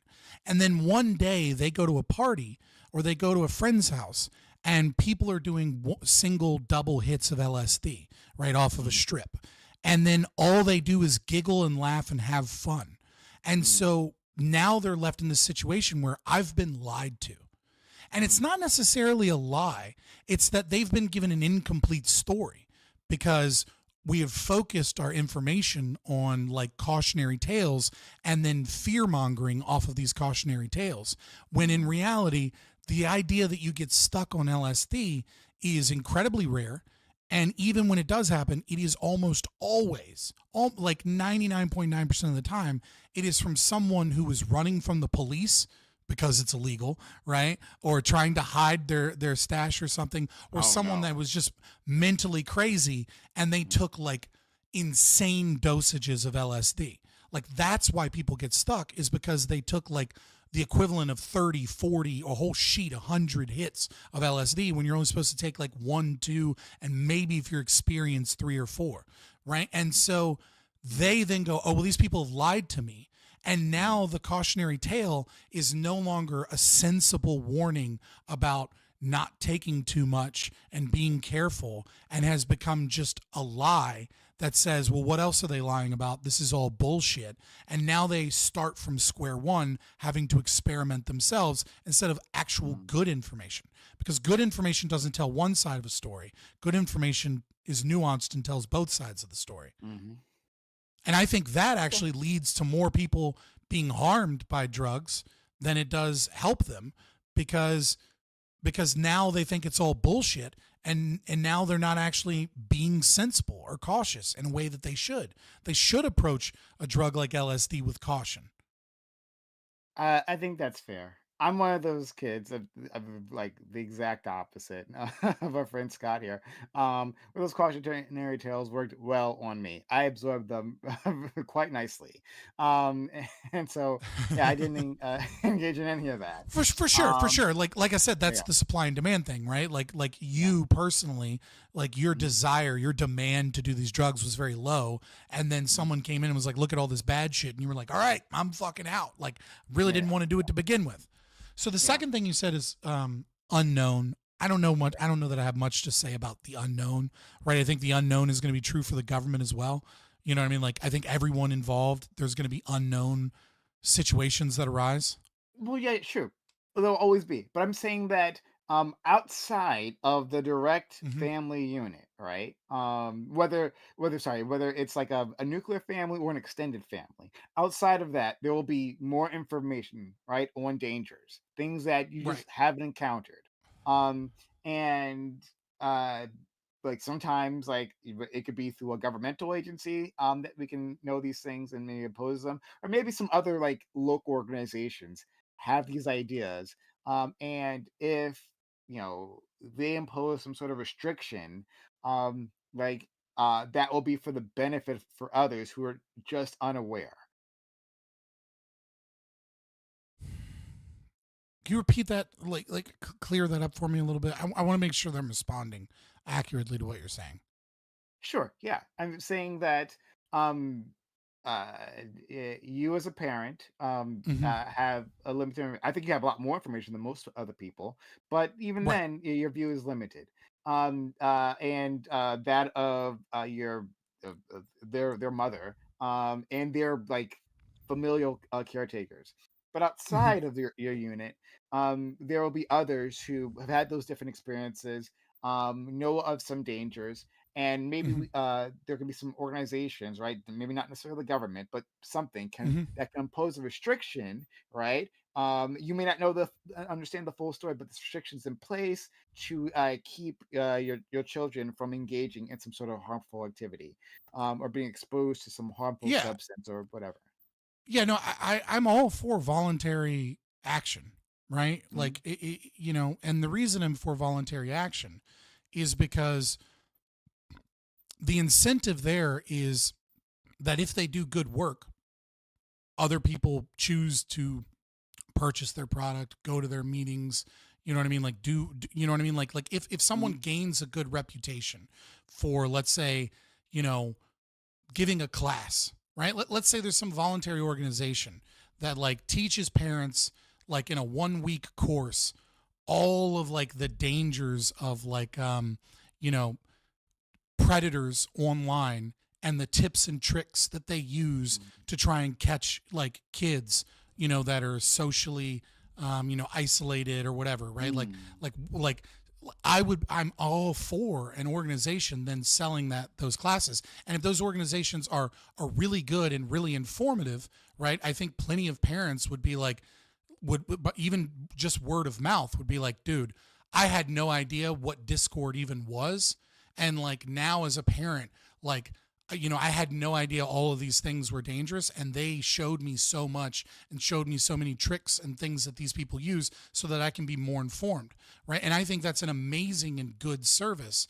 And if they give good information and they do their job well, they'll be paid for it, and they'll get word of mouth, and it'll spread around. I find that is a far more effective means of combating things like this than the government regulation. Well, okay. Now let's examine this, because this, I think this maybe help distill things. So I brought this up last week, but and I'm sure you're already aware of this, but like I don't know, I forget what the term is, but like it's sort of a catfishing scheme. With like they use young men, right? Yeah, they pretend to be hot women, get them to send naked pics, and then blackmail with them with that, and get them to send money and stuff like that. Okay, so a lot of parents don't know this exists, right? It was shocking when I learned that people were and disgusting that people are preying on children this way, right? And so like what could the response be? The response be some sort of regulation that, hey, first of all, you can't interact with children in this way, Mhm. and that we need a Which, by the law way, enforcement even I would be for, right? Like, I think predators targeting children is, because it's an aggression.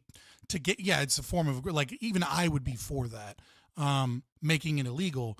I don't know how much money I'd be willing to fucking have Congress vote towards that. And I think a private solution would be better, obviously. But, like, so long as the government doesn't let me do that, then, I'm going to let the government. Well, what would the private? No, but let's examine this. What would the private solution be, right? Because these individuals are international, right? So the only thing I can think of is that you, along with like other concerned parents, hire a mercenary force to go and hunt these individuals down and then drag them back to face some sort of communal. Well, it's no less difficult than, let's say, the United States government, right? The United States government isn't going to invade Croatia because there's internet servers there. I mean, they may work with the local government to extradite criminals, and and that same path or avenue would be available to a private sector as well, right? Like, let's say the whole world is ANCAP, right? You could just as much as, let's say, only America's ANCAP and the rest of the world isn't, right? Well, there's no reason that a private firm in America couldn't try and extradite those people to the same degree of success that the United States government could, right? Like, I think, try and call your local FBI or police station and say that someone is calling you and trying to trick grandma and grandpa, into giving away their life savings. And you're going to get someone that laughs on the other end of the phone. Be like, what the fuck do you want me to do about someone using a Google number in Nigeria? Like, they're just going to laugh at you because they don't really have the means to meaningfully enforce that. Like, that's the current situation we're in, right? So it's like, it wouldn't be any different with. Okay, but they actually did respond to this, or at least they're working on it. So we have sometimes yeah. If the problem is think, big enough and they feel like they can get a task force, they will. And I think also that, like, the United States as an imperial force has a lot more leverage to get extraditions when they want to, like the political pressure that they can enact on some other nation. Maybe, yeah. Well, the United States in particular has a lot of fucking power, right? So they have, I mean, the United States is kind of a unique example because we are the world police, right? But let's imagine in Ancapistan, right? Let's imagine, Discord wants. Well, let's imagine Discord wants to exist, right? Yeah. And let's say predators love to use Discord, right? Well, if I'm a parent, I'm going to tell my kids to stay the fuck away from Discord. But let's say there's a Discord alternative that gains some momentum and is in competition with Discord, right? Okay. And then let's say this alternative says, hey, we use a portion of our ad revenue or our, membership fees or whatever, and we hire as a big corporation that has millions of people that pay membership, right? We spend, a fraction of that, which is like, $20 million, right? A year on like a specific private firm, and their only goal is to track down and find pedophiles and things like that, and work with overseas agencies in terms of getting our cut of fines or potentially doing, like, what you would have there is that the market would have a unique problem based upon the ability to sell their product. Whereas in the United States, our criminal justice system isn't based off of unique products. It's based off of generalized societal problems. And so I would say that the business, you're right, would lack the United States government's power. But at the same time, I would also say that the business would be uniquely incentivized to sell their product. And because so many parents are like, hey, if the problem's bad enough, then it hurts the product. And so eventually it becomes financially not only viable, but preferential to try and solve that problem. And the way that you solve that problem is to use a portion of your money towards a private firm that's sole goal is stopping that problem, as opposed to the wishy-washy FBI that's funded through Congress that's like 4 steps removed from your vote. But see, I'm not entirely sure that firms would do that. They would Maybe. only do it if the cultural pressure was there, which is kind of the same with the state, right? States only quote unquote solve problems when enough people get angry and then they vote based off of that issue, right? So there's a similar mechanism. Yeah, but not quite, right? Because For sure, there they're is different. Sure. Okay, yeah. I think there could be a more direct, well, potentially a more direct ways of communicating and putting pressure on your representatives, right? Again, not always.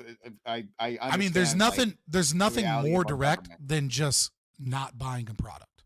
Yeah, Nothing but is hold on, more hold on. direct. Yeah, I get that, but like people like so there's multiple ways to look at this. Like when we're Mhm. looking at a widgets that we're buying, right?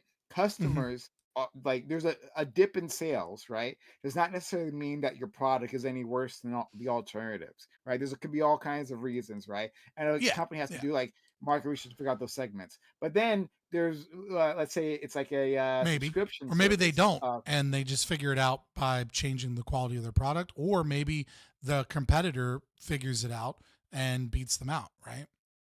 Yeah, yeah. It's just like there are certain like products that offer a bit more of a direct relationship with the customer and that you can understand maybe like through a subscription service.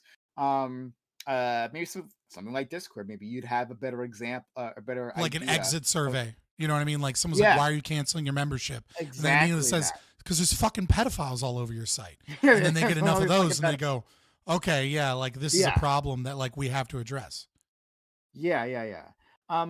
Also, it could be that there's the calculation that we're just making like enough money that there is a problem, right? A Mhm. significant problem, but not more significant um uh than the cost it would be to take care of that problem, right? And we're a rapacious Mhm. Absolutely. corporation, and so we aren't going to attack that. Absolutely. So again, it's that supply and demand thing, right? So the actual thing here is, what is the value of getting rid of pedophiles on your server? Okay? And the more involved parents are and the more parents care, then that value goes up. Right? If 99% of parents are like completely unaware and they don't care, then the value of getting rid of pedophiles on their server is very, very low, right? Because they're going to lose 1% of their customer base. The other 99% are going to stay no matter what they do, so it's not worth it, right? But if 20% care, right? Well, then what is the value of losing 20% of your customer base? 80% can still be completely unaware and not care. But if 20% do care and they go to your competitor, that will cripple your fucking business. And so what's 20% of a company that makes 100 million in profit each year is $20 million. So, and if the competitors aren't doing anything, maybe you spend 15-20 million dollars and beat out your competition. I hear you, friend, but like this comes back to that information, right? The unknown is that how many parents understand what Discord is and the myriad of dangers that exist in Mhm. this fucking service, right? Like, and how is this information disseminated? Um, For sure. like, yeah, sometimes like we get some media stories out there, right? Right. Your local news, but like I'm a person who doesn't like engage in local news because mostly it's fucking toxic and actually makes your life worse. Right. It's mostly like at a gas station today, 2 Yeah, people were exactly. killed. It's like, okay, Yeah, how's that fucking bullshit. help me? Or am I Yeah, not going to and go to that only every gas so station? often, very rarely there are human interest stories that I'm like, oh, okay, well, this was a useful thing, and that I'm glad I have this piece of information to work with. But anyway, yeah, it's like how is this disseminated, and then like who are the customer bases? Like if the like for Discord, most people aren't like subscribing to this, right? Like it could be that like there is, and it's probably the case that the where they make the majority of their money is through adults on the service who are engaging and find value within it, right? And they're who aren't concerned about pedophiles. Like me, I'm not like particularly concerned about pedophiles, right? Like, Also, for the record, I just checked. Discord's annual revenue is $600 million. Holy fucking wow. More than $500 million is what they're making, right? So I mean, like, even if they only spent 1% of their revenue on stopping pedophiles in some way, that would still be $6 million a year spent just on getting rid of pedophiles on Discord. Yeah. But like adults, you know, and whatever my age bracket happens to be, right? Like a lot of us who aren't, especially the ones who aren't having children, aren't particularly concerned about this. Or think about the pedophiles, right? Like pedophiles got to pay for Discord, right? And if we try and stop the pedophiles, right, like then a certain portion of their subscriber base is going to leave because they're coming for them. Yeah, there's that. Yeah, but also like so the victims here, so their targets are children who are less likely to be paying for the service in general, and if they leave, it's not necessarily impacting the company financially. The action of leaving would be coming from a parent who wouldn't even fill out an exit survey any which way here. They just say, uninstall this fucking program if they know to do that in the first place, right? Like, there's a whole bunch of steps that have to happen before, like, even Discord gets that market signal. Let's assuming there's no government to do this, right? That they get the market signal that this is an issue, right? Rather than having an outside force say, like, hey, like, we've gotten reports, knock it off or tackle this before, you know, we take some enforcement action. It's I recognize what you're saying, right? Which is that, like, I think what you're saying is, how do we, like, I brought up the economic calculation problem, right? Which is that experts in a government have to spend money in order to gain information in order to enforce things. And, you know, the more money they spend, the more their information is, the more successful they tend to be in whatever regulation or whatever it is that they do, right? And my response to the economic calculation problem in this scenario is that, like, you're absolutely right that, like, there has to be a market signal, but the market signal is price, right? And so different people have different responses to the price. Some try to increase their quality, some try to lower their costs. And this would be an example, you know, getting rid of pedophiles would be an increase in quality, right? Okay. It's kind of an abstract increase in quality, right? Because it's not a material good that they're selling, right? But it would be an increase in quality to the product. And so that is kind of, the thing is that the market interaction that determines price is made up of every single buyer and seller of every single product. So it's made up of server space, right? It's made up of individual consumers. It's made up of the price of software developers, right? So software developers expect a certain salary. And so, you know, if company A and company B both want software developers and they're doing totally different things, price is what tells them the value of the software developers. And so when the economy responds by, you know, increasing the price of a different product that's totally unrelated from Discord, you know, it increases the cost of software developers because they're more needed somewhere else. And someone else has more money to pay for software developers than Discord or vice versa. And so no matter how much money you spend to solve a problem from the government's perspective, right? Yes, I agree that they can spend money and gain better information than an individual company can. But once you start looking at all of the interactions in the market, it becomes impossible. It's impossible for the government to have the same level of accuracy as do companies in terms of, like, what to produce. I mean, I guess I agree there, but maybe I'm not sure how to phrase this. Maybe it's already been covered. I think the thing here is that there's a difference between information that is gained to so when I say information, what I'm talking about is most valued means towards most valued ends. Sure. And I think what you're saying is, yeah, sure, or at least what you're thinking, your line of logic here is like, yeah, sure, the market is the best at determining what it is that people value the most and then putting money towards what it is that they value the most. But my claim would be there's a lot of people that don't know what's good for them or don't understand the complexities of things, and that the government is going to take money away from its most valued means towards its most valued ends, but we're going to solve a problem that you believe that the market wouldn't solve because of the ignorance of the people involved in the buy and sale of products. Yes. Such as pedophilia, for example, and parents that are unaware of the problem. Yeah. It would seem that like because this idea, let's discuss this idea of most valued needs, right? Most valued means towards most valued ends. Most valued means, most valued ends. Because maybe I'm misunderstanding the concept, so please clear it up. But like, it seems like when dealing with a product, right, there's a bunch of priorities that I may want through that product. So for Discord, I want effective communication. I want clear communication, right? Like, if it can't provide adequate audio or video, right, or like text messages aren't going through, then that's an issue, right? So like, for this product, I value that, right? And what else I may value are the social tools that just like, hey, the was it the little emotes or whatever the fuck, right, that people attach to messages, right, like things like that. Maybe that's a value to me, right?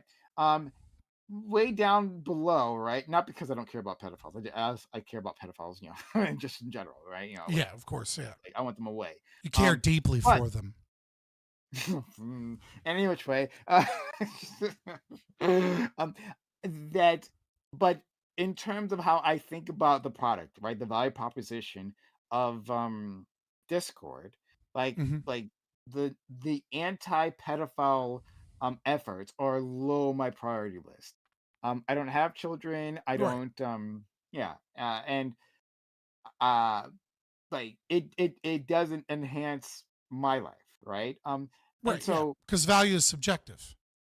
if that's the case for most of the paying customers, then like you're saying, well, then what is the market signal do? Like if their greatest value is actually being taken care of, right? And like the signals there tell Discord what really will keep these customers coming back, especially the paying ones, is if we increase like the audio bit quality, rate, right? Audio quality. Right now we offer 4K video and all that, right? And we're not getting the signal that like what will keep these people is anti-pedophile efforts, then we won't do those things. Agreed. So there's a couple things here, right? So people have values and they're ordered, right? But just because a value is ordered doesn't mean that the top one is the end all of the value. It's only the primary one, right? So in your example, let's say there's 4 things you value about Discord, right? Number 1 is audio quality. Number 2 is stability. Number 3 is video quality. And number 4 is that they don't let a bunch of scammers and pedophiles on, right? Yours is way down at the bottom. And for somebody else, it might be the other way, right? But that doesn't mean that you don't value number 4. It just means that you value these other things higher. And so that means if Discord has a competitor that offers the same service for the exact same price, and they have the exact same, let's say, audience amount, right? Like they have all other things are equal, right? But Discord offers better audio and Discord B goes after pedophiles and like doesn't have a pedophile problem. Presumably, based off of this, you would choose Discord B that has a pedophile problem over Discord A, right? Because Discord, you would choose Discord A that has an audio that has superior audio over Discord B that is exactly the same, but with not as good an audio, but that they don't have pedophiles and scammers. Now, first of all, I think if you were aware of this, I don't think that's actually true. I think you would choose I think that you probably value going after pedophiles more than you value perfect audio. But let's say the audio is like just fucking garbage and it's unusable. Then yeah, you would choose the one that's at least fucking usable. Right? But I think if there was like a 10 or 20% difference in audio quality, I have enough faith in you as a good person that you would be like, yeah, I don't want my fucking Discord server to have a problem with pedophiles on the website, right? I want to make sure that these people go after. But even let's say that you don't. Let's say that you really don't care. The whole community of like every person of this $600 million revenue business is going to be full of people that have different values, and their values are not only subjective in their ordering, but those orders change, right? So let's say right now you don't value very highly keeping pedophiles off the server. But let's say today in your Discord, someone that you really like and that you thought was really cool turns out to be a pedophile, one of your moderators, and turns out that they were grooming like 3 or 4 different people in your server. And then all of a sudden you heard that there was another company with the exact same basis and everything, but their audio quality wasn't quite as good. I'm betting you'd be like, you know what? Fuck Discord. I'm going to this other company. And that's kind of what we're talking about. But so the question then really becomes is, as a culture and as a society, do we have a problem where things like going after pedophiles is not valuable enough? People don't care about it enough in society. And if that is true, will the government step in and solve this problem in a way that the market wouldn't? And the issue that I have there is that if it's not a highly valued issue in our society, you may petition the government to change. You may talk to people about voting. But you know what? Both Donald Trump and Kamala Harris didn't run on going after pedophiles, going after kids on Discord servers. It's not until there is a swell of people that a politician feels like they're going to lose a vote, unless this issue is so important that they actually go and take care of something, or that so the politician is also reacting to the values of the people. It just happens to be that they're reacting to the values of voters and likely voters as opposed to people in the market. And the market is going to respond to that change in culture faster, and it's going to be much more acute, because in a competitive market, a loss in 5% in sales to your competitor is a really, really big deal. But in a gerrymandered district where you can get as much APAC money as you want to make the corporations happy, a loss in 5% of the people that care about Discord is literally going to be 0.1% of your voter base, because there's this voting coalition, and it's going to have no fucking effect on you until it becomes a major cultural issue. I hear you. I hear you on that, and I think that's well put. But someone in my chat said pedophiles like their sound quality. I really want to hear those moans. Oh fuck. God. Oh. All right. Yeah. Yeah. The thing I was going to ask about or hit you with is, with, at least to my knowledge, and maybe I'm mistaken, I could be, Discord and the This is just a thought experiment with Discord, for the record. Like, it's not like it's an overarching argument, but yeah. Discord within its industry isn't bogged down by many regulations. I don't think this is an extremely regulated industry that that it finds itself in.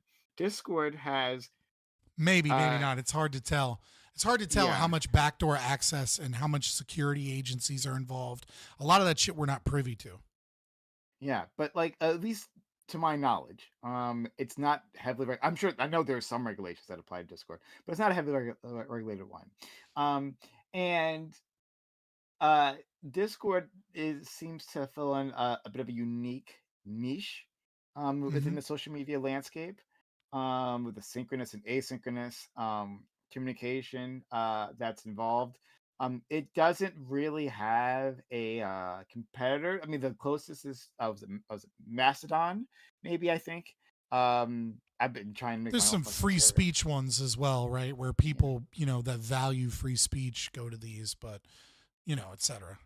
Yeah, it doesn't seem to have any real competitors. Maybe you might find some disagreement there, but nothing insignificant.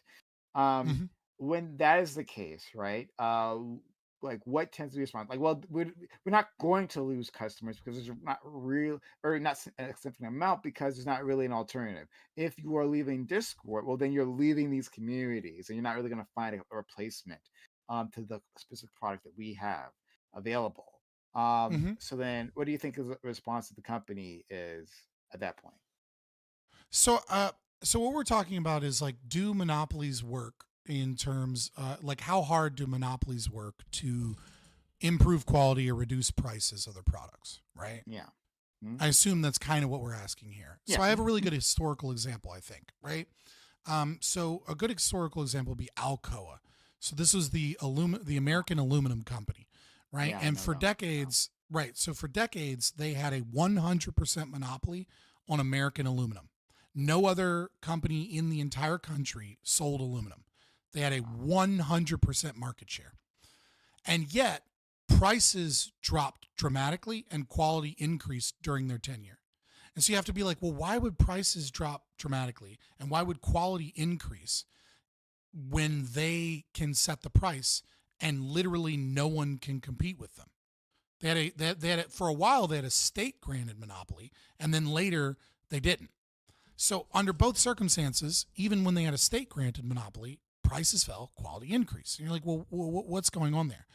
The thing is that monopolies are in competition. Competition is a state of being. It's not actually a percentage of market share. It's not about like a company is this big and like if you leave their product for some other company, there is no alternative. So let's take the Alcoa example, right? What we saw was that, well, aluminum as a product can be used for a ton of things. And so aluminum is in competition actually with other metals. It's in competition with copper. It's in competition with cast iron. It's in competition with steel. All of these things can be used to make pots and pans. But when aluminum was, in the 1910s and 1920s, aluminum was so expensive that like the Empire State Building actually had a small aluminum cap on the top of it because it was seen as more precious than gold because it was more expensive than gold. And so it was actually like a sign of wealth and achievement to have the Empire State Building capped with a little triangle of aluminum. Now, aluminum is so fucking retarded cheap, you would not compare it. You would not call aluminum a precious metal, right? And so they're in competition with other things, even though the products are different. And furthermore, they're also in competition with potential investors, right? Because if you're making a fuck ton of money, then there are people just sitting around in hedge funds right now, right?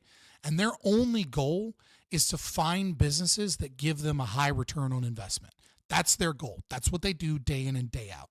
And if there's a market where somebody's making 20, 25, 30% profit, they're going to invest in startup companies that compete with them because those startup companies, even though the initial cost of investment may be high, they can make 20% profit and still be 10% of the price, 10% less profit than Alcoa, for example, and compete in that domain.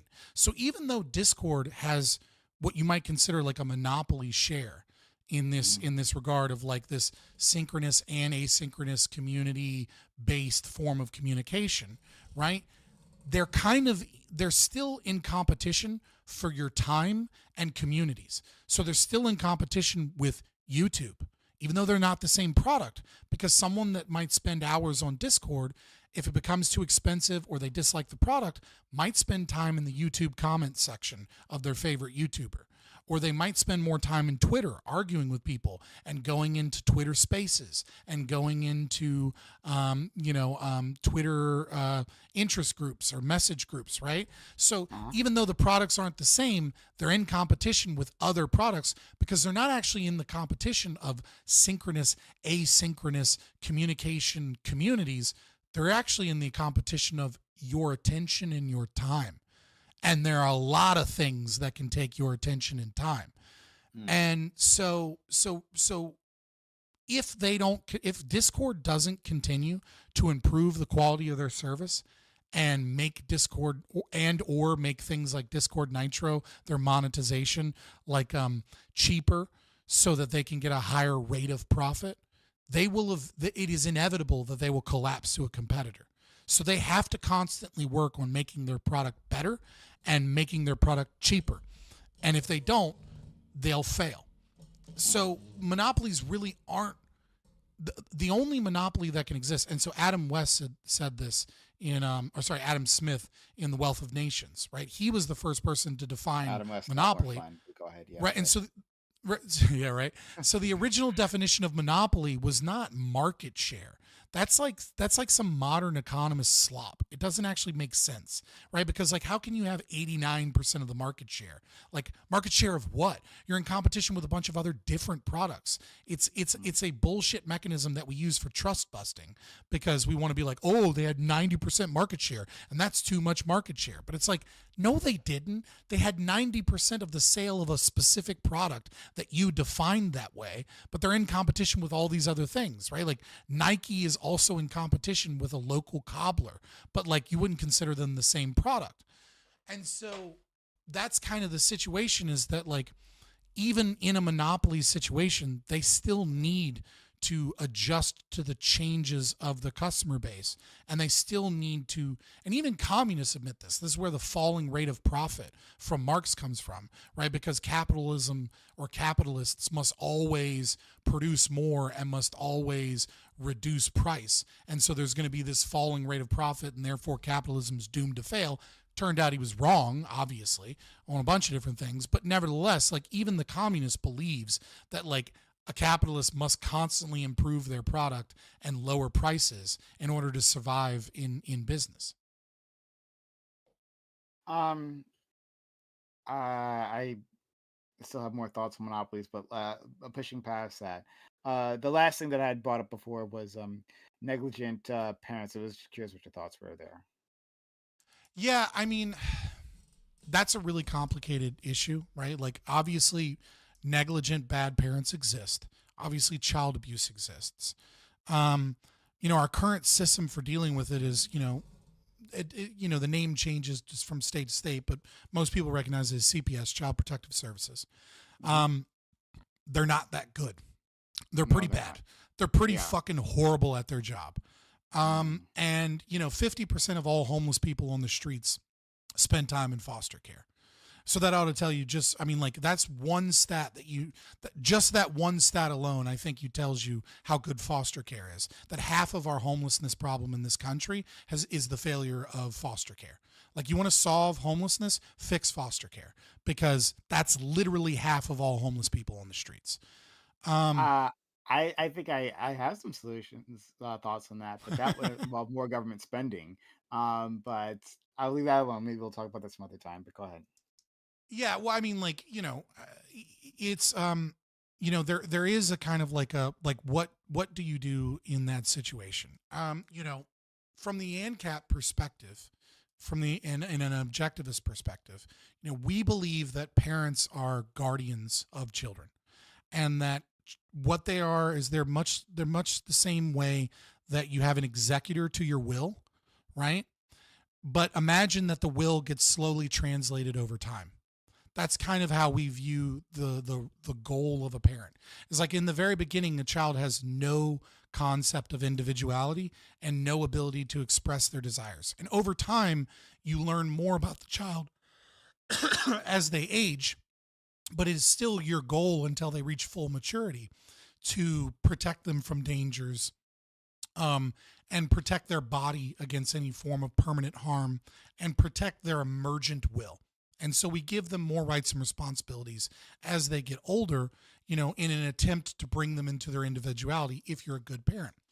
Now, if you are a parent that is negligent, in terms of a rights-based perspective, it needs to be a form of negligence that is, in order for my philosophy to say that you have a right to take the child away, right? It needs to be something that is doing some form of permanent physical or psychological harm. Absent permanent physical or psychological harm, such as not feeding them, keeping them chained up somewhere, refusing them any form of education whatsoever, including homeschooling, right? It gets to be a tricky thing, and I have to be careful about it because, I'm not an expert in this field. And I do admit that it's a bit of a gray area philosophically, that there are, pitfalls and subjective measures here. But even still, we do recognize as a culture, morally speaking, that you don't want kids growing up to be criminals, to be bad people, to be not adjusted people. And, I think one of the major problems, believe it or not, that we have is that we have a legal duty to our children. I think that is actually one of the biggest causes of child abuse in America, is that you don't get to say, you know what, I'm done with this kid, I'm out. Because what it does is we use the power of the government to force bad parents to take care of children that they hate. And I think this leads to more abuse than anything, is that these parents can't simply give up. I don't think that's a moral good. I don't think that's, morally right to give up on your child. But I do think that it is a special form of evil that we force people that hate their children to take care of their children. So you would want some sort of local mechanism for children to be given up. I don't want to parent this child. And so I release them to some sort of communal organization the responsibility is to release them into a communal organization. And then that's it. So, Right? Then you walk away. when you're a guardian, right? So guardianship is kind of an important term within libertarian philosophy, right? A more simple example is, let's say you have a ferry and you offer someone money to go from one side of the ferry to the other.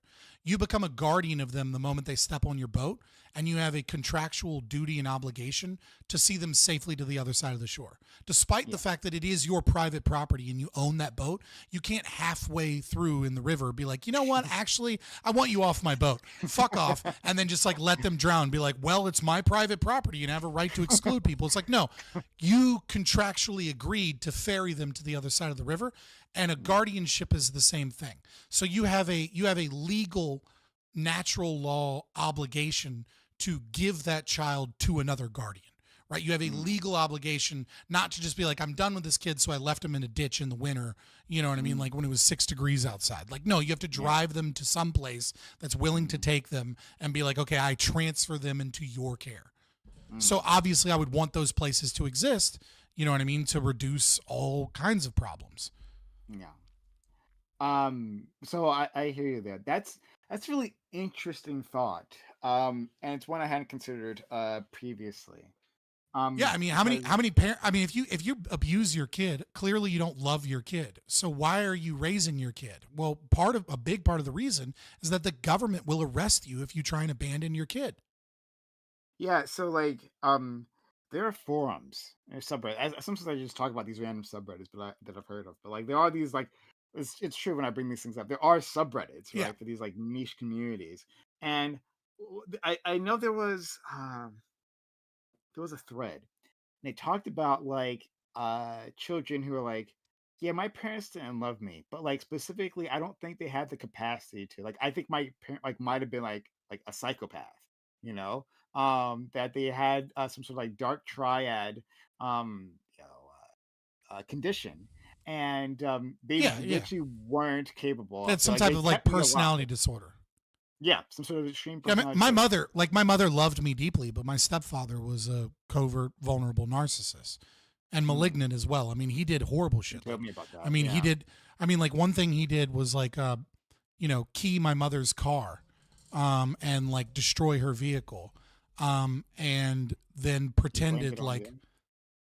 No, he didn't blame it on me. He blamed it on crime in the city because he didn't want to live he didn't want to live downtown anymore. So he did it to convince my mother to break the lease and move somewhere just because he didn't like the noise in the city.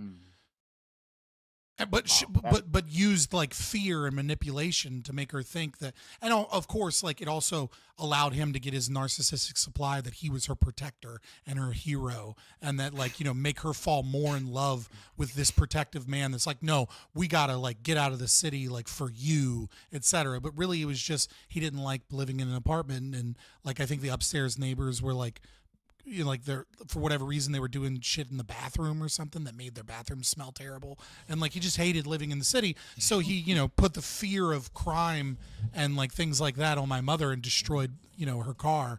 And when the police did a report, they were like, there's only two sets of fingerprints here, yours and his. And like he never used her car, and she had cleaned her car like 2 days before that. But my mother was, you know, in love with and married to a narcissist. So until she broke away from him, like she never like thought back on him and was like, holy shit, he did that. Like, because, you know, it had to break away from an abusive narcissist. But I mean, like, yeah, like those people are parents, right? Like those people exist and they're parents. Yeah. You know, like he did a lot of other shit. Like he mugged her at one point. There was a thing that he would do when we would want to move, is that he would, you know, make her afraid of crime in the area so that she would move, and then also so that she would like look at him as her savior. Like he mugged my mother, like with a mask on, pretend to be Yeah. someone else. Yeah. And then she comes home scared, and he's like, "Oh, what happened?" Oh, and then Yeah. he's like, "I'll protect you." Oh, wow. I mean, he would do things like gaslight my mother into being angry and violent towards me so that she would beat me, and then he would be the savior to come in and stop the beating so that I would value him as someone that protected me from my abusive mother, without me realizing that he was doing everything he could to make her abusive towards me, to like have me like look at him like a hero. Yeah, that's the part I was remembering. I remember he did something like that to you, but you. Yeah, I mean, he did all kinds of crazy evil shit. That's wild. I didn't hear about the mugging. The mugging you definitely did not share with me before. That's wild. Okay. I got 100 stories. I mean, that's what it's like to live with a malignant, you know, narcissist, like a truly evil narcissist. So there was a thread, at least a thread. I think it might have been a full subreddit, where they discussed like exactly this. Like your parents just weren't capable of it, right? And like they didn't like you, but they just like tolerated you. And so hearing that, like, it's very interesting. I hadn't ever considered this idea that yes, and part of the and why I brought this up is because part of the response to that was that like the only reason they kept me around is because they were required to, Right. really. Well, so like currently, like part of the reason foster care system is so bad, right? Part of it is like a corrupt incentive, which is that we pay people to take in foster kids, and then some people abuse that system, which I don't agree with, but you know, it is what it is. But part of the reason so many kids are in foster care is because CPS doesn't get involved until they're problem kids. So more often than not, what you have is you have kids that act up in school, that are violent or that engage in really bad behavior, and then all of a sudden now a light is shined on the situation, and then CPS gets involved. Then they investigate, find out that they're being severely abused, and then they'll take the children away and put them in the foster care system, right? But it's like, well, if they're not severely abused, then then obviously they don't end up in the foster care system, so it doesn't matter. And I'm saying that they might still end up in this foster system even if they aren't severely abused. That's when I say that CPS is bad. That's what I'm talking about. Yeah, I mean, like that definitely happens too, right? But so here's the problem, right? Is that it takes recognizing more often, very often, I'll say, just leave it at that. Kids are already fucked up by the time they get to foster care. Right? They're already very damaged, and they're already down a very bad path in their life. And we're hoping that new parents in foster care fix broken kids, for lack of a better word. I don't want to say that children are broken, but but in many ways they are. And because of this corrupt incentive, which is that the government forces you to do that, there are a lot of kids that the parents could have just dropped them off like they're going to have abandonment issues, obviously, right? But they don't have to suffer through years of abuse until they become so bad that they eventually get noticed, right? And then they end up in foster while they're already doing drugs or already acting out. They're already engaged in like low-level crime. They already have oppositional defiant disorder or conduct disorder. They already have all of the markers for, you know, personality disorders themselves. We could have caught these kids 3 or 4 years earlier before so much of this extra psychological trauma existed, but we didn't, because the state says you can't abandon your kids if you hate them and you don't love them. Okay. All right. I like this idea. I like it a lot. But I'm going to be extending it right naturally from another part of my ideology, and I wonder if you'll do the same, right? So I say that we shouldn't force people to be parents, and so we should provide abortion services. And if a person chooses not to take that step, or they get pregnant, they don't want to take that step, then they should have those services available. So I can extend that to afterbirth, right?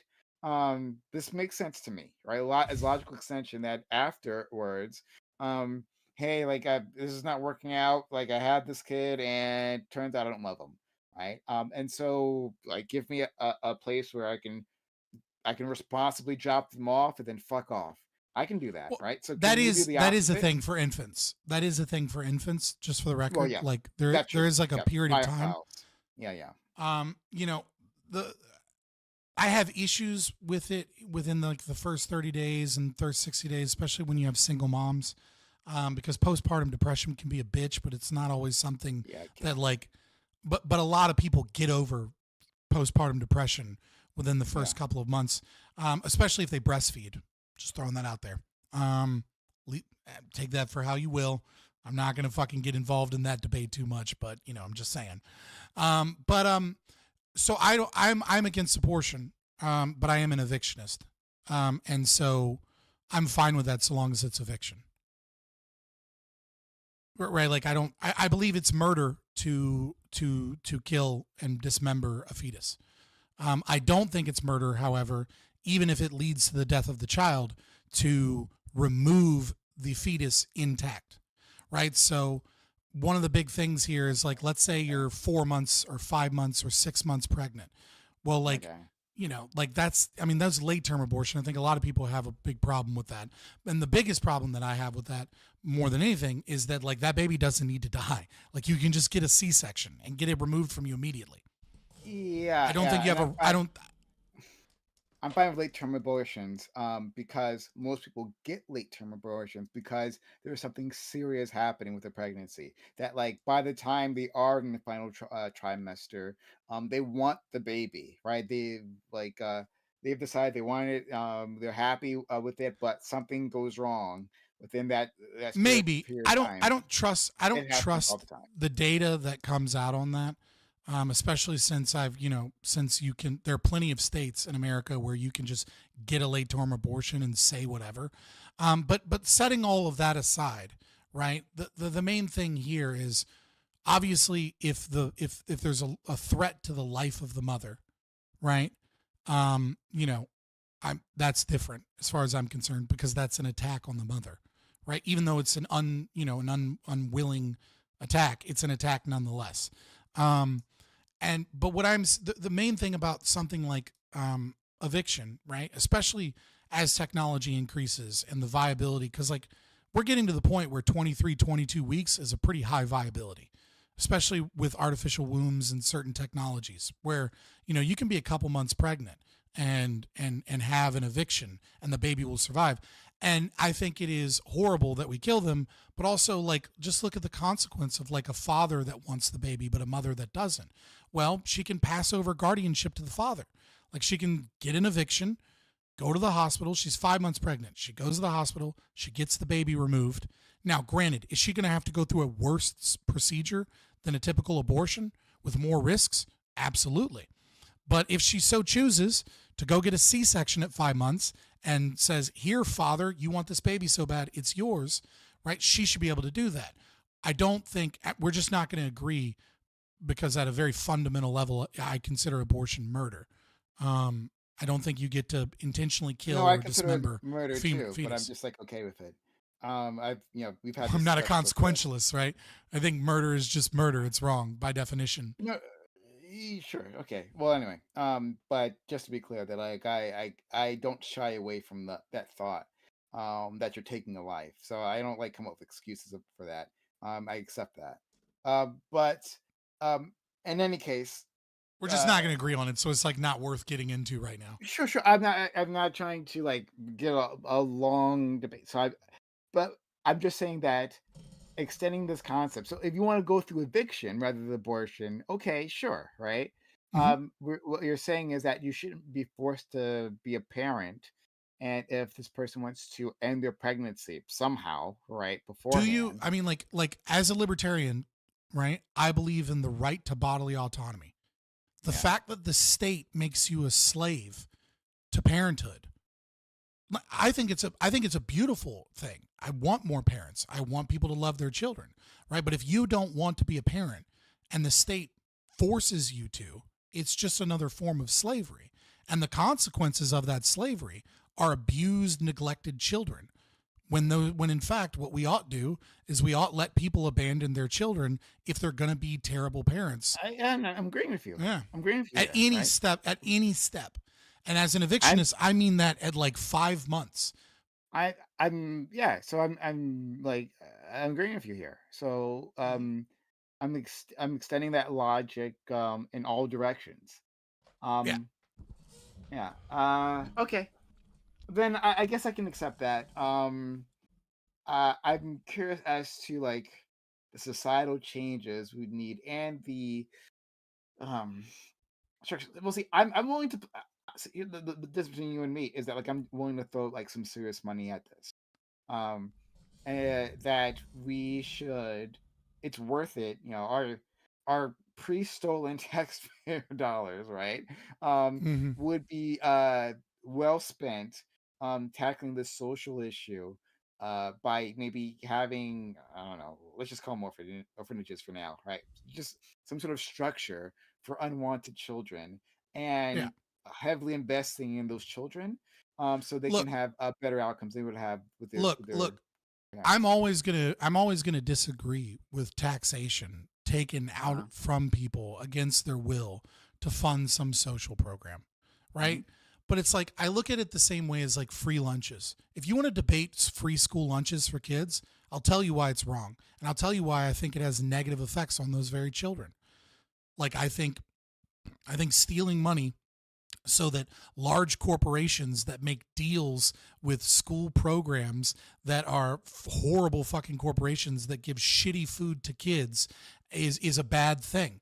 But like on the scale of Obama for trying to prove that.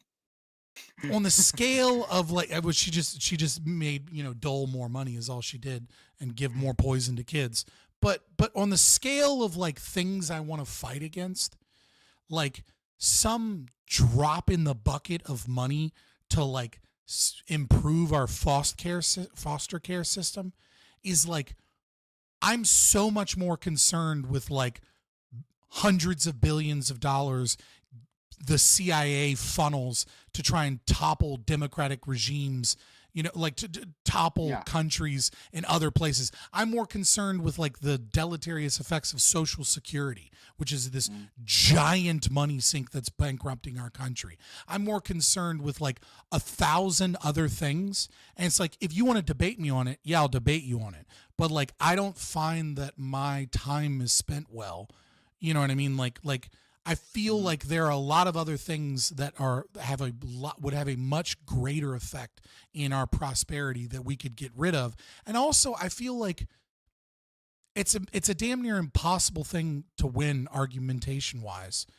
to the normal person that's like, this is why this $20 million program, that houses, children that were abandoned by their parents needs to be scrapped. Fuck those kids, right? That's a really difficult argument to win that doesn't make us look good anyways. And it's like, it's so far down my list. And the thing is that if we got rid of USAID, if we got rid of Social Security, if we got rid of, the massive growth of the state, and we were a society with a very limited government, all of a sudden we would see a much freer market that would be able to respond to these things anyways, and people would be like, yeah, just let the market do this, because they would have seen the market do so many other things, and it would just be a market that's way more free to actually be able to respond to these things anyways. So I'm just not going to fight you on that. Like, if you want to fight on it, I'll fight it, but it's just like, I've got 1,000 other things on my checklist I'm more concerned about. Fair enough. Yeah. But yeah, I was just stating that, like, I would put quite a bit more investment in those children. Like, I think one of the reasons why was foster care. I hadn't known that statistic that you were saying. I loved, if you have a source for that, I'd love to take a look. But there's a ton of sources. Literally, you could just Google it. Like, it's a well-known, well-researched thing. Okay, well, I'll take your word for that. But that foster, half of all homeless people have spent time in the foster care system. It seems quite intuitive. So it's definitely something I can believe. I think part of the reason is that they're abandoned at 18, right? Like, even if they have like loving parents, like they not be able to support them at 18. Like, we need to find structures to it's bring them into adulthood. So according to NFYI, which is Housing and Homelessness National Foster Youth Institute, right? 50% of homeless population spend time in foster care. An estimated 20% of young adults who are in care become homeless the moment they're emancipated at the age of 18. Yeah. So exactly. the day they turn 18, they have no supports. Like, they're completely unsupported. I mean, like, I had a similar. I've been homeless, right? But of course, I was lucky in that I had a job and I had a car, right? Like, that drastically. Like, when you say homeless, like, that's a wide stretch of shit. It means like, I wasn't in a camp in rags, you know what I mean? Like, with no money on the corner. I was just hopping from couch to couch or sleeping in my car. I had a gym membership, and I used that gym membership to take showers. I used my job to be able to wash my clothes and kept my clean clothes in my backseat and my dirty clothes in my trunk, and like would do laundry. And then eventually, like, I was able to save up money from that, because let me tell you, a shitty job isn't that much money, but it's a lot of money when you don't have rent, right? So, like, believe it or not, like, you can save up a lot of money when you're homeless if you have, like, a car and a gym membership and a job. Yeah, like, some those basic, three things. tools to help you actually Right, manage that. But yeah. So so the only point I was making is that it's a worthwhile investment, and exactly that with the 18-year-old. Like, so many of these people are just like tossed out, and God, it's so fucking heartbreaking. Like, every time I think about it, I get like fucking emotional thinking how we are banning these people. Yeah, I mean, So, like, there was a really good, what is it called? Job Corps, right?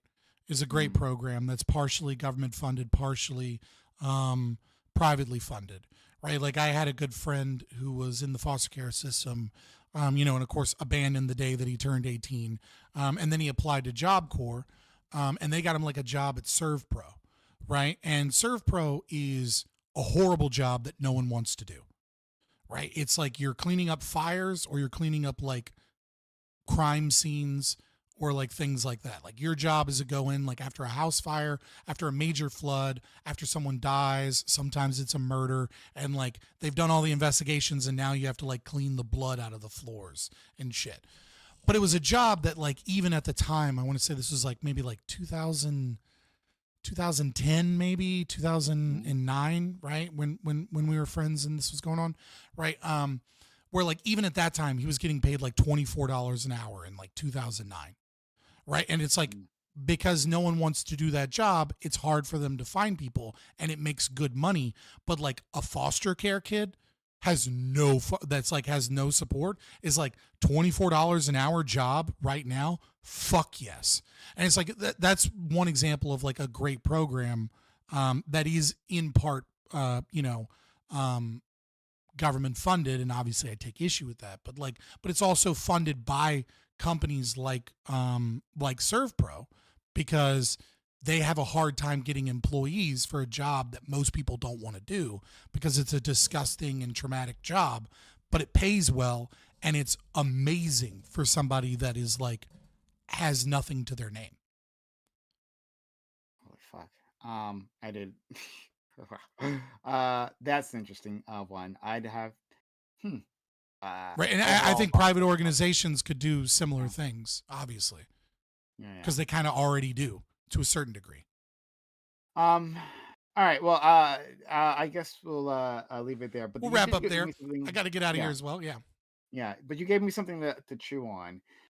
This idea of making it not legally, parents not legally responsible for their children, or at least responsible to pass them on to other guardians. I have like questions, like even now, just like questions as to like how you think something like will go. Not that I'm expecting you to have a perfect system in your head. I'm not gonna put that on you. Yeah, no, of course. But yeah, like because it's like the act of passing guardianship is fraught for other reasons. But it's definitely something I'm going to like turn over in my head a bit. But yeah, this was a I mean, really good any a lot of times when we talk about ANCAP stuff, right?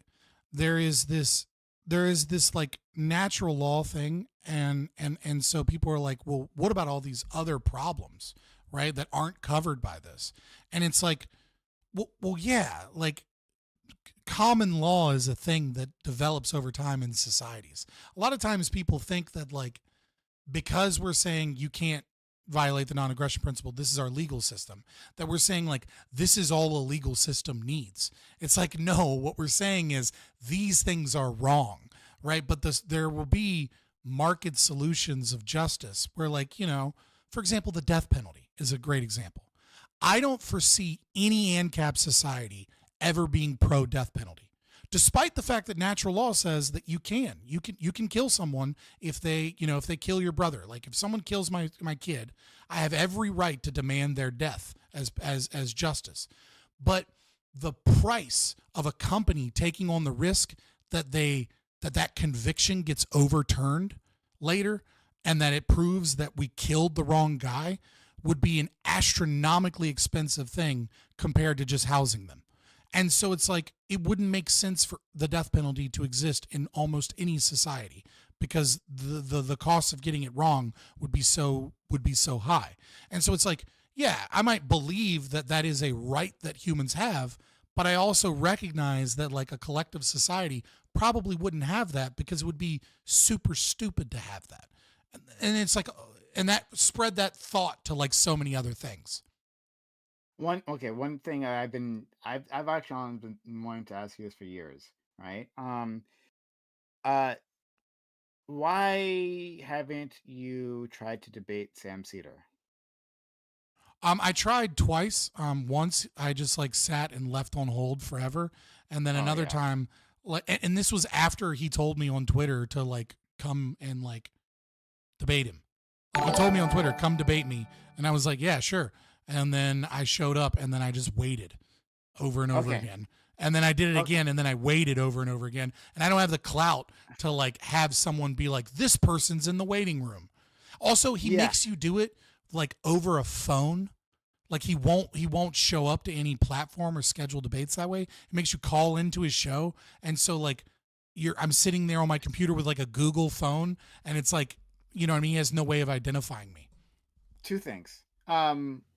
One, I've called into a show previously, and I know the experience, right? I know what that's like. So I understand what you're saying there, and that like they take only a few calls. He's always wanting to talk to ANCAPs and such, and libertarians. But like it's the matter of finding them within the call list, and if they happen to take that number that day. Yeah. So what I understand from other people is that you should like send him an email to his email, right? Okay. And that like identify your number. Say, hey, I'm an ANCAP caller. I would love to debate you. Can we schedule a time? And hope for the best there because they also get a lot of emails as well. But that might be the best way rather than you sitting on the line. Yeah, fair enough. Yeah. And two, he has said, I don't know if this is true, right? Because I've never challenged him. But that like he is willing to go to other platforms. Like oftentimes, like he's said because I watch his show like daily. I'll go anywhere, right? So my understanding is that he will, but I'm not, maybe that's a lie. I don't know. But like, yeah, well, I think it's more of a clout thing. Like if I was a larger creator, he probably would. But like not being a large creator, he'd probably just do it on his show. I have no problem doing it on his show. Like it was like, oh no, they're gonna dogpile me with like 4 or 5 different arguments. It's a really simple solution to that is just to go, okay, hold on. No, I wrote down your first argument. I'm going to deal with your first argument. You made like 5 other arguments. It's a gish gallop and you had all these other people help you. So let's deal with this one argument at a time. And if you keep giving me like 6 different things from, Emma Vigeland, like making snide remarks or whatever, I'm not going to be able to deal with all of these. And that's just, the format that we're in. So if you could respect it and actually debate the issue instead of being a pussy, I would appreciate you stop being such a coward on your own program and just deal with the arguments one at a time. You're great. It's like I get that I know that I'm winning this debate, so you have to use these tactics. But if you'd like to fucking show that you're not a pussy, like get it done and give me one argument at a time, and we'll go through them. Yeah, and then he'll either rage quit or whatever, or he'll fucking comply. I've seen Sam Cedar debate lots of libertarians, but honestly, props to my friend Scotty. They're just not on your level, right? Like these people, not on your level. Oh yeah, no, I've seen him, and I'm like, yo, this guy knows nothing about ANCAP. Or it's like everyone that he's had call in have been like teenagers or like young men that like have never debated before that are just angry and want to talk about it. Hold on, but there was that one debate with the guy who was the head of like the Libertarian Party or like running for the Libertarian seat or something. Yeah, Dave Smith. Okay, yeah, like that. I just if you want to see how I feel about Dave Smith's debate chops, everyone in the audience, just a few days ago, I reviewed him and the Andrew Wilson, and it took me 4 hours to get through 1 and then like hour and 15 minutes of his debate talking about how horribly he was debating. As always, all ANCAPs and all other ANCAPs, I think they're terrible at being ANCAPs. But dude, he said he literally admitted in midstream that he would use the power of the state to stop incest relationships where they were infertile. He was like, yes, I will use the government to stop a brother and sister from fucking, even if they're infertile. Because he's a Christian or whatever, and he's like, I'm an ANCAP, but I'm totally cool with the state using my tax dollars to like stop nonviolent crimes. And like, I was just like, dude, stop. But anyways, I gotta get out of here. It's Christmas Eve already. Sure. The last thing I'm saying is, but of all the libertarians and ANCAPs I've met, Scott happens to be the best, and so I really would actually like you to appreciate it. Deal with Sam Scooter one day. But yeah, hopefully, maybe I can assist you there. But all right, have a great night. All right, I'll definitely email him and see what's up. Peace. See ya. All right. Give me just 1 second, boys. Bitch. There we go. All right. Let's get Pretzel Rocks back up because every time I stop talking to like someone else and like on one of these panels or something, it's like deathly quiet. I feel so awkward because it's like fucking 1:30 in the morning. Everything's quiet and silent now. There's no noise in the apartment complex, and like there's no music in the background. No one else is talking, and I'm just like, it's like a void. Kevin, I don't know what's going on with you. I've only kind of seen some of your posts. And like everything like, are you a bot? Like, what's going on? You're an ANCAP? Yes, I'm an anarcho-capitalist. But Kevin, you just hopped in and like some of these comments are like, Raho wah, white boy wildings. We just need stress relief to WB. I was locked in Iraq during Master Sergeant Floyd protests. J bad. Like with Muammar Abdul-Jabbar, shot my brother in the head in Phila. Move, niche. Bro, like, what is happening there?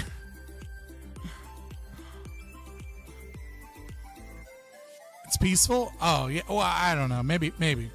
All I want for Christmas is to see the epic meltdown Cedar would have if he ever had to debate you. Yeah, I wrote it down. I'll definitely work on it Saturday. Saturday is when I, because I'm not streaming. And also I don't have the kids this weekend, but like, especially on the weekends I don't have the kids. Saturdays is the day that I just like devote to reaching out, trying to get interviews, trying to get debates set up, etc. And then if I don't get anything, whatever, we just do some reactions or, talk about some, specific topic. Kevin is just a wild kind of man, it seems. Fair enough. But yeah, I'm going to get out of here. I need to pee. I need to calm down. Luckily, I don't have shit to do tomorrow, so it doesn't matter that I'm up at 1:30 in the morning. But like, I gotta come down. Merry Christmas Eve to everybody here. If you want to see me be toxic, join X. I'm currently on a 7-day ban. You can click the link in the description.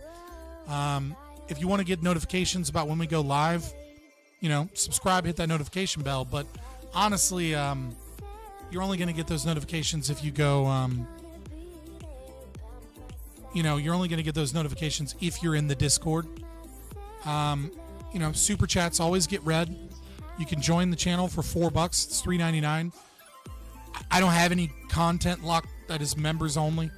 I don't gatekeep like that. Partially because I don't have like an editor or anything to put out enough content to make that matter.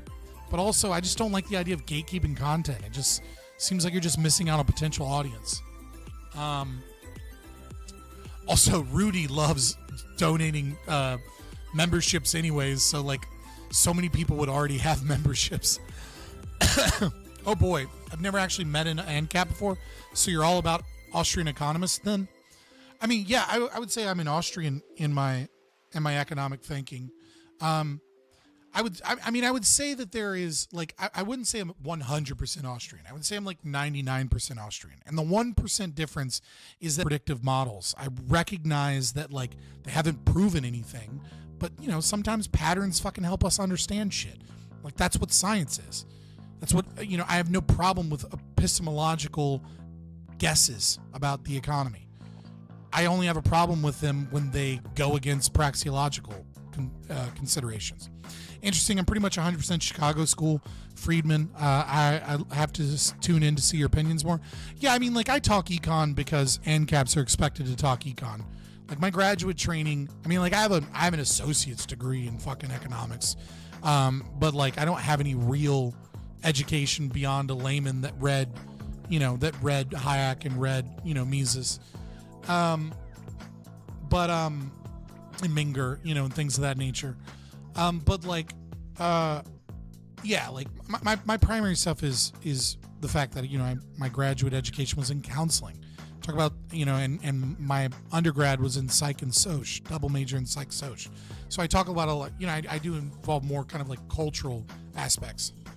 Have you read Friedman though? Yeah, I was mentioning Austrians there. I've read Krugman. I've read Joseph Stiglitz. I've read. I've read a lot of people that aren't Austrians. Yeah, I mean, hell, I've even read Robert Reich, right? Like, I used to be a communist. Sorry, you're just now tuning in. Like, in my younger years, I was a communist.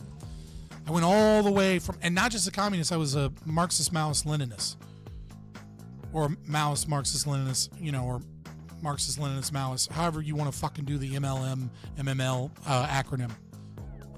But like, yeah, I was that far. I mean, it was only a brief stint as a Maoist before I, slowly started moving towards the right and towards libertarianism. But yeah, when people that have seen me from the beginning on this channel have seen me go from a minarchist to an ANCAP. But my process was a lot longer than that. But yeah, consider just joining the Discord. Click the link in the Discord below, and we'll probably yo, Econo Boy, I was just about to get off. It's Christmas Eve and it's 1:40 in the morning. But what's up, Econo Boy? What are you doing?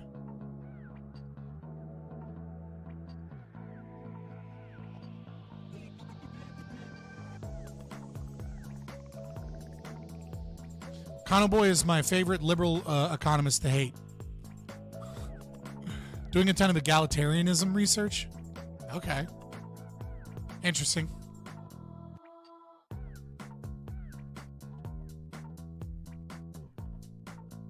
But yeah, dude, I've been streaming for almost 7 hours. I'm ready to like eat and wind down and enjoy Christmas Eve. So I will, my DMs are always open, Econo Boy. Currently banned on, or I'm blocked on, or locked. My account is locked on Twitter. So maybe hit me up on Discord if you want to chit chat about something or something. Be more than happy to. But yeah, I'm gonna get out of here, brother. I need to, you know what I need to research? I'm writing this down.